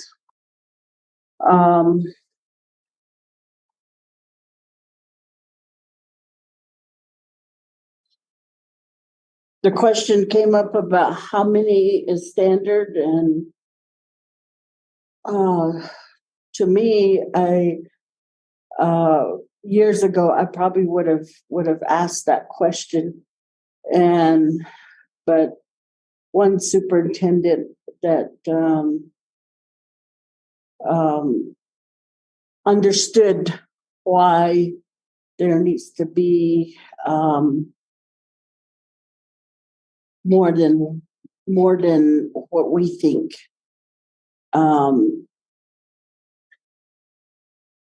And that goes to conflict of interest. There's a board attorney compared to a district attorney, and then that of the personnel. So I can see where a superintendent especially may need that type of legal support, and to lessen that number we'll be doing RFPs all the time. That's a disservice to the district in time. Yes, and then I don't, as a board member, I don't accept the rating on this firm. I don't accept that. I think, again, it goes back to local. As far as the services, we have a firm that comes out of Albuquerque. I believe 3 of them, the first 3. And then the 4th one, I have no idea. And Chappelle Law, that's local. And then there's only one attorney, whereas the other ones have several that specialize in different areas, but still you have, I think with Cuddy and McCarthy, there's like more than 10. And I have to say, maybe perhaps Walsh and Gallegos is the same. And Holcomb, I believe, maybe 2 or 3. But again, I go to the Adams and Crow. I don't see how they ended up in the way they're rated. And less years of experience than Chappelle Law. So as a board member, as I sit here and I'm looking at these, I don't agree with this RFP.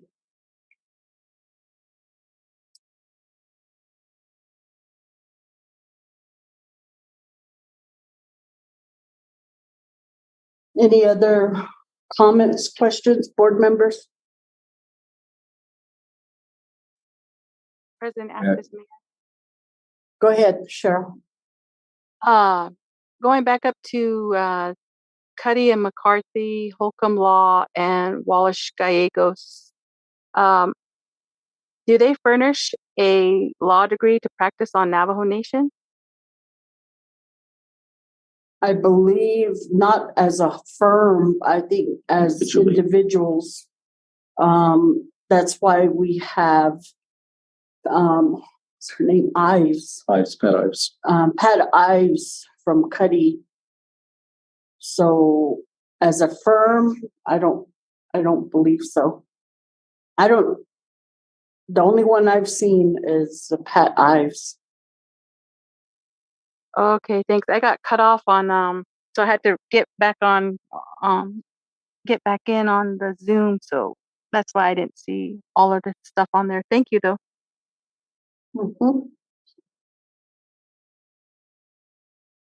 Any more questions? Just a comment, if I may, Board President. Go ahead. Success is very important.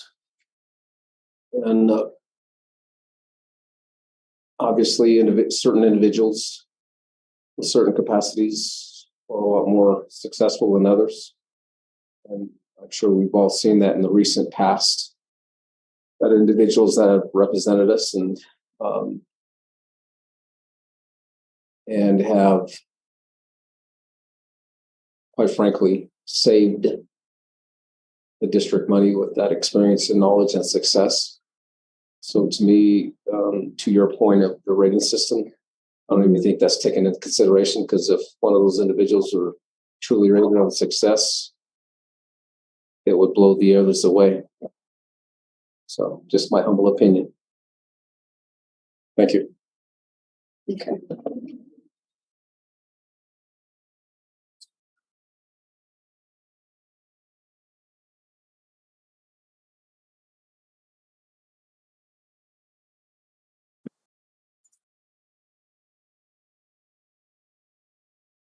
I'm stuck now. Oh, take it out of your screen. No.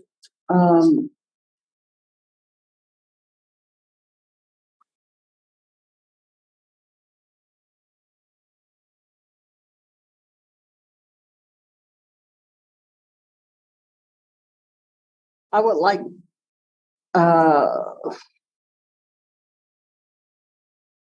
again, I'm not happy with the RFP, and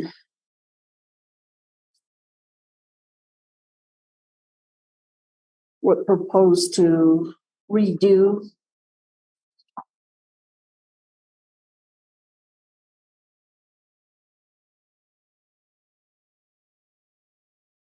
Superintendent Carlson. Yes, ma'am.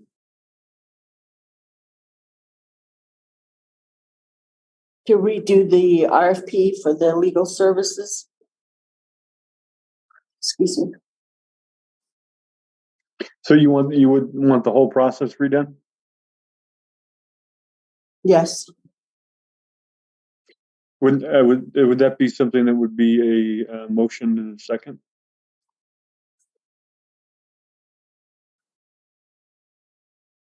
Yes.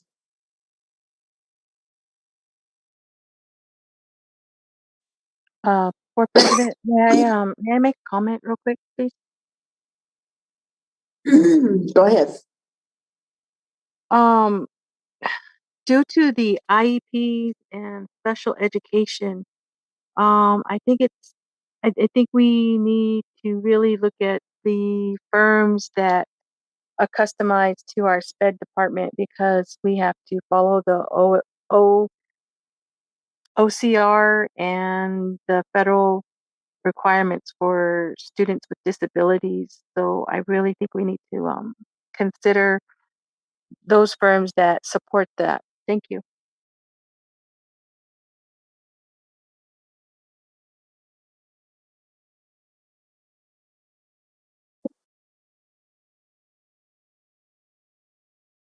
I'm trying to be careful here. And I believe Petty and Walsh Gallegos, they're really involved with our conferences, so they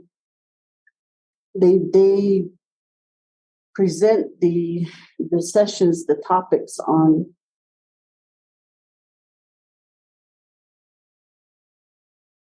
SPED and all those areas. So to me, I feel like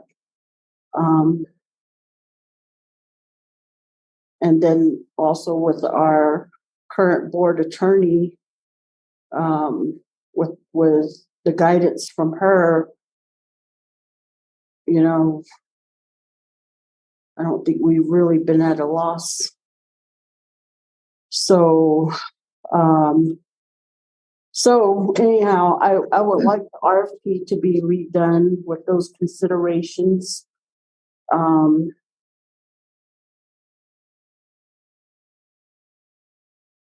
And as I stated earlier, and also Board Member Montoya in some of the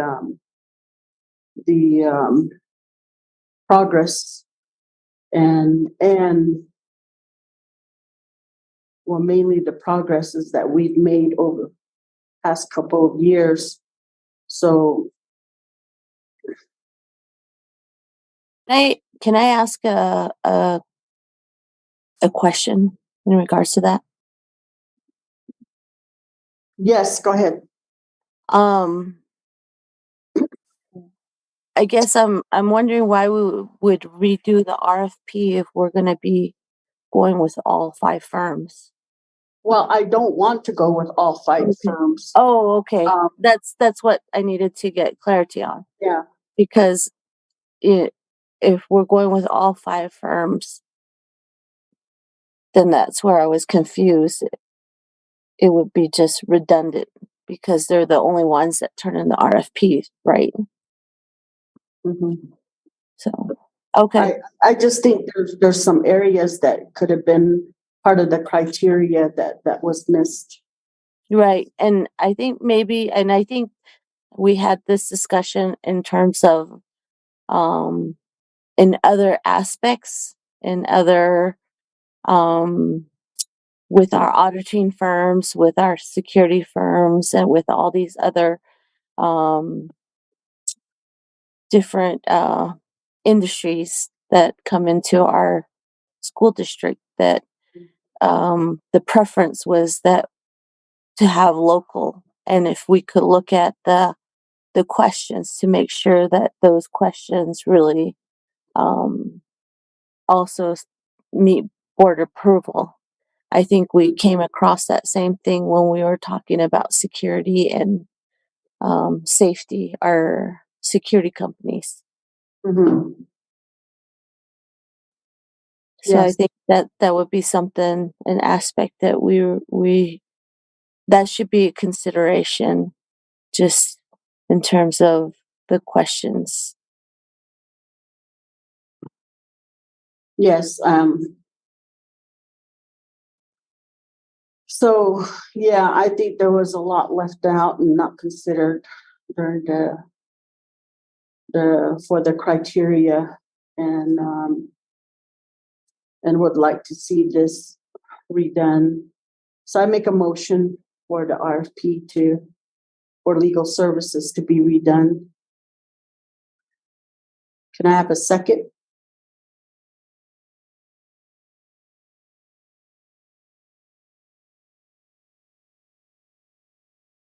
I second. So we'll go ahead and vote. Board Member George?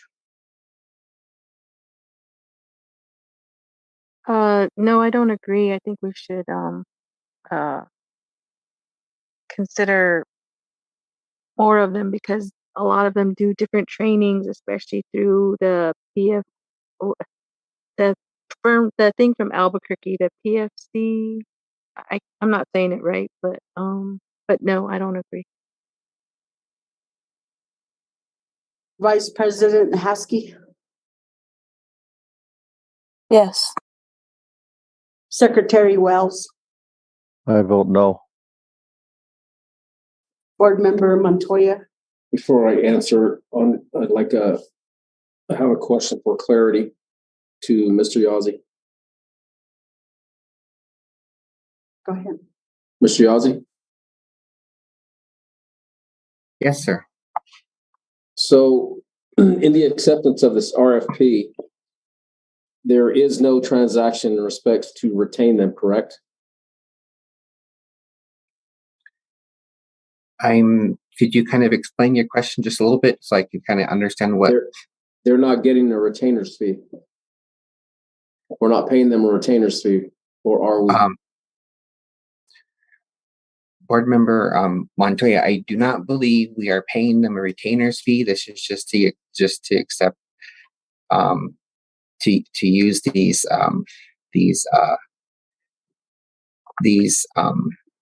attorneys, the district to use these attorneys. The only caveat I believe too on this is if they're already working with something on us, they would be finishing out that contract for those individual cases or cases that they're working with.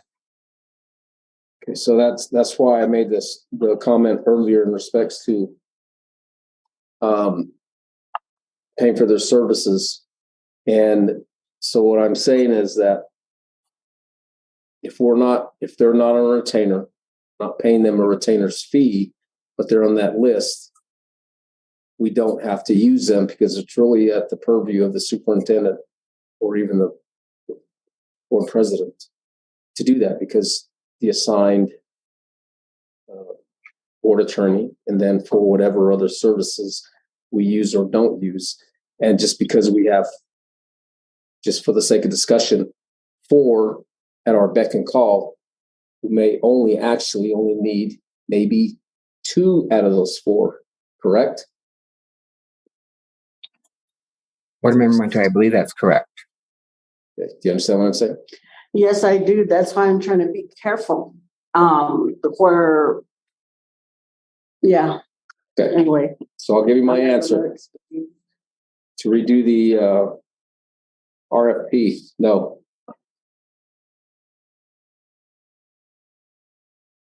So with that said,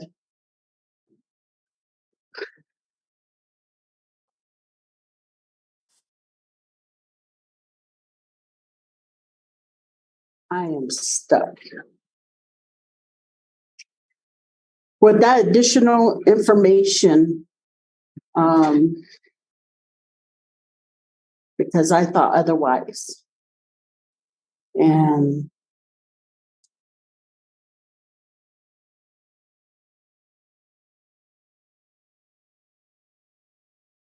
excuse me.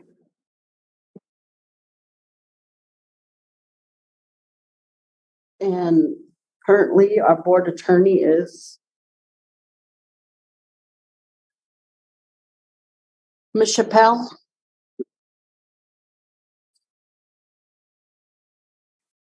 Yes, ma'am, I'm here. So how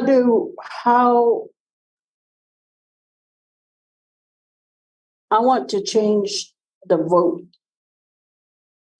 How do I get out of this? So essentially what you have on the table are 5 on-call law firms, and what's been said about how you use those firms is correct. No. I understand that part. You could just withdraw your motion. Okay. And I have a question also. I withdraw my motion. I have a question. Yes, ma'am, Vice President. In regards to that, if she withdraws her motion, can it be contingent on that there aren't any retainer fees for all of these 5, as what board member Montoya stated? If he's stating that there's no retainer fees that we're obligated, the school district is obligated to do. That's correct. And there is language in the contract itself that essentially describes that as an on-call. They don't use the words on-call, but it's pretty standard in the industry. Or as needed. Yes. Okay, thank you.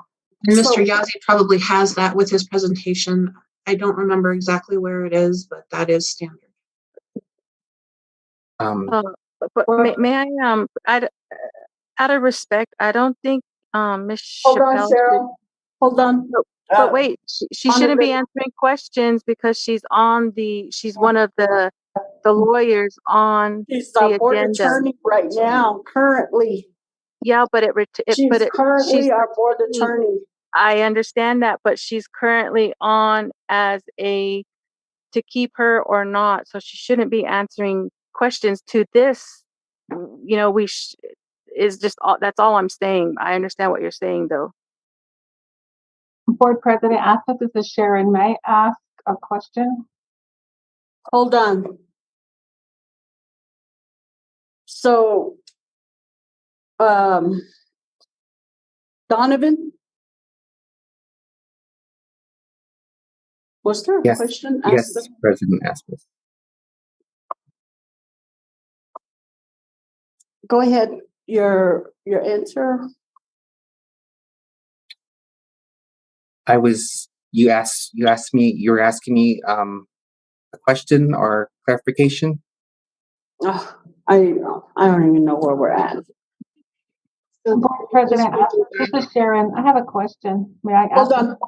Hold on. Okay, go ahead, Sharon. My question is, this work session agenda is a report only. We don't have any items on the agenda for action, like to make a motion or anything like that. That's why I kind of, yeah. So why are we making a motion on J, K, L, and then now just trying to have, wow. That was my thoughts earlier, but Karen, when we change the amendment, when we change the agenda, even if it's in a work session, you still need a motion and a second to do that to move on to the next one. But we don't have an action item on the agenda. We just have it as a report. No, I understand, but when you're changing it and moving it to the next one, it's pretty standard practice to take a motion and a vote on changing the agenda, and even in a work session. On this particular issue, it is a report only. And so I'm glad that it's being withdrawn. To Ms. George's point, Ms. George, I do understand your concern. The advice that I'm giving doesn't slant one way or another way against me, because that is ultimately a decision of the board, and I'm only proffering advice on how to handle the board meeting and the industry standard, which is actually in the contract. And that's where we were with Mr. Yazzie, is he could pull up the contract and you all could see that language so that it would be objective. President Aspas.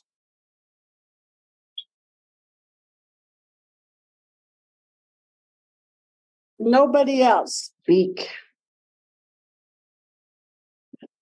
Ms. Chappelle, thank you for explaining. You didn't have to. And thank you, Sharon, for your input on that. And you know, I'm sitting here trying to make sure that I'm crossing my I's and slashing my T's. And if we knew that, why did we just sit back? I mean, I would think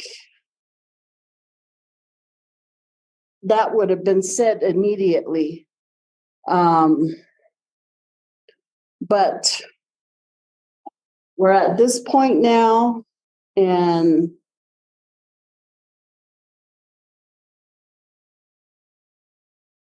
so as we go forward, the last thing was to withdraw that motion.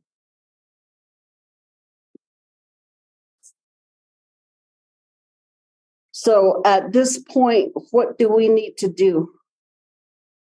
You have withdrawn the motion, and I don't believe there's anything else that needs to happen. Okay, so go ahead, Mr. Yazzie.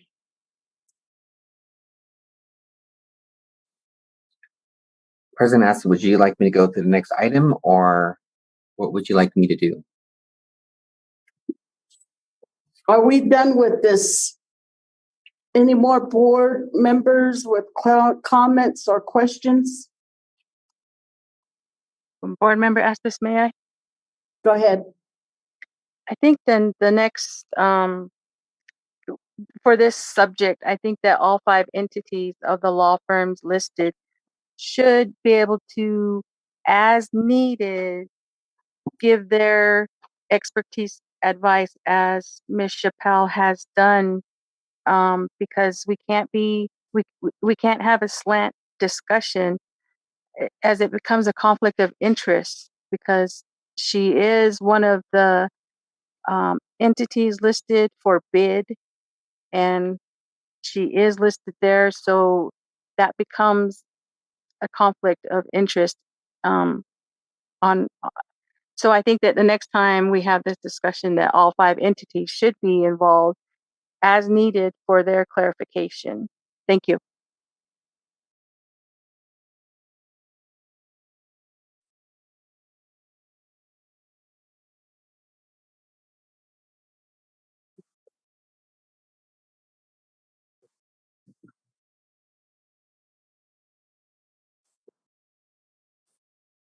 So I'd like it noted,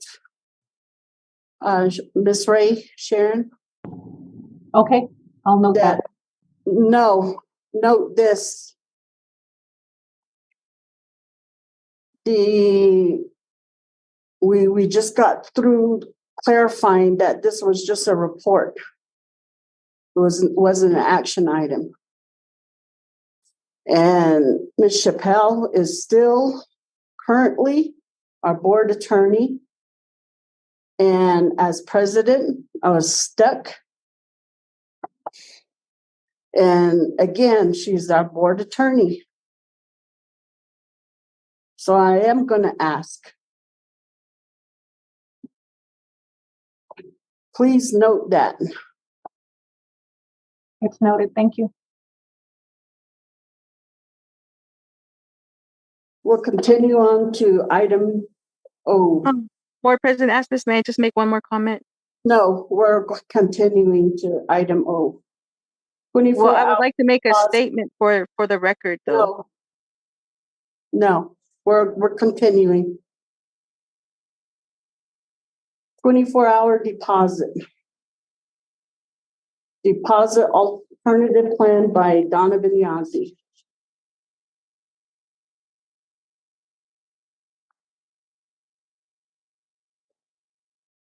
Thank you, President Aspis, members of the board, Superintendent Carlson, excuse me. So presenting to the board a 24-hour deposit alternative plan for our outlying schools. So a couple things to kind of let the board know. I have listed NMAC Statute 62214, and there's also a link for that at the board's discretion if, for them to go ahead and review it if they like to, but I went ahead and posted an excerpt of that there on top where it talks about money received and deposited into the bank within 24 hours. And with the board's approval, we are requesting for an alternative plan for bank deposits for our schools in Nashidi as well as Newcomb. So a couple of things that we wanted to make sure that we're doing is having the timely deposits within 24 hours or one banking day, as well as making sure the cash is deposited daily. So we want to do this to make sure that we avoid a risk or loss or misappropriation of funds. So because these schools are outlying and they have a distance, to travel to deposit. So if we have deposits, for example, if we have like the deposits for $5, it would make more sense to come up with an alternative plan to get the funds deposited into the bank. So what we did this year was we gathered information and data to substantiate our requests. Some of the things we did this year was offer training. We sent out memorandums to the school sites, letting them know of what the statutes were, along with what the district policies was. We sent out email reminders, and also we had sent each of the school sites who had deposit discrepancies a corrective action form so that they could work with their site administration on what we could do to help them. Next slide, please.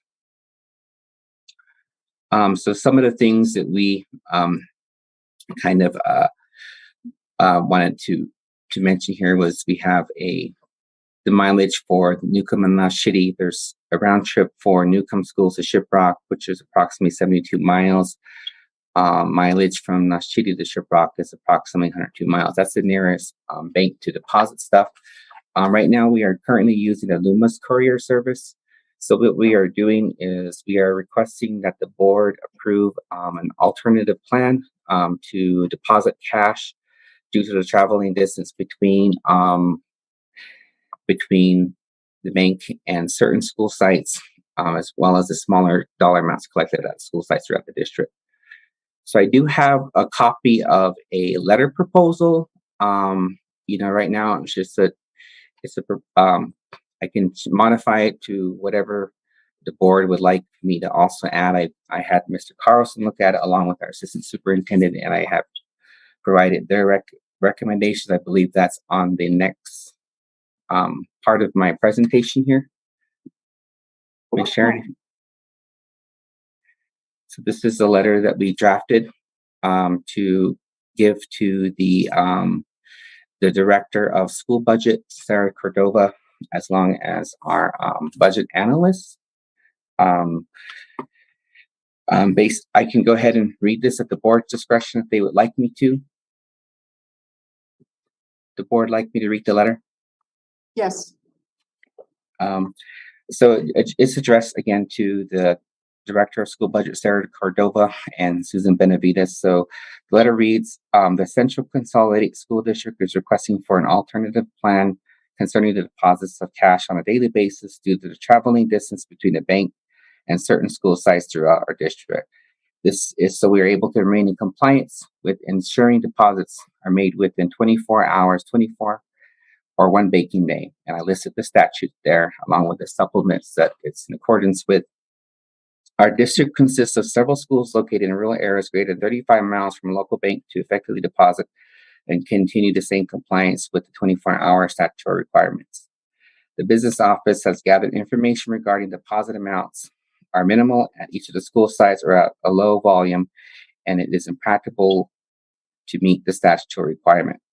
The schools are located in Newcomb and Nashidi, and the nearest depository bank is located in Shiprock, New Mexico. This is approximately 40 miles from Newcomb and 50 miles from Nashidi. Our request is in compliance with what is stated in the statutory requirements 622.14 NMAC and excerpt from the statute cited below. If the distance to the bank is considerable or the cash collection is limited to small amounts and or low volume and is impractical to meet 24-hour one banking day requirement, the local board may request approval from the department for an alternative plan. So this is our request for proposals to the department, the New Mexico Department of Education. I did let them know our office has set up an armored vehicle courier service to assist with depositing funds, which are received at each of these site locations. These will be picked up on a weekly basis. The second thing that we requested from them was the cash collected at each of the sites. They are secured in the vault, and they are picked up by the courier service. The third thing, monies collected over $300 are to be done within 24 hours. Of less than $300, it will be stored in the vault or until $300 is collected at those locations. So it does state the business office presented to our local board this request for their approval. That information is provided in a corresponding page along with the signature of the superintendent and the board president, respectively submitted by the Director of Finance. And I do have on the next page the copy of the support of the superintendent as well as the board upon the board's approval. Any questions? Question. Yes, go ahead. Mr. Yazzie, Yes, Board Member Montoya? just for a point of clarity, does the PED or the statute, when it says small amount or low volume, do they actually give a threshold dollar amount? Board Member Montoya, as far as I understand it, it doesn't really give a dollar amount. It kind of just leaves it vague and open, and it's kind of for our interpretation. So I just disclose $300. I can change the amounts, to make it 400, or I can make it 250, whatever the board discretion is to as well. The only reason I asked that question, Mr. Yazzie, would be in respects to collection averages, which obviously then you build in a little contingency over that just in case.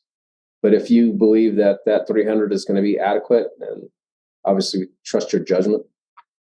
At least I would in that respects to the amount. So it was just a question. Thank you.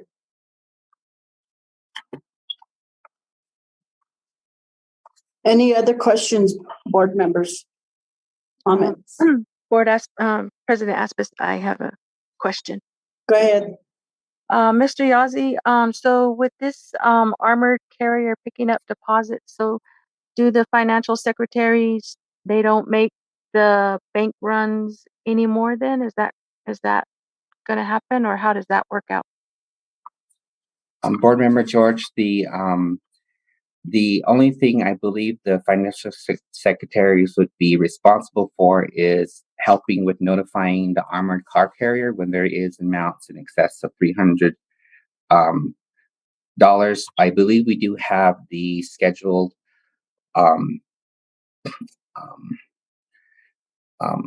couriers to go there every Wednesday right now, and if the hold on, let me go back to what I just said, because I think I may be incorrect what I just stated.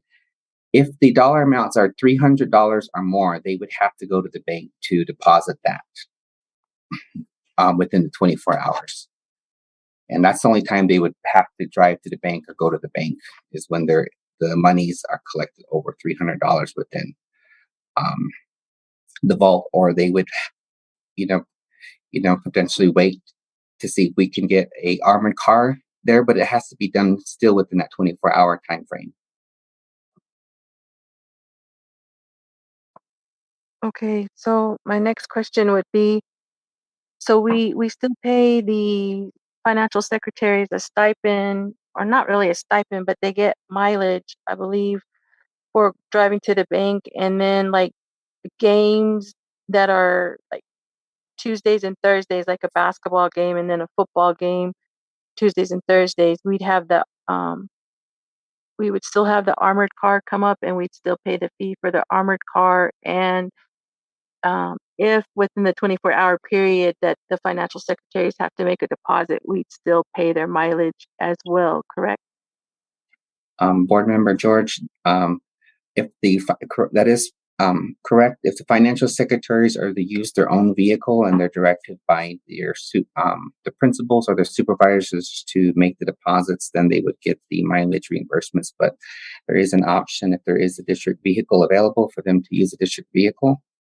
I believe as far as compensating them when they are working for the athletic events, to my understanding, the athletic department has a fee schedule or stipend schedule that they are paid with if they are working a game or event outside of their contractual obligation.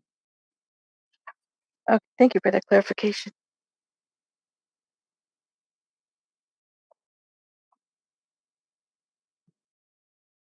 Any other comments, questions, board members? No questions. Thank you.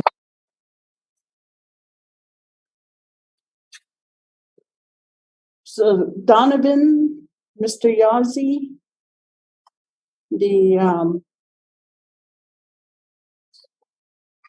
would you know what the fee is on a service like this? For the President Aspis, could you clarify, we're asking for the armored car service or just? What is their, that's if you know, I mean, I'm just asking.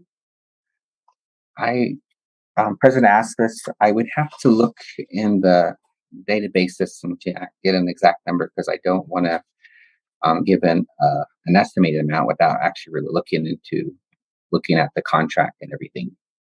Well, also, do they, since you stated the mileage, and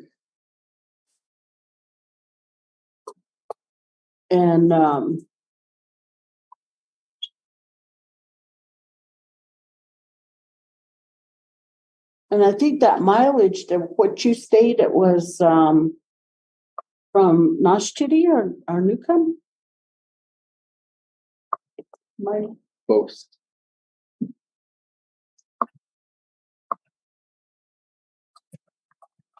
It is from both depending on where the individual is driving from. Okay, so because it's just those two Newcomb and Noshchity schools, does that mean that the service is only for them? President Aspis, yes, I believe that is correct. The service is only for those schools.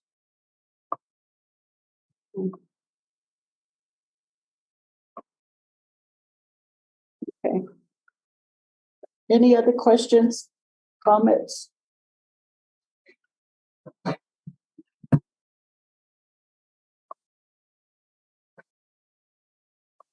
Okay, I guess we continue on.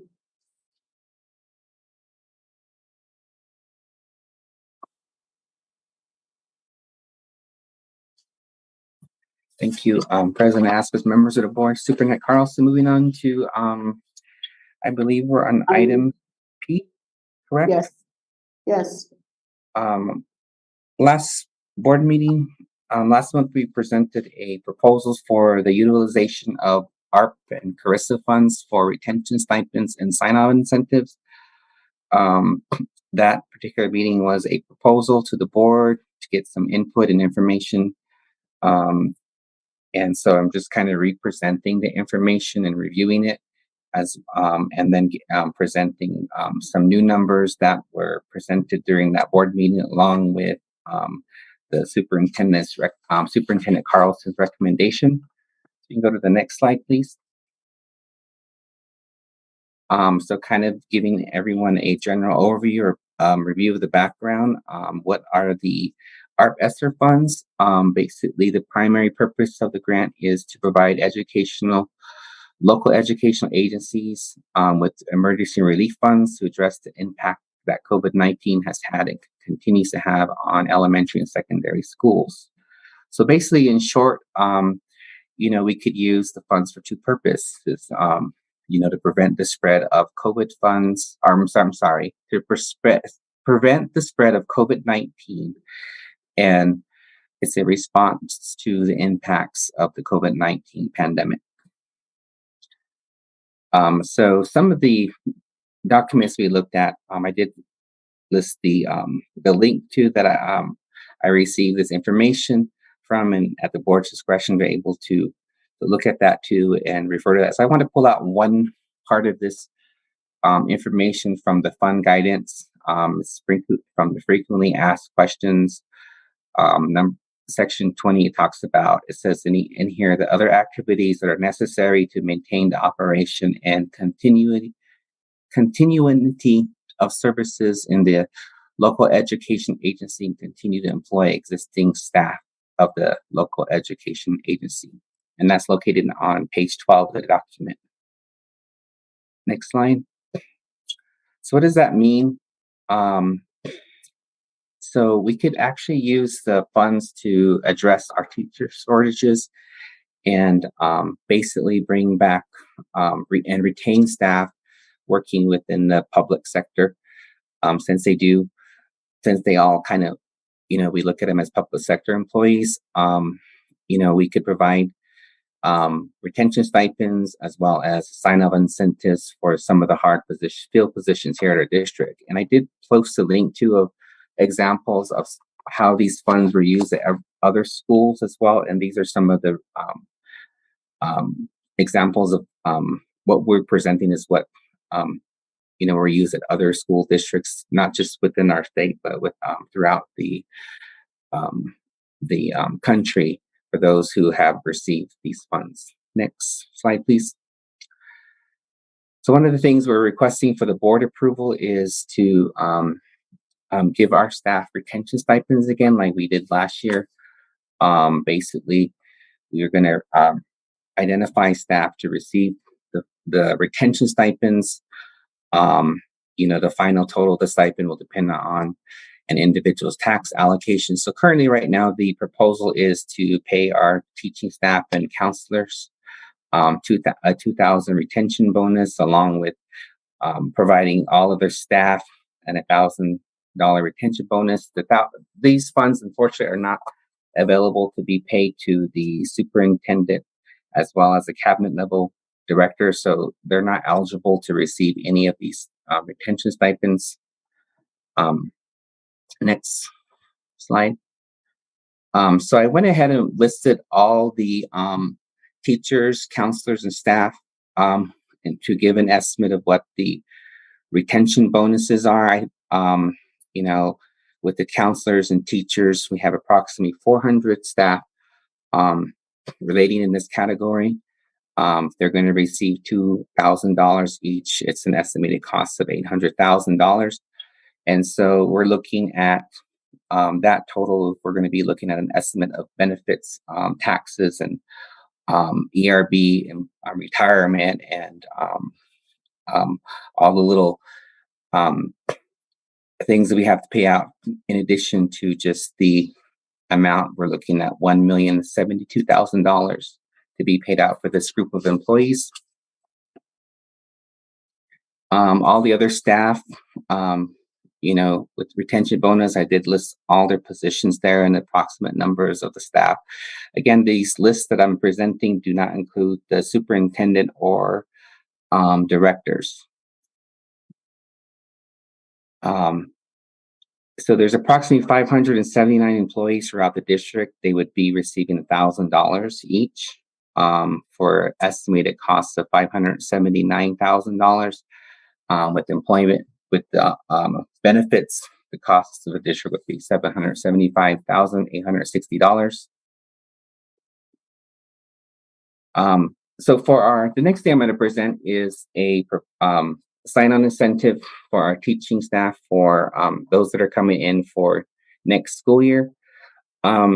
We had a meeting with the superintendent as well as the directors for, kind of identifying some of the hard to fill positions, along with information that we gathered from the U.S. Department of Educational Statistics. I did list that link there as well. So some of the, my apologies, I uploaded the wrong document here. So the hard to fill positions here, we have special education teachers, science, mathematics, social workers, and we did talk about including the dual language teachers as well as the heritage language teachers as well to as part of the hard to fill positions here. The amount offered to them would be $6,000. This would be paid in 2 equal installments during next coming school year. Kind of the stats to it is they would have to be hired prior to September 1st, 2023. Anyone hired after September 1st will not be eligible for the stipend. They must be a new employee in CCSD during, they cannot be in any CCSD position during this past 2022-2023 school year. The only exception to this is if we have an employee like an educational assistant moving to a teacher, they are eligible for this sign-on incentive. So to receive the full $6,000, they would have to complete their employment contract for the FY 23-24. So they would get half of it in after the completion of the first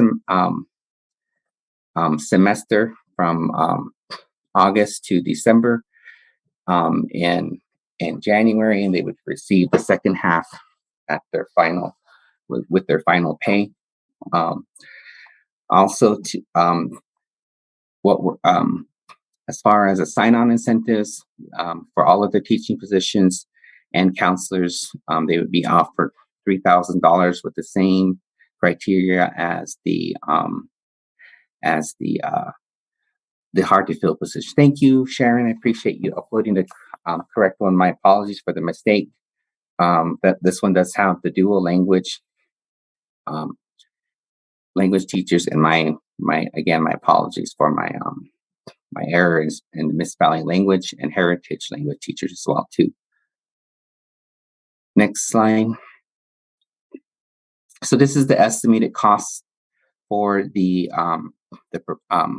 what I'm presenting to the board with the hard to fill positions along with the retention stipends. It'll cost the district approximately $1,607,000, and with benefits including that, it's approximately $1,847,860. So in conclusion, we are asking the the grants, ESSER grants team, as well as the budget team, is asking for the approval of the proposal. And if there's anything the board would like to add, or feel free to let us know. We're asking for this approval. Any questions?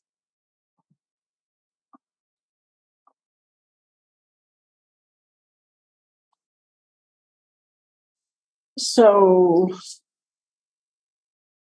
any questions, comments, board members?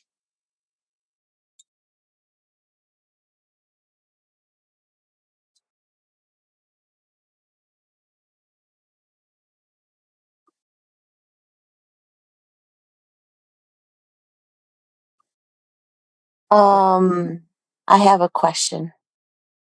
Go ahead, Vice President. In regards to this is all you said for new employees. Wasn't there something about retention bonuses too? Did you just cover that? Because this is all sign-on incentives. Vice President Haskey, that was on slides number right there. Okay. 5, 6, and 7, I think it is. And all other staff, that's everybody across the board. With the exception, the superintendent and the director is not eligible. Okay. All right. Thank you. I guess my last question is, these proposed amounts, they didn't change from the first presentation, or are they the same amount? Vice President Haskey, what we changed, there was a recommendation to give all other staff $1,000, so we changed that, as well as the request for the superintendent to change the hard fill positions to $6,000 and the other teaching position to $3,000. Those are the change amounts.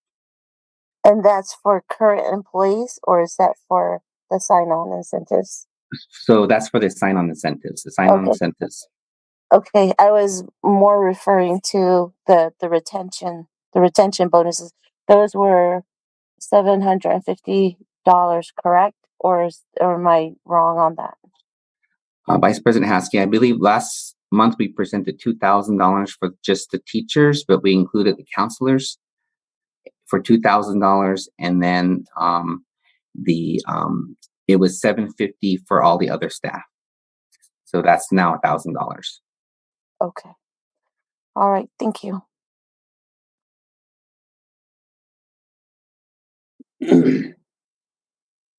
So I have a question for Superintendent Carlson. Go ahead. Yes, ma'am. So at the Region 1 the other evening, they were talking about raises, and How is this gonna work with the stipends? You know, that's something where, do you mean for the sign-ons or the retentions? No, The for 6%. Yeah, so that the 6% would just go based on this year's salary, whereas the retention stipends would also be on this year's salary, but they would come during this year. And then next year, the salary would be changed by 6% for all staff.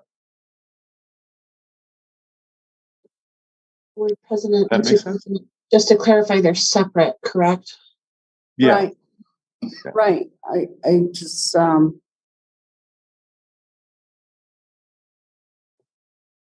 as far as who was gonna get it, and because like the 6% was, I think it was mandatory, everybody.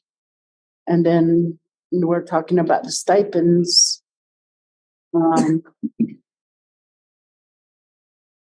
Who was excluded besides superintendent and? So the only exclusions were the superintendent, assistant superintendent, and the cabinet level positions, the directors. Okay. All right. Thank you. You're welcome.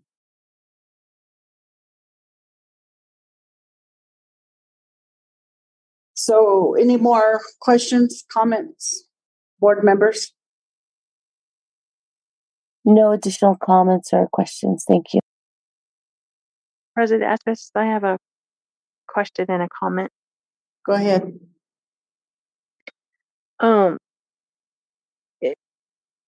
I probably know the answer to this, but I just wanted to ask why the cabinet wouldn't get a retention, even if it was like $100 or, some kind of incentive to keep them. And then also for the superintendent and assistant superintendent, I know there's other things that may alter that process for the superintendent and assistant superintendent. But I think that all of our staff really have done a tremendous job, and especially taking on, situations that they inherited and just moving through those processes. So I don't know if they could get like even like $100 or $50, I don't know, a thank you retention stipend. Yeah, you know. But thank you. That was my question. Thank you. Board Member George. So the answer to your question is the stipends that sign-on bonus that I'm presenting are coming out of the ESSER grants funds, and the way the grant is, to my understanding, the way the grant written, those positions are not eligible. However, if the board wishes to speak with Mr. Carlson relating to whether or not those retention bonuses or stipends or whatnot are to be discussed, they're more than welcome. I may stand corrected, but they can use operational funds to do that. So that's at the superintendent and the board's discretion, I believe.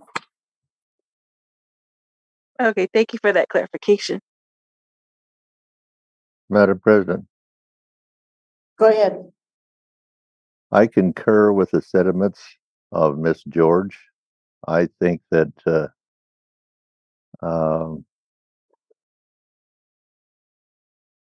superintendent and the staff, his staff, have done an excellent job and deserve a stipend as well. I understand Mr. Yazzi's explanation.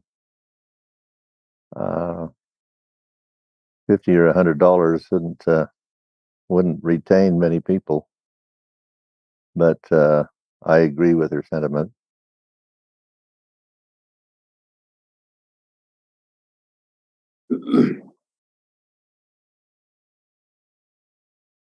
Any more board comments, questions?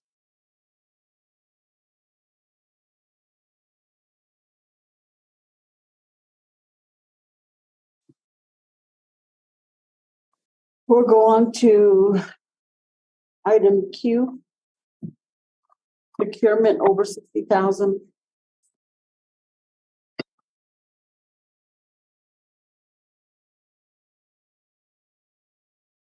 Thank you, President Aspis, members of the board, Superintendent Carlson. So for purchase orders over, 60,000, we have, first one is a purchase order for CWD government. It is a request. It's a purchase order coming out of the technology department for $120,000. It is subscription license for 8,000 students. The next one we have is a number 2 is for cooperative educational services. It's for $104,032.30. It is for shade structures, basketball court, volleyball court for the Kirtland Community Park. Number 3 is cooperative educational services, $77,431.94.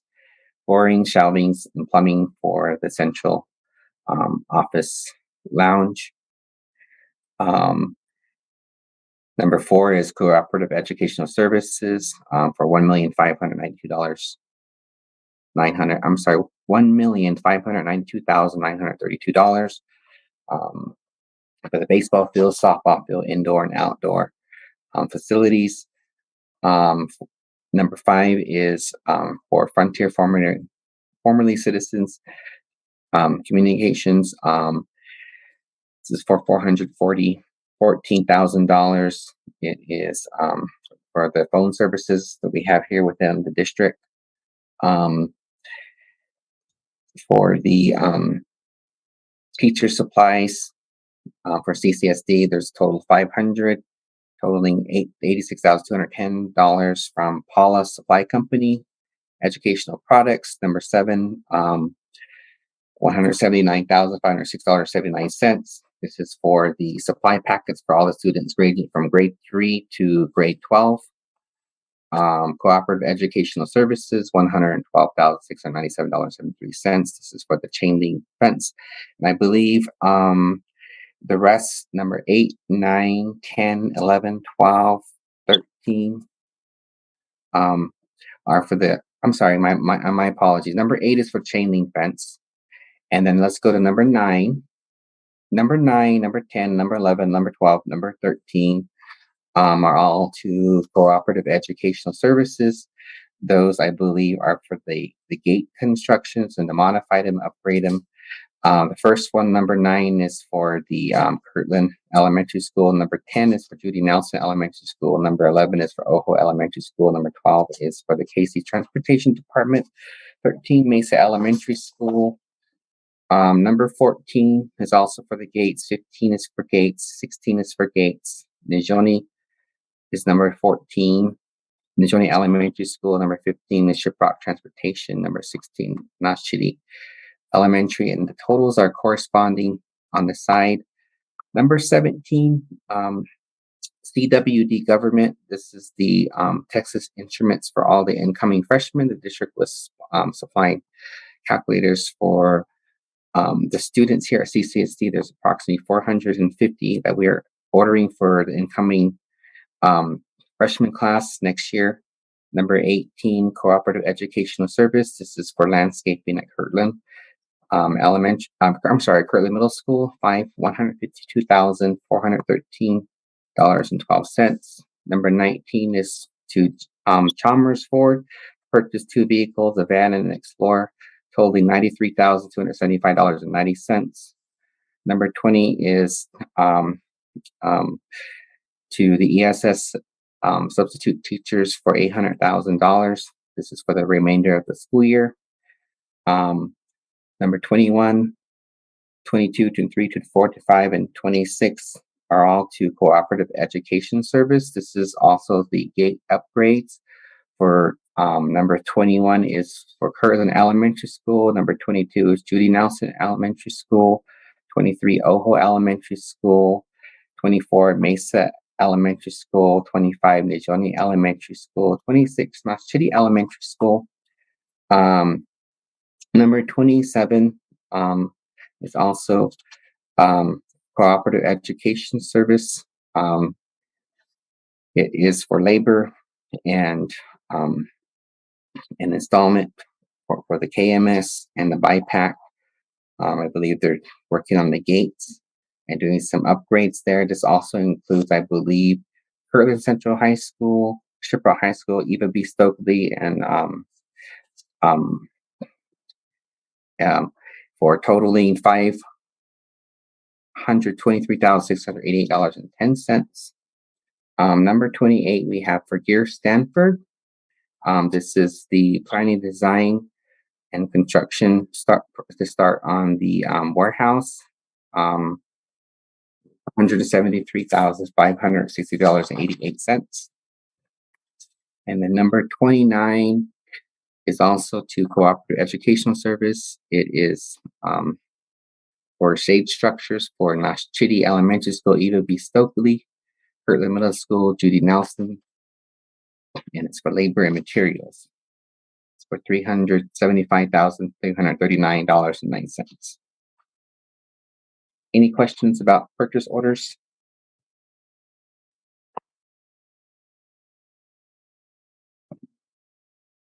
Any questions, comments, board members? No questions or comments. We'll continue on to item R. Accounts payable disbursement listing, outstanding check listing, expenditure report, and revenue report. JOM listing, invoice, journal detail report, and budget journal entries report by Donna Vinyasa. My apologies, Ms. Aspis, for rudely interrupting you. But thank you so much, President Aspis, members of the board, Superintendent Carlson. We have the operational disbursement listing. Total coming out of the operational accounts last month is $4,687,891.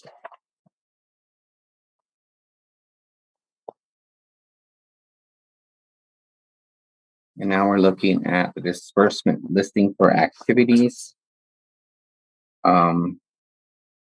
It's totaling $56,241.65.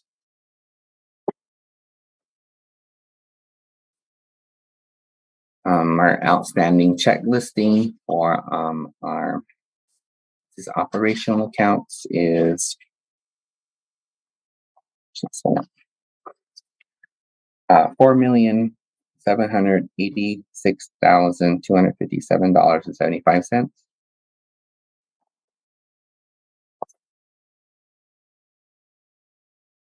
And then we have the outstanding check listing for our activity funds, our activity count, totaling $56,241.65.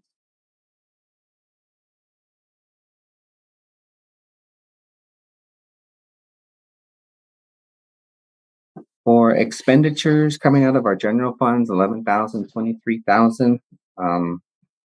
They're totaling last month $4,109,228.25.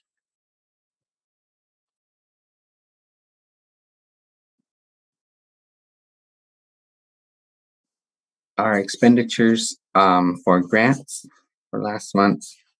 Am I looking at the right one? This is grants for 24,000 to 29,000.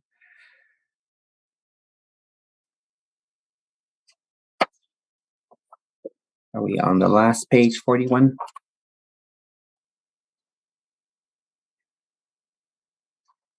Okay, they're totaling $1,821,613.73.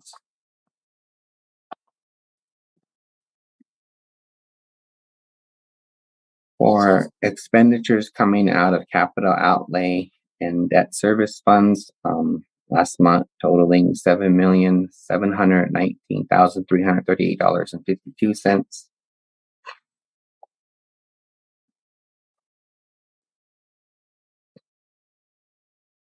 So revenues received from our general funds, 11,000 to 23,000,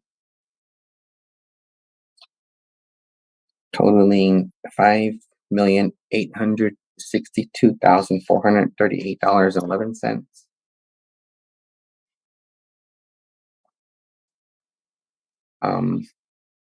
Revenues coming from grants, so to funds 24,000 to funds 29,000. Last month we received $5,845,231.42.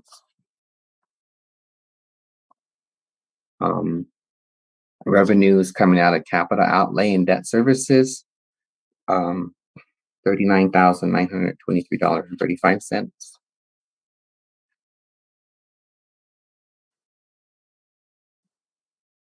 We have also a listing of invoice journal detail report for all the expenses out of our operational fund for last month. It has all the listing of all the vendors we paid out, along with the accounts that were charged. You can go down to the last page.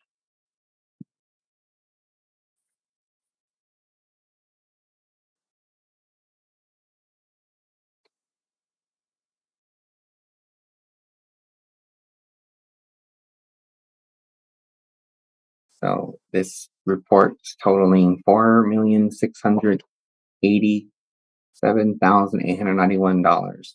And I believe on page 615 lists all the starts listing all the accounts that were charged throughout the district.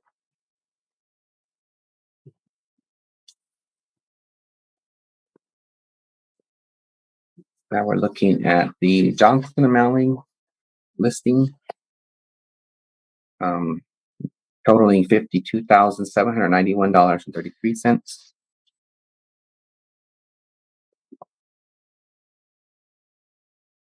The budget journal entry report balancing at $449,186,997.75.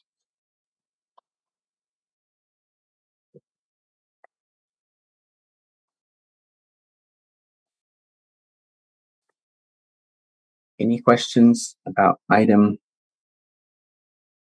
number R? Any questions from the board?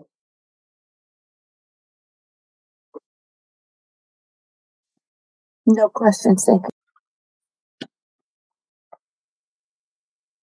Mr. Yazzie, go ahead and continue, please. So moving on to budget adjustments and journal entries, we have a maintenance bar for our title funds 24101. Removing funds from function 25 to move to 25,000 to cover negatives at 2200 student support service, balancing there. And so that we're able to submit RFRs for the requests for refunds. And the next budget adjustment request is we got a increase in the ESSER funds to 4330. There was an increase to our allocation of $1,116,752. This is the funds we're going to be taking the those retention stipends and sign-on incentives that we presented earlier. Any questions?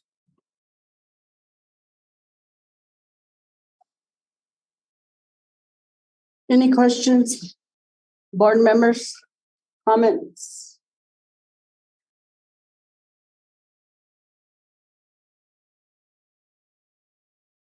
No questions, thank you.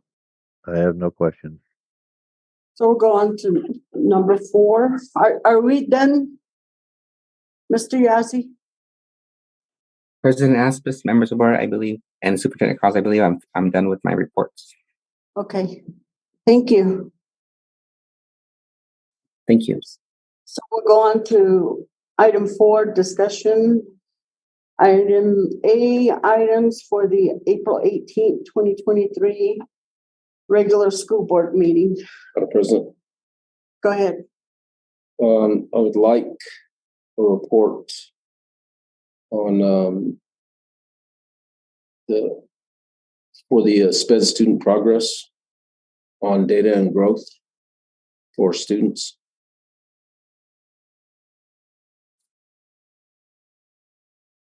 And that was kind of alluding to what some of the questions I was asking Ms. Benali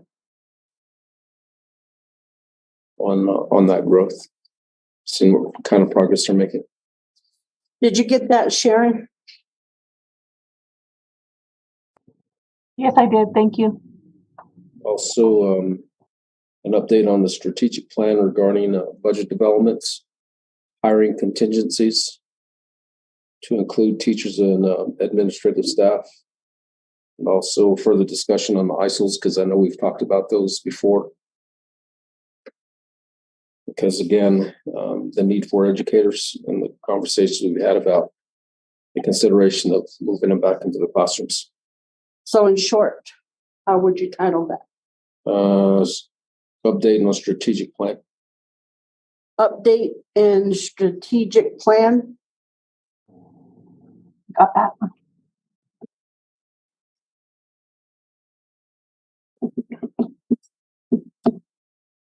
And one more. Update on Title IV respects to funding allotments, how much we get, how it's distributed.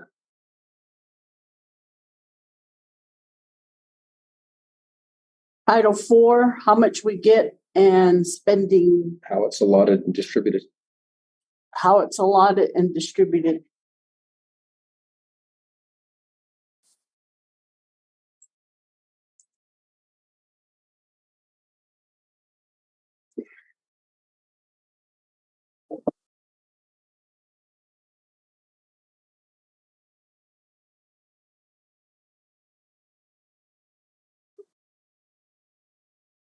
So that, Madam President, hold on.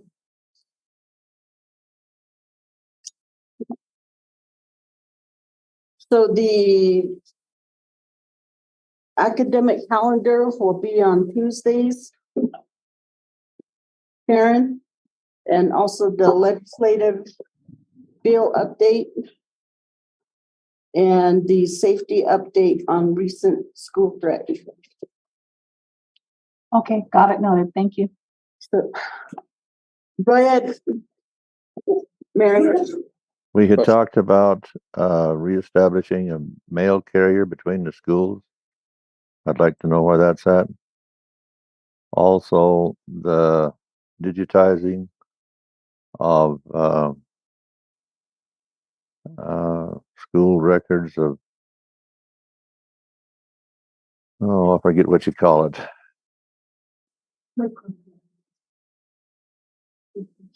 Like the Q folders? Yes.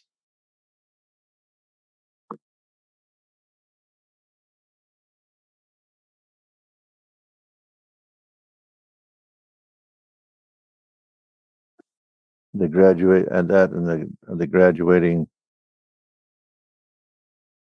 Oh, there's another term for it. Last time I talked about it, I couldn't remember it either. Somebody had to help me.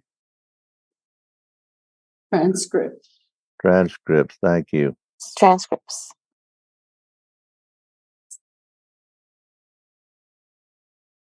That's all I had. What did you mean by the where we're at with the carrier?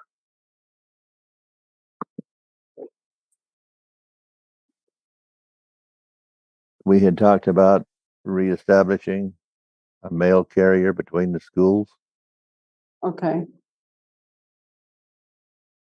That was taken away during the last administration. And that's now having to be carried out by warehouse, and they're short-staffed as it is.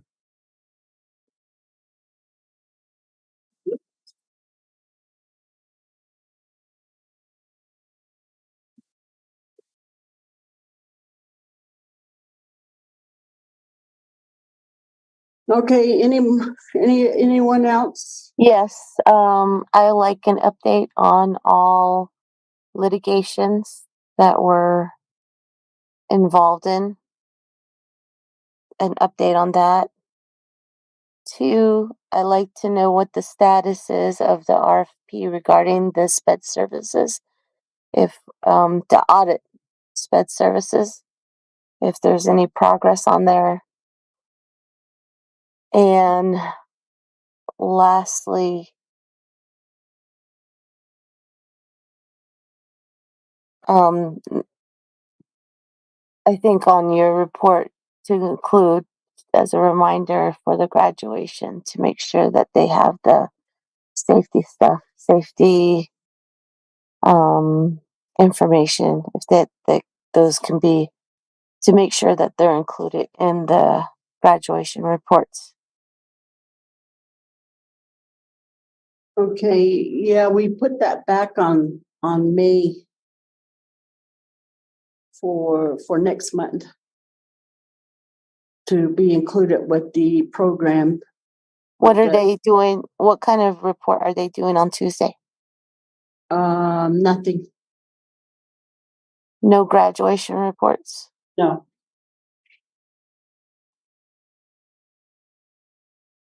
Because when that was brought up, remember, we were talking about programs, and then so we decided on the work session so that we have time to change. Yeah, that's right. That's right. And then you brought up the safety part of it. And so can we wait till then? Sure, so that they're prepared and have a better idea. Okay. There was one more thing, but I might just have to email because I can't remember exactly my last request, so I'll email that. Thank you. Okay.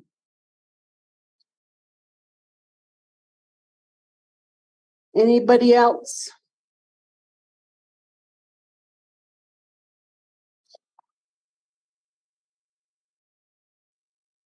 Board President, may I? Go ahead. Thank you. May we get a report for the Deeper Learning Conference that was held in San Diego, and we sent, I think, over 50, about 50 teachers and staff to that conference. Can we get a report on that and how what's beneficial to the schools and the students and teachers? Thank you.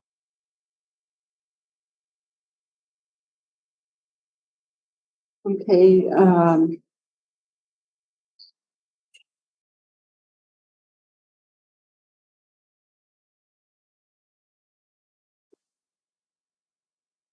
Okay. Did you get that last, Sharon? Yes, I did. Thank you.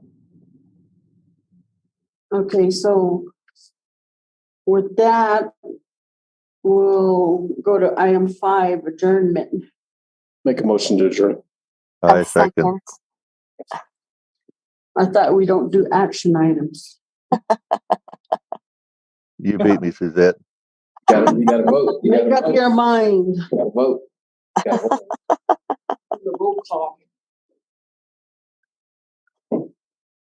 This is Vice President Haskell. I vote yes.